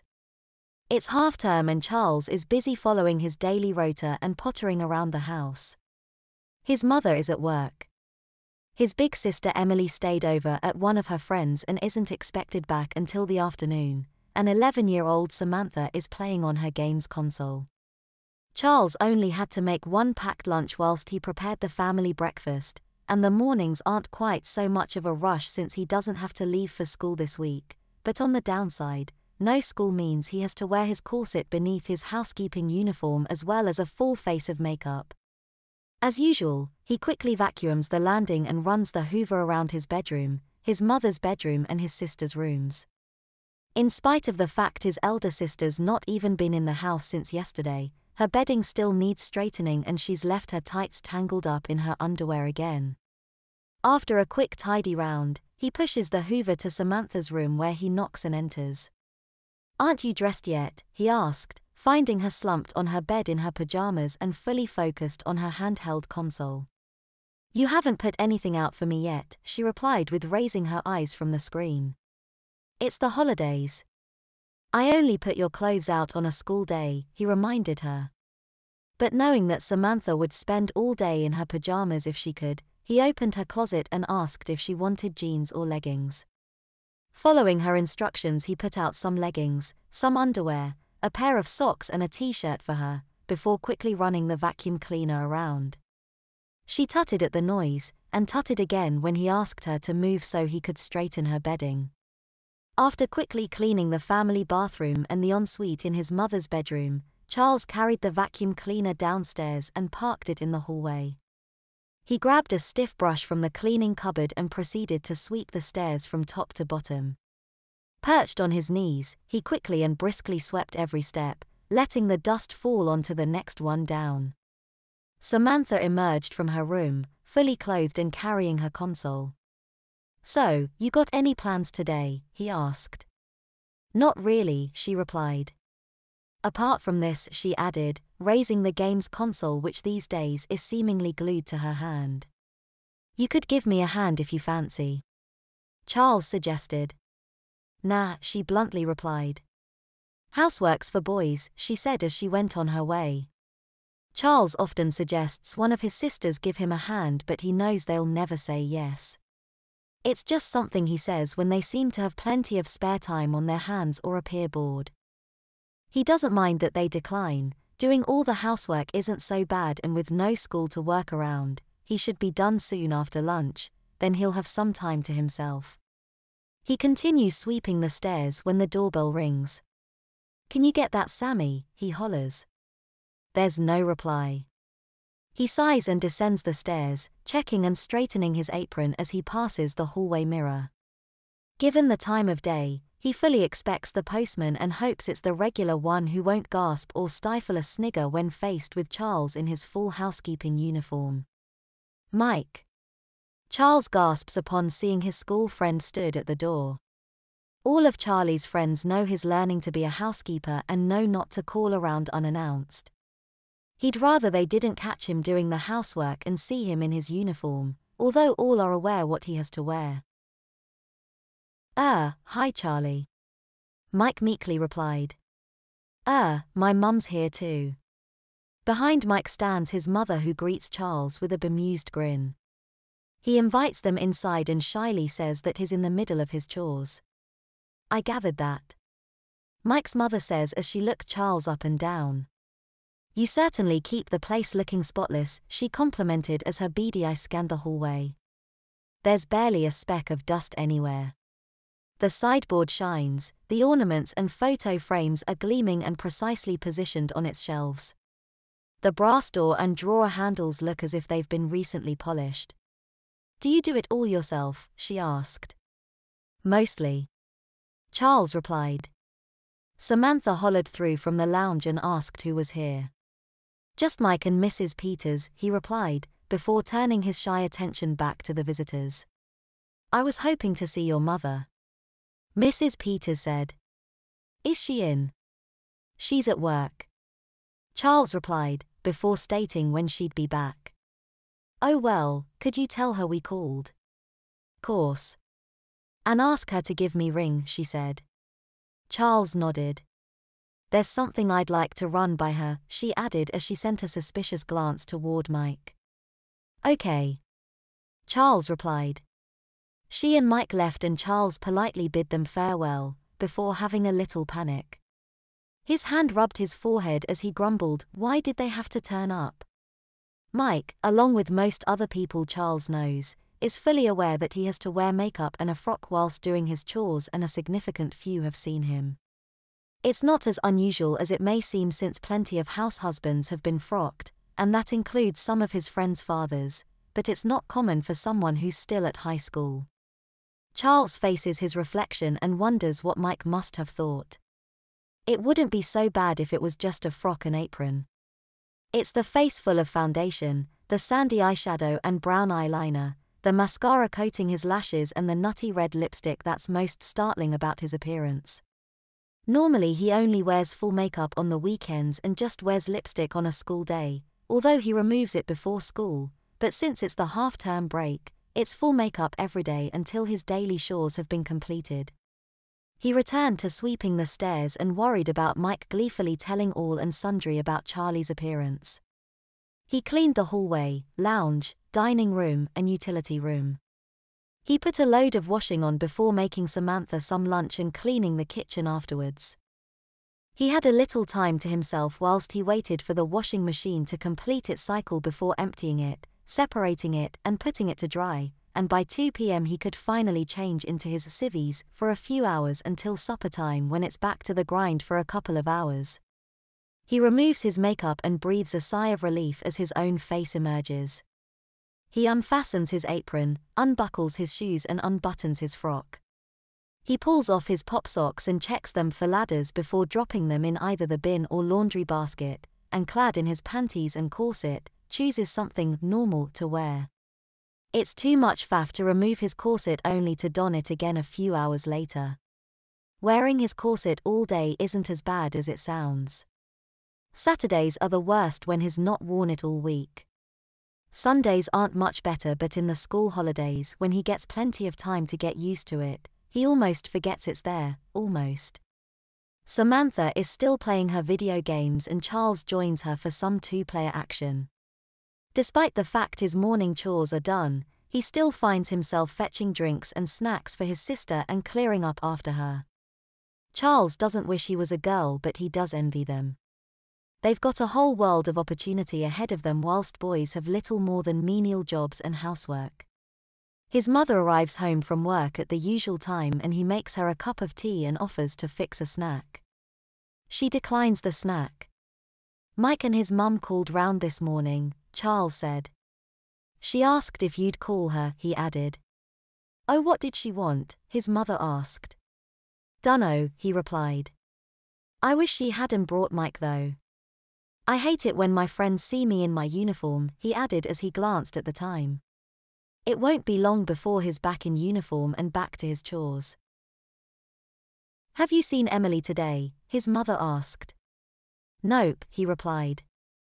His mother sent her a text to find out if she'd be home for supper, then she contacted Mrs. Peters and spent ages chatting.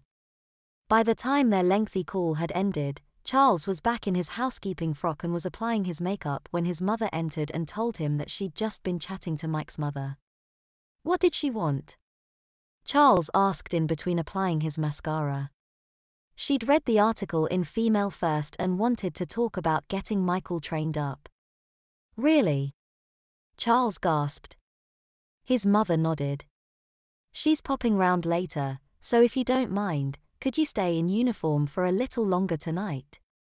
Yeah, I suppose, he sighed. And make sure you put a clean apron on. Okay, he said as she hovered over him and perused his selection of lipsticks. Wear this one, she said. I'm not keen on that one, he replied. It's too bright, he added as his mother removed the lid and wound up the candy pink column. It's nice, his mother insisted. Charles restated his opinion. I know, love, but when you're grown up with a wife of your own, she'll expect you to wear what she wants, not what you want. She might not even want me to wear makeup at all. Charles optimistically replied. Maybe so. But until then, you'll wear what I want, his mother stated as she handed him the candy pink lipstick. Charles frowned as he took it. As far as he's concerned, it's too pink and too glossy, but his mother thinks otherwise, and obediently, he applied it. She left and he resumed his duties, sorting, folding, and ironing the day's laundry before taking it upstairs and putting it away. Emily returned home and complimented his lipstick, saying it was very fashionable. Thanks, he hesitantly replied, before cautiously asking her to separate her knickers from her tights and if she could put them in her laundry basket rather than just tossing them in the general direction. She said she'd try. Thanks, he said, although he didn't have high hopes. After helping his mother to prepare and serve supper, he did the dishes and cleaned the kitchen before mopping the floor. What time's Mrs. Peters coming? He asked. She should be here in an hour or so, his mother replied, before asking him to open a bottle of Red to Breathe as well as putting a bottle of white on ice in the dining room. And print off a copy of your current rota, and fetch your folder of fact sheets down, she added, before reminding him to put on a clean pressed apron. Charles did as asked, laying out wine glasses, nibbles, napkins and side plates. He doesn't like it when his mother entertains because she likes to have him serve them. She makes sure his hair and makeup is perfect, that his apron is clean and pressed and that the bow is neatly tied with even wings and tails. Charlie, you've laddered your socks, she noticed. I know, but it's my last pair. I've only got Pellarin ones, he humbly replied. Well, they'll have to do, she replied, specifying a pair with frilly lace around the cuffs. Which ones? Charlie asked, since he has both knee and ankle socks like that. Mike isn't coming too, is he? I don't know, his mother replied, before sending him to change his socks. Charlie donned a pair of white Pellarin knee socks with an inch of frilly lace trim around the cuffs. He made sure the patterns were perfectly straight and the tops level, before donning his black Mary Janes and returning downstairs. That's better, his mother said as she inspected him. I do like that candy pink lipstick, she smiled. Charles gulped. Next to his grey frock, white apron, and plain white Alice band, his bright pink lips really stand out. Charles is convinced that his friend Mike is going to proper take the piss out of him if he sees him like this. Before long the doorbell rings and Charles is sent to answer it. He takes a deep breath before opening the door. Thankfully it's just Mrs. Peters. He invited her in. Thank you, Charles, she said. Still in uniform, I see.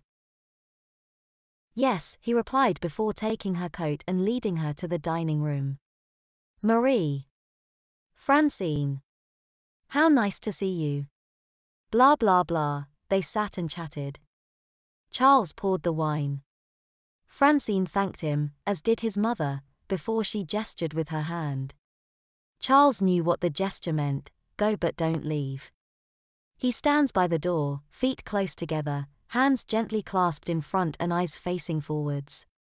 One of the fact sheets his mother had put together says that a servant should stand silent and still, looking at nothing in particular and listening to no one in particular.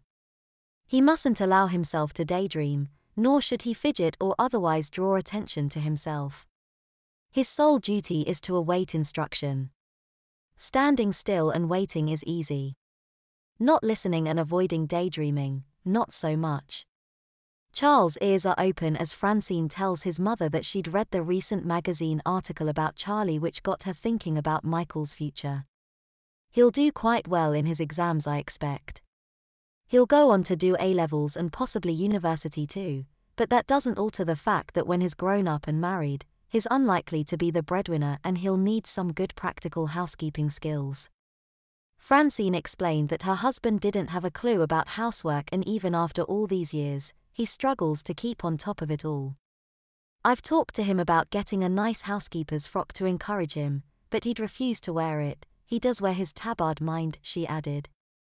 Marie can empathize. Her former husband was the same, approaching his chores with apathy, constantly cutting corners, letting standards drop, not completing his rota and always playing catch-up. I put him in a pinny and frock which did help him focus, but after a couple of months, he just upped sticks and left us, she said. He's currently in Dunstable on the CWP, which means he doesn't even pay maintenance, let alone get in touch with the kids. Some men just don't have what it takes. Francine said. I suppose I'm lucky with Frank, he's not ideal but he's the best I've got, she smiled. A brief silence ensued. They drained their wine glasses. Would you like a refill? Marie offered. Oh yes please. Charlie. Marie said. The boy stepped forward and topped up their glasses. I'd forgotten he was stood there. Francine chuckled. A good servant should be neither seen nor heard. Marie proudly stated. She tells Francine that she'd found a PDF of an old servant's manual online, dating from around 1900. It's full of little sayings like that, she smiled, not that I see Charlie as a servant. She added, claiming she's merely teaching him how to serve when there's guests. I must say it is nice having my glass topped up for me. Francine commented. The article suggested that he's actually studying housekeeping. I wasn't sure if that was just spin or... Marie nodded and grabbed the folder containing the fact sheets she'd prepared over the last 8 months. Charles has been working through these, she says, removing them. Are they in order, Charlie? Yes, mother, he replied. Marie talked Francine through the paperwork, which explains things like why a home should be clean from top to bottom rather than bottom to top, various ways of getting a streak-free shine on windows and mirrors, polishing wood and dealing with marks and scratches, removing stains from textiles, simple sewing and darning techniques, and all sorts of other subjects. Rather than just telling him what, how and when, Charlie's been studying these and working it out for himself. You must be very proud of him. Francine said. I am, but more importantly, Charlie's very proud of himself. The house is always clean, the laundry's always done, he lays the breakfast table, prepares our packed lunches. Yes, it's all in the article. Francine said. Michael's able to keep his own room relatively tidy and sometimes helps his father with the washing up, but what I'd like is for him to have the ability to do everything as efficiently as Charles seems to do. Well, you're welcome to copies of these if you want, Marie said. And there should be some assignments somewhere too, she added, before asking Charlie. They're in a separate folder in his room and he's asked to fetch them. Yes, mother, he replied. Francine's eyes followed him as he left. She smiled at the big perfect bow hanging from the back of his traditional white apron. I figured you were a mum rather than a mother. Francine said. I am usually, but I feel mother is more appropriate when I'm entertaining guests. Marie replied. Francine agreed and commented on his apron, wondering where one buys such a traditionally styled garment. You can get them online, but Charlie made his. Really? Marie nodded proudly. She'd found a vintage sewing pattern on Etsy and dusted off her sewing machine. The fabric came from an old tablecloth, and following his mother's guiding hand, he learned to mark, cut, tack, pin and sew. He'd made the apron during the summer holidays as a rainy day project. His mother told him that sewing is an essential skill and an apron is a good beginner's garment.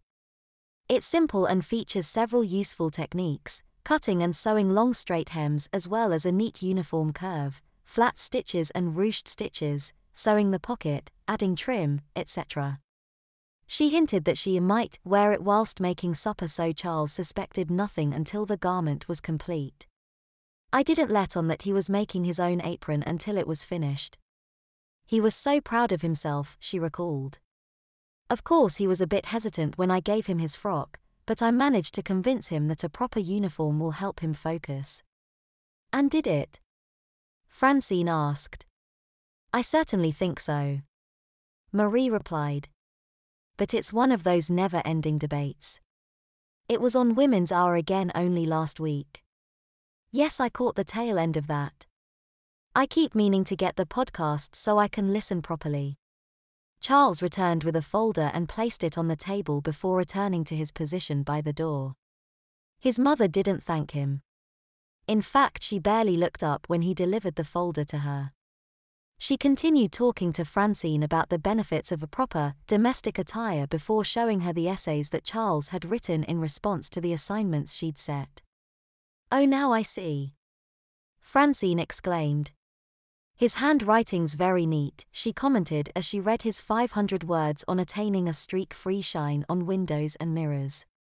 It details a variety of methods including dedicated glass cleaners, just water and vinegar, as well as whether newspaper, a microfiber cloth or squeegee is best. It appears that Charles has tried all the methods and concludes that the method that works best is any of them, providing they're done often. "How often do you clean the windows, Charles?" Francine asked. She's somewhat taken aback to be told that he cleans the insides twice a week and the outside once a fortnight. "Even the upstairs windows?"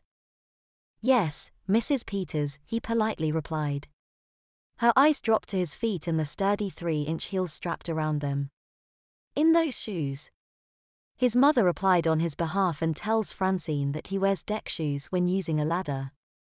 "Health and safety is paramount," she added. After some 90 minutes and a bottle of wine, Francine was satisfied that she has plenty to think about and bid Marie farewell. Peter tidied the dining room before asking his mother if he could change out of his uniform. She glanced at the clock. "You can, but there's probably no point at this time," she replied. She's probably right, so Peter removed his pinny and kicked off his shoes before relaxing in front of the TV for a while before bedtime. "So, is Mrs. Peters going to domesticate Mike?" he asked. "It certainly seems that way," his mother replied. "I was thinking of suggesting he spend a day or two here, but figured I'd run it by you first," she added. Charlie wasn't keen on having one of his school friends spend all day following him around whilst he works through his chores. He'd much rather keep the two separate, and reiterates just how mortified he was when Mike and his mother called this morning. "Well, people are bound to call round, Charlie. You always answer the door to the postman." "Yeah, if it's not the usual postman, they just stare at me or snigger." "Did Michael snigger?" "No," Charlie replied, before claiming that Mike did look worried, probably because he knows what his mother's got in mind. "Which is all the more reason why you could help him to adapt," his mother replied. "Plus, it's not just demonstrating how to be meticulous and thorough, you could also show him how to do his makeup and shave his legs, things like that." "I'm not gonna shave his legs. I mean, just show him how," his mother chuckled. Charles suggested that Mike's mother should be the one teaching him about makeup, but Francine never wears makeup. "Yeah, but she'll know how," Charles reckoned. "You don't wear it very often, but you still manage to teach me," he added. "Yes, but Francine's not old-fashioned like me. I don't think she's ever worn makeup, and I've never seen her wearing a skirt or dress." "What about Mrs. Peters?" Charles asked. "He does the housework, Mike can learn from him." "Well, that's part of Francine's problem. Frank's very willing but is not very able, so she wants to get Michael fully trained so his dad can see how the housework should be done." "Oh," Charlie said. The following day, after completing his morning chores, Charlie donned his normal clothes and walked over to Mike's house. He rang the doorbell and waited. Mike's dad answered wearing a pair of comfy-looking casual pants, a sweatshirt and a pale blue tabard. "Hello, Mr. Peters, is Mike in?" "Hello, Charlie, yes." Mrs. Peters replied. "Mike," he hollered. "Charlie's here, should I send him up?" he asked, before turning to Charles and inviting him in. "You know where to go," he said. Charles trotted up the stairs. Mike loitered on the landing. He didn't seem too keen to see Charlie, but wasn't in any way hostile. "Your mum was round at ours last night," Charles said. "Yeah, I know," Mike glumly replied. "I think your mum wants to turn you into a housekeeper like me," Charles cautiously informed him. "I know she does," Mike replied. "I'm not keen on it though. I want a career, not a rota," he sighed. "Yeah, me too," Charlie said. "At least your mum's gonna let you do A-levels and go to university," mine's made it perfectly clear that I won't even be going to college. Yeah, true. I've nothing against learning to do the housework. I help my dad often enough 'cause he's always behind. Mike replied. But Mum wants me to learn how to be a proper housekeeper, like you, he added. It's not so bad once you get used to it. Charles claimed. The uniform does help me focus, I guess. I try to wear it for as little time as possible, she said, smiling nervously. It's the makeup I could do without, that takes ages and I don't see the point of it. How long does it take? Mike asked. About 10 minutes I guess, then another 10 to remove it. That's not so bad. I was expecting something like half an hour. It took me at least that to begin with. The eyes are the hardest. Lipstick's the easiest. Charlie said. Has your mum said anything about me teaching you? No. Why? My mum mentioned it after your mum left last night. Mentioned what? Well, me teaching you. Teaching me what? Housekeeping or makeup? Both, I think. Charles hesitantly replied. Maybe it was just my mum thinking about how I could help, he added. Oh. Mike replied. I hope my mum doesn't expect me to wear a dress and makeup, he said. Dad doesn't, so it wouldn't be far if I had to. Well, I hope you're right, Mike. The way they were talking last night suggests that she might. Charles told his friend pretty much everything that had been said, but left out the details about his father being barely able to manage. Then when your mum left, my mum started saying that you could come round and watch me work and that I could show you how to do your makeup and stuff, he explained, adding. I'd prefer it if I wasn't involved. I'd rather keep my housekeeping and my friends separate. I was mortified when you called round yesterday morning. I know, sorry about that. Mum insisted that I came and I told her you wouldn't want to see me. Mike replied. Changing the subject, Mike asked Charlie if he had any plans for the rest of the afternoon. Not really, Charles replied, arching his back a little and pushing his hand into his waist. I've got a few more chores to do before tea time, then there's the dishes to wash and the kitchen to clean and I can finally take my corset off. You wear a corset? Mike exclaimed. Charles nodded and said it's to protect his back and maintain his posture. I had no idea. Mike gasped. Can I see it? I'd rather you didn't, it is underwear and I'm not gonna show you my undies, Mike. Fair enough, soz. Mike bashfully replied. You wear one every day. Unless it's a school day. Charles said, before muttering something about not looking forward to actually leaving school. Shit, then it'll be every day, forever. Well, hopefully not forever but for as long as I'm living at home. Charles glumly replied. It's not fair, just because my sisters are expected to do better than me, they don't have to do anything. Even when I'm not on duty they expect me to fetch them drinks and fix them snacks, then clear up afterwards, he moaned. According to my dad, there's no such thing as off duty. Mike replied. You can say that again. Charles agreed, before saying that it's no so bad, providing you keep on top of the rota and constantly tailor it to maximize efficiency. I do get a few hours of me time in the afternoons and evenings, otherwise I wouldn't be here now, he said, checking his watch. Oh, he sighed, splaying his fingers. I've chipped my nail varnish. ~000. Later that day, as Charles was clearing up after supper, he overheard his mother on the phone to Francine. Oh he groaned to himself, hearing her excitedly suggesting that Michael could benefit from some time watching Charlie work.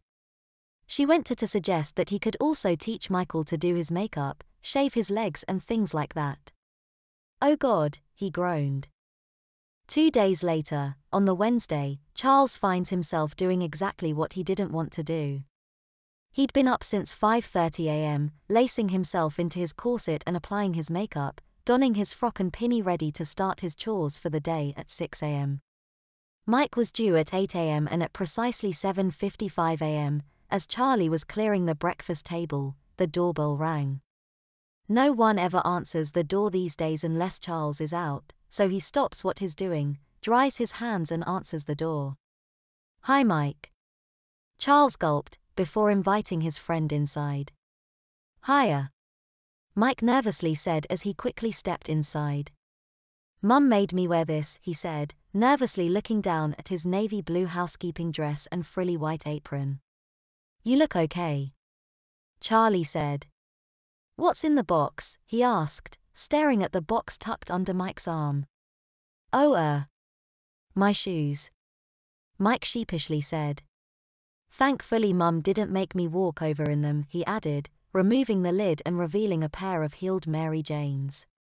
Glumly, he said that his mother insisted that he wore them when he arrived.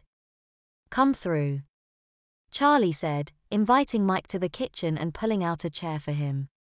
"I'm just clearing up after breakfast," he said, resuming his chore. "Hello, Michael," Marie said when she entered. Michael shyly returned the greeting as he fiddled with his buckles. "I love your uniform," Marie smiled. Michael went bright red as he thanked her, before confessing that he's not keen on it. Charlie didn't like his at first either, but it does help. "Yeah, Charlie was telling me," Mike shyly replied. By this point, he'd buckled his shoes.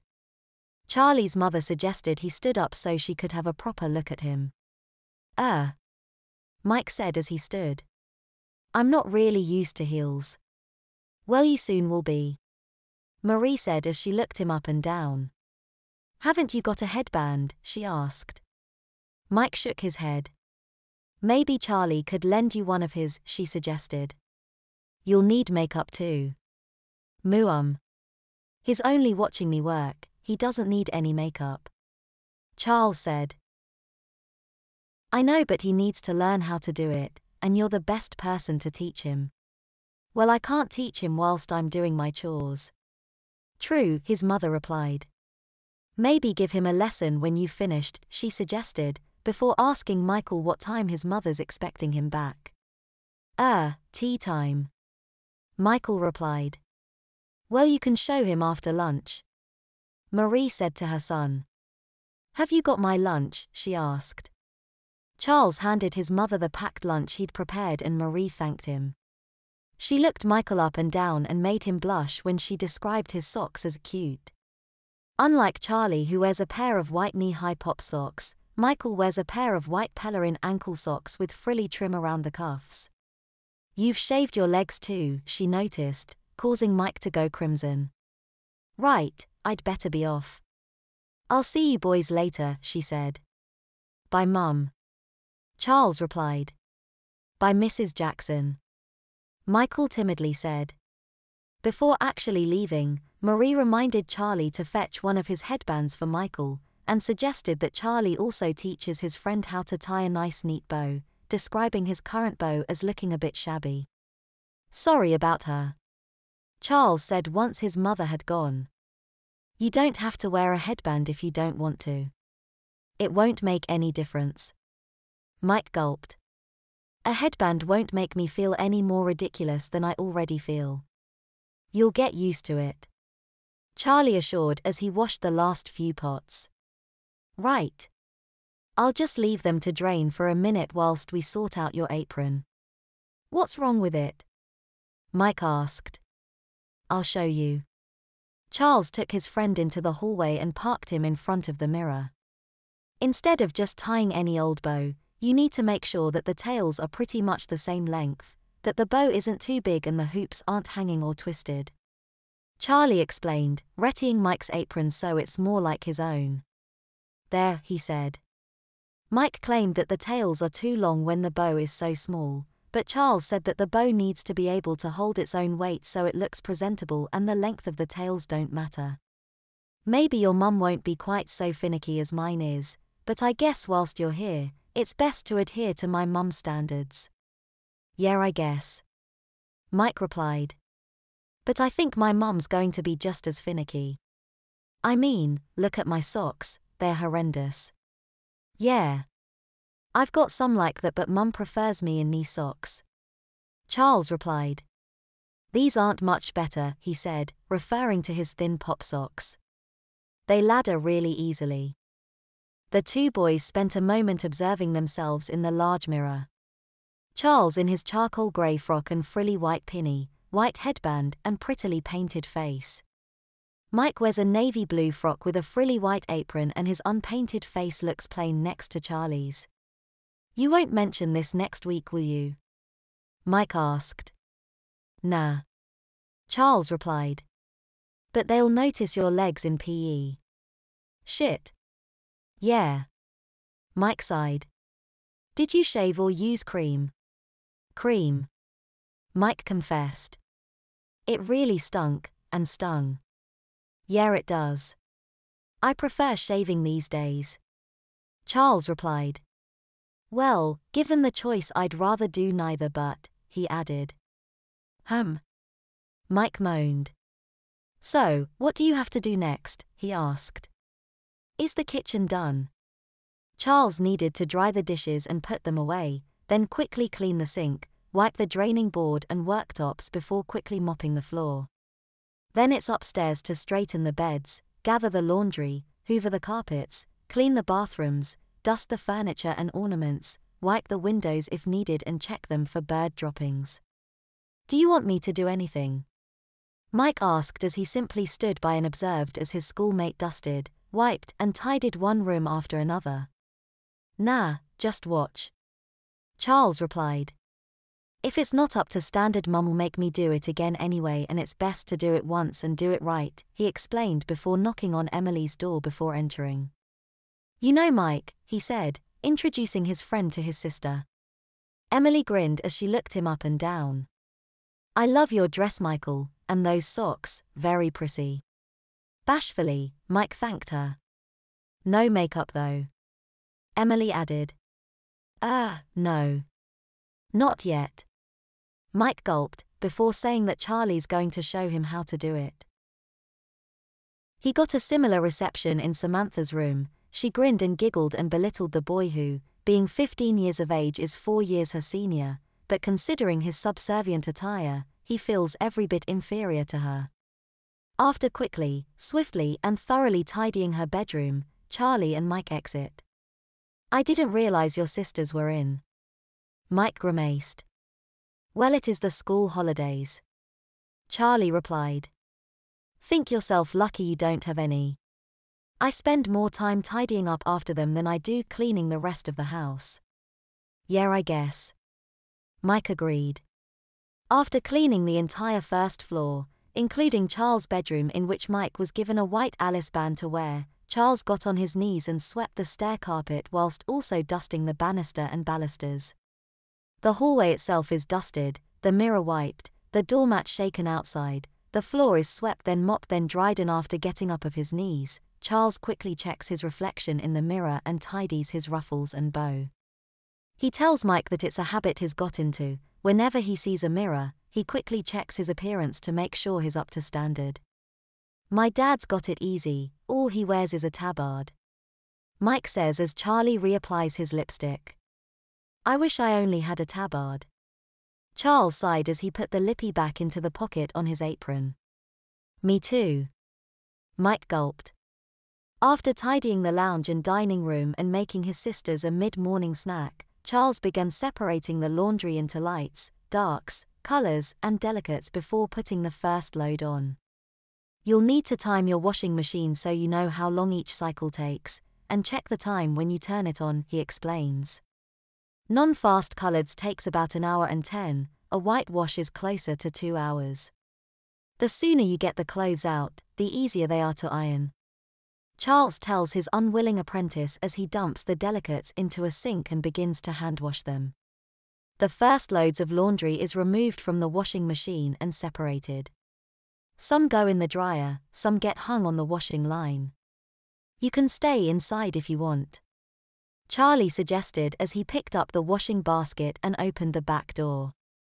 I hated having to go outside at first, he added, before saying that it doesn't really bother him now because all the neighbors who might see him wearing his domestic dress, frilly pinny, and high-heeled shoes, have seen him, and on numerous occasions. Mike watched from the back door whilst Charlie hung out the laundry. The tails of his perfect bow fluttered in the breeze as he crouched and stood, hanging each item and securing them with pegs, bath towels, hand towels, bedsheets, and pillowcases. It's clear that Charles has done this hundreds of times before as he takes advantage of the breeze, swinging the huge bedsheets over the line, making sure they never touch the ground, spreading them out and pegging them in place before crouching and grabbing the next item. He walks effortlessly and elegantly in his heels as he returns whilst Mike stands uncomfortably in his. "Do you do that every day?" he asked. "Unless it's raining," Charlie replied. "Yes, of course." Mike realized, before suggesting that it might be quicker if he bent rather than crouched. "Not so easy when you're wearing a corset," Charles replied as he began quickly sorting more laundry. "Oh yeah. I'd forgotten about that," Mike said, feeling somewhat stupid. "I take it you're not?" Charles asked, glancing at Mike's midriff. Mike shook his head and said that his mother can't decide whether to get him a proper corset or a posture girdle. The girdle sounds more bearable, he figured. But I'd rather have neither. Dad doesn't have to wear one. "I had a girdle for a bit, they're really tight," Charles replied. "At least with a corset you can lace it so it's taut rather than tight, plus, corsets provide more support than girdles, which is the whole point I guess." Charles explained that his mother took him a courtier for a proper fitting and claimed that off-the-peg corsets aren't quite so comfortable. "Maybe comfortable isn't the right word," Charles added as he pressed his hands into his waist. "But I prefer it to my girdle. It must take ages to lace it though," Mike said. 5 minutes. Charles shrugged before quickly checking the items in the tumble dryer. "It's no different to tying your shoelaces really, only they're behind your back." Mike glanced down at his shoes and recalls how fiddly the buckles were. "Why do we have to wear heels?" he asked. The only reason that Charles could suggest is that heels are just part of the traditional housekeeper image. Similarly, there's no real reason for them to wear dresses. They're just part of the look. Flat shoes would make more sense, Charles reckoned. "But I quite like being a bit taller. I'm petrified that I'll twist my ankle or something, it's weird being this high up." "You'll get used to it." "How did I know you were going to say that?" Mike dryly retorted as Charles sorted and folded a big pile of socks. "Can I help?" he offered. "Sure." Charlie smiled. "I know it sounds sad but I quite like sorting the socks," he said. "It's like a game of Snap but with socks, pairing the colors and patterns, and if you finish with no oddies, you win," he smiled. By the time the socks had all been sorted, the first load came out of the tumble dryer and the second load went in. The quicker you get stuff out of the dryer, the easier it is to iron, Charles explained as he quickly sorted and folded the bundle. "And some things don't need ironing at all," he added as he placed a blouse on a hanger. Mike was impressed by the way that Charles works. But he wasn't inspired. Charles doesn't stop for a moment, even when talking. He's either folding something, wiping something, straightening something, tidying something, not a second is wasted. The prospect of doing what Charlie does, day in day out from crack of dawn until everything's done, is a daunting one. Charlie glances at the clock on the wall and since it's nearing noon, it's time he checked if his sisters want some lunch. "Surely they should make their own lunch if you're doing all this?" Mike quizzed. "Yeah, it'd be nice if they lifted a finger, but they don't," Charles grumbled. "Shall I wait here?" Mike asked as Charles headed to his sister's rooms. "You can put the kettle on," Charles suggested. Mike watched Charlie trot into the hallway. The bow on the back of his pinny floated behind him and his heels clacked loudly against the tiled floor. Charles paused briefly in front of the hallway mirror and checked his bow, adjusting it slightly before trotting up the stairs. Mike stepped over to the sink and paid particular attention to the sound his own heeled shoes make. There's no way to walk quietly in them. Charles returned as the kettle bubbled to a boil. "Do you want soup or a sandwich?" he offered. Whichever you're making," Mike replied. Charles is making both since Samantha wants soup with toast floaters and Emily wants a sandwich. Mike settles for a sandwich and offers to help. Charles politely declined, claiming he does this most days and suggests that Mike has a rest. "I haven't done anything apart from watch you do everything," Mike said, feeling a little guilty. "That's why you're here, just to watch," Charlie replied. Mike pulled out a kitchen chair and sat whilst Charles busily heated the soup, made some sandwiches, watched the toast and laid the table. Several moments passed before the girls appeared. They sat at the table and Charles placed their lunch in front of them, soup for Samantha and sandwiches for Emily and Mike. Mike was the only one who said thank you. The girls chatted as they ate and asked Michael some awkward questions, such as asking him if he likes his dress, telling him that it suits him, asking why he's only wearing an apron instead of a proper pinny and why he isn't wearing any makeup. Timidly, Mike tried to reply but he was so embarrassed that he stammered and stumbled over his words. Charles apologized for his sisters and suggested that Mike takes no notice of them. "They're going to have to learn to respect boys if they want to find a loyal husband," he claimed. The girls responded with a snigger and a sneer, but otherwise had no comeback. Charles cleared up after lunch before emptying the tumble dryer. Mike followed and watched. Once everything was sorted, folded or hung, he checked the washing on the line which was predictably was still damp. "So what's next?" Mike asked. He'd noticed a detailed cleaning rota on the utility room and perused it. "Ironing. I do that later," Charles replied. "Normally at this time of day I have a couple of hours to myself," he added, glancing at the clock. It's just gone 1:00 p.m. and he's worked endlessly for little over 7 hours. "But I guess I should show you how to do your makeup," he said. "Yeah, not that I'm looking forward to it." Mike gulped. They went up to Peter's room which, like the rest of the house, is absolutely spotless, tidy and organized. Mike glances around the room which is much the same as it's always been, helicopter wallpaper, stars and galaxies on the curtains and his shelves filled with the books, games, gadgets and gizmos he's collected over the years. The only recent addition is a dressing table which is home to his cosmetics, all neatly laid out beneath its oval vanity mirror. It looks very out of place in a typical boy's bedroom, but that's not the only thing that looks like it shouldn't belong. Hung from the back of the door is a grey domestic dress, identical to the one Charles is wearing and a frilly white pinny assembled over it. A rack on his radiator holds numerous pairs of Pellerin knee socks and nylon pop socks along with a couple of white lace-trimmed slips, and Charles hastily shifts a small bundle of frilly white underwear from his bed into one of his drawers. He suggests that Mike sits at the dressing table and Mike does. "I forgot I was wearing a headband," he gulped as he peered at his reflection. Charles also forgets that he's wearing one sometimes, and on more than a handful of occasions he's set off for school wearing it.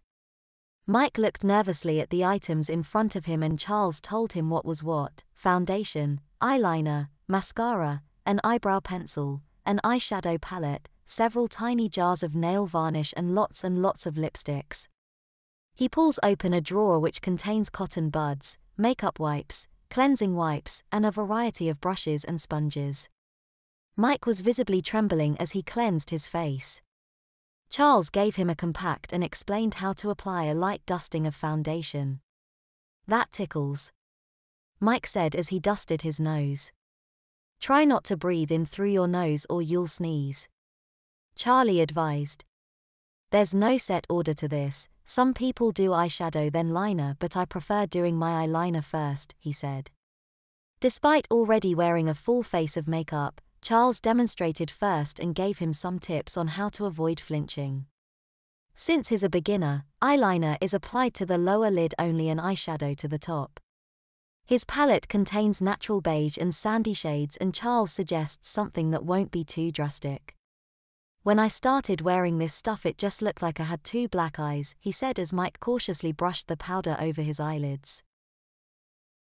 "I see what you mean," Mike gulped as he observed his uncanny reflection. "I wouldn't mind if Mum wore makeup but she doesn't, So why is she insisting that I should? I guess only your mum can answer that. Charlie replied. His own mother is quite old-fashioned in the sense that she occasionally wears skirts and dresses and often wears a little makeup. Both have been steadily dropping out of favor for years. Mum reckons it's to do with marketing. The cosmetics companies aren't selling as much to women, so they're pushing their products towards men instead, he explained. But she also reckons that because women used to prettify themselves when men were the breadwinners, that it's our turn now. Whether we like it or not. Mike sighed. I sometimes wish I was a girl. I don't.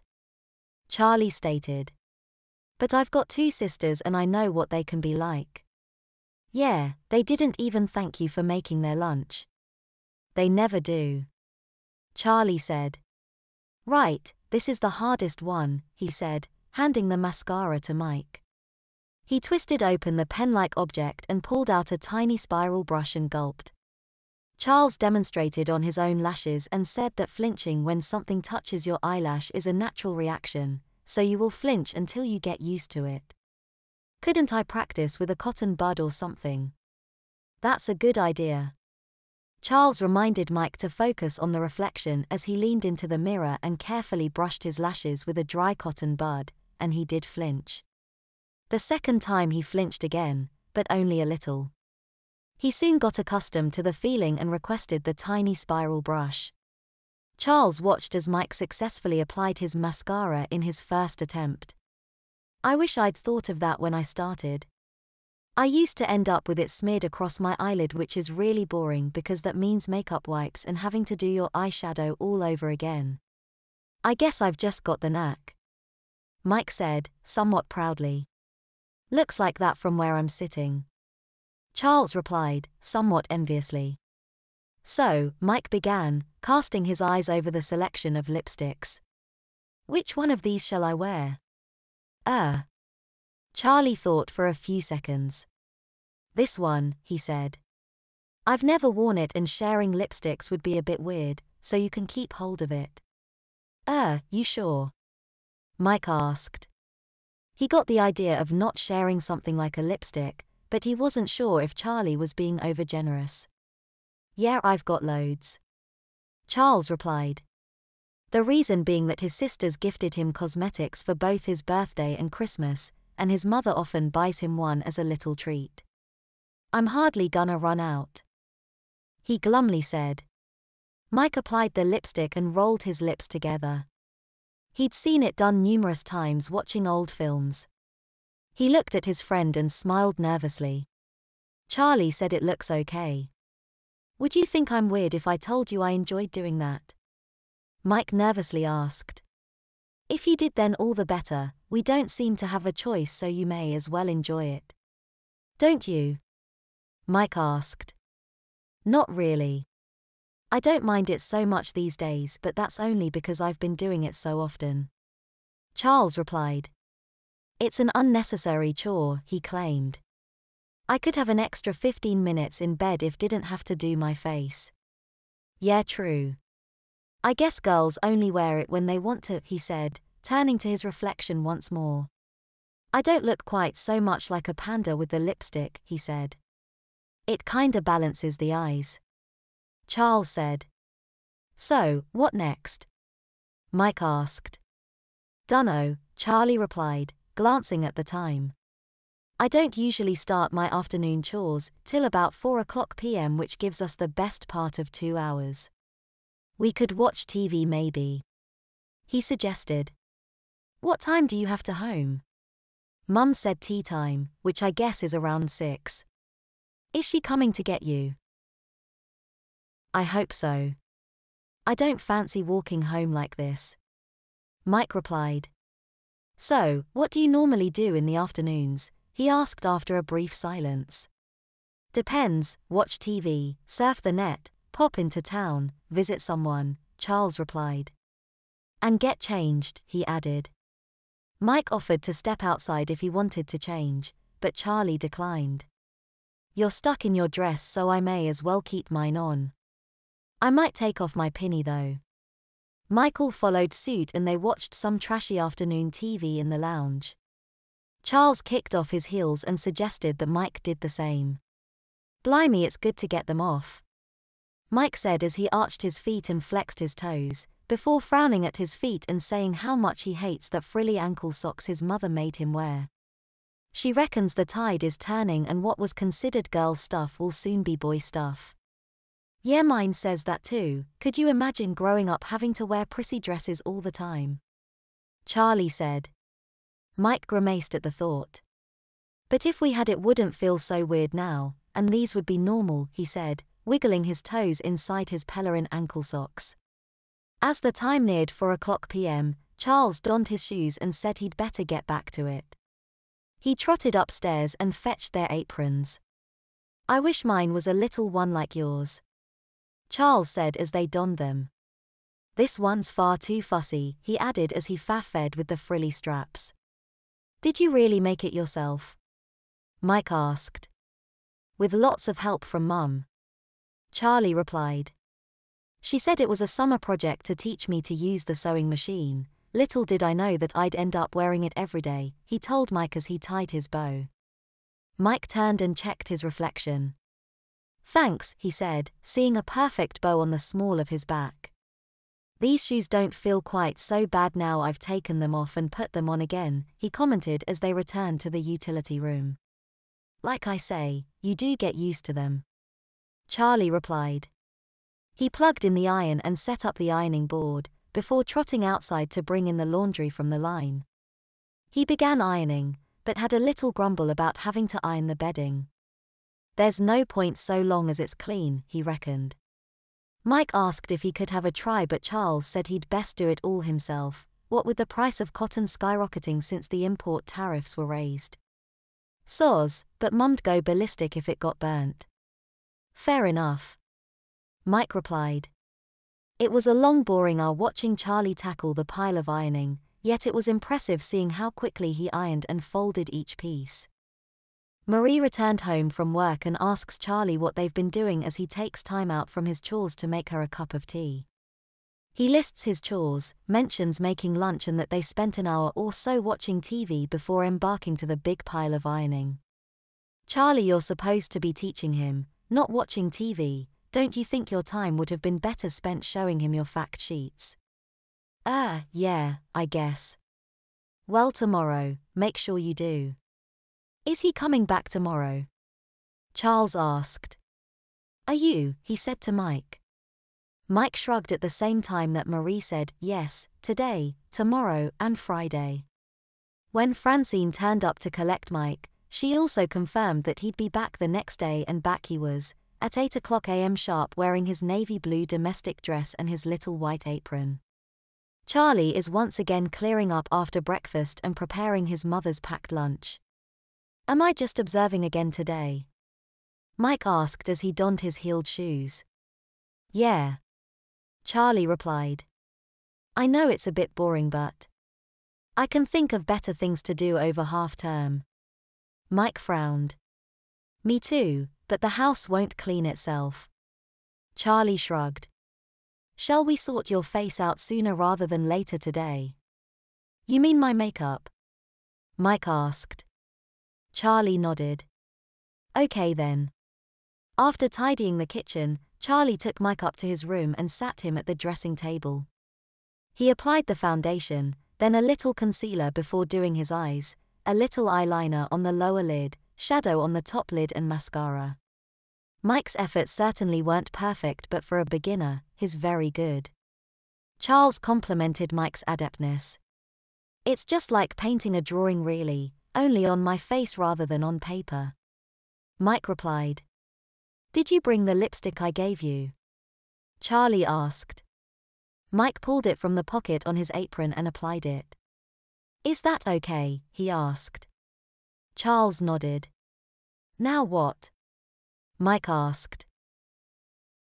Charles handed him the same white headband he'd worn yesterday and said, pretty much the same routine as yesterday, clean and tidy upstairs first, then the hall, lounge and dining room. Then laundry and ironing. Mike added as he donned the band. You got it, Charlie replied. Yet again, Mike watched from the sidelines as Charles worked through his chores, stopping only to make his sisters a mid-morning drink and snack.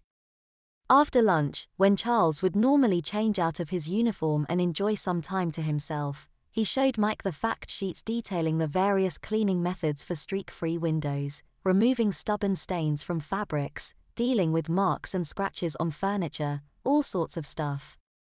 Mike was overwhelmed with just how much information there was. Mum's way of making sure I'd read and understood all of these was to set me homework assignments, Charles said, showing Mike some of the resulting essays he'd written. The titles included cleaning the oven and hob, hand-washing delicates, various uses for vinegar. It's all pretty boring really, but handy to know, Charles added. Charles resumed his chores around 4 p.m. and Mike, like a lapdog, followed and observed. I know it must be boring, just watching, Charlie said as he worked his way through a pile of ironing. I would let you help but Mum said not to, he added. Yeah, I know, Mike replied. It is a bit boring but all the standing around is getting me used to these shoes, he said, looking down at his feet. I'll never get used to these socks though, he added as yet again he wears a pair of white pelerine ankle socks with frilly cuffs. His eyes shift to Charlie's calves, clad in a pair of white knee-high pop socks. You've snagged yours, he observed. Oh bother, Charles says. He puts the iron down and roots through one of the laundry baskets. These'll do, he says before perching on a footstool, unbuckling his shoes and swapping his pop socks for a pair of pelerine knee-highs. Mum's really picky about these, the patterns have to be perfectly straight, which is why I prefer plain pop socks. Only downside with these, he says as he tosses the pop socks into the bin, is how easily they snag and ladder. Charles resumed the ironing and Mike stood and watched. How do you manage to get through all this when it's a school day? Mike quizzed. Charles replied saying that it's a bit of a juggling act and just gets as much done as possible before he has to go to school.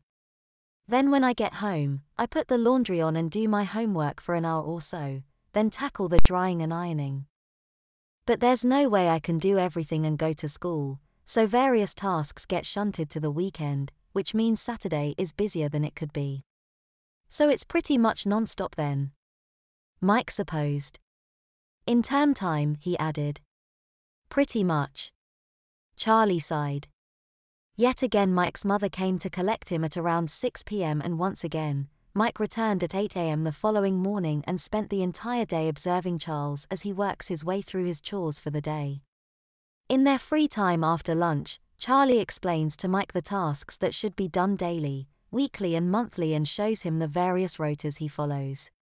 In spring and summer there's lots of weeding in the garden, and autumn means clearing leaves. Then there's things like clearing out and cleaning all the kitchen and utility room cupboards, cleaning under the sinks, pulling out the furniture and dusting and vacuuming behind them, which I do once every 2 or 3 months, he informed Mike, showing him the diary in which he keeps track of these irregular tasks. Since it's Friday and the final day that Mike spends seeing how Charles copes with all the housework, they probably won't see each other before school on Monday. Mike seeks assurance that Charles won't tell any of their classmates about this. Course not, Charlie replied.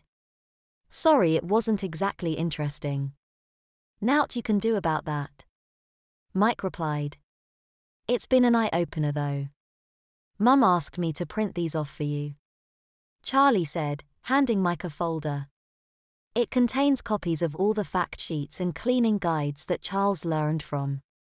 Thanks, Mike half-heartedly said. When Francine came to collect him, she was more enthused by the folder full of cleaning tips than Mike was. She tells him that he'll have to make sure he reads and understands them all, because she'll be setting him essays, just as Charlie's mother had done. Great. Mike frowned. You ready then? Francine said to her son. He nodded. She thanked both Charles and Marie for the last 3 days and said that Michael has learned a lot from observing Charlie.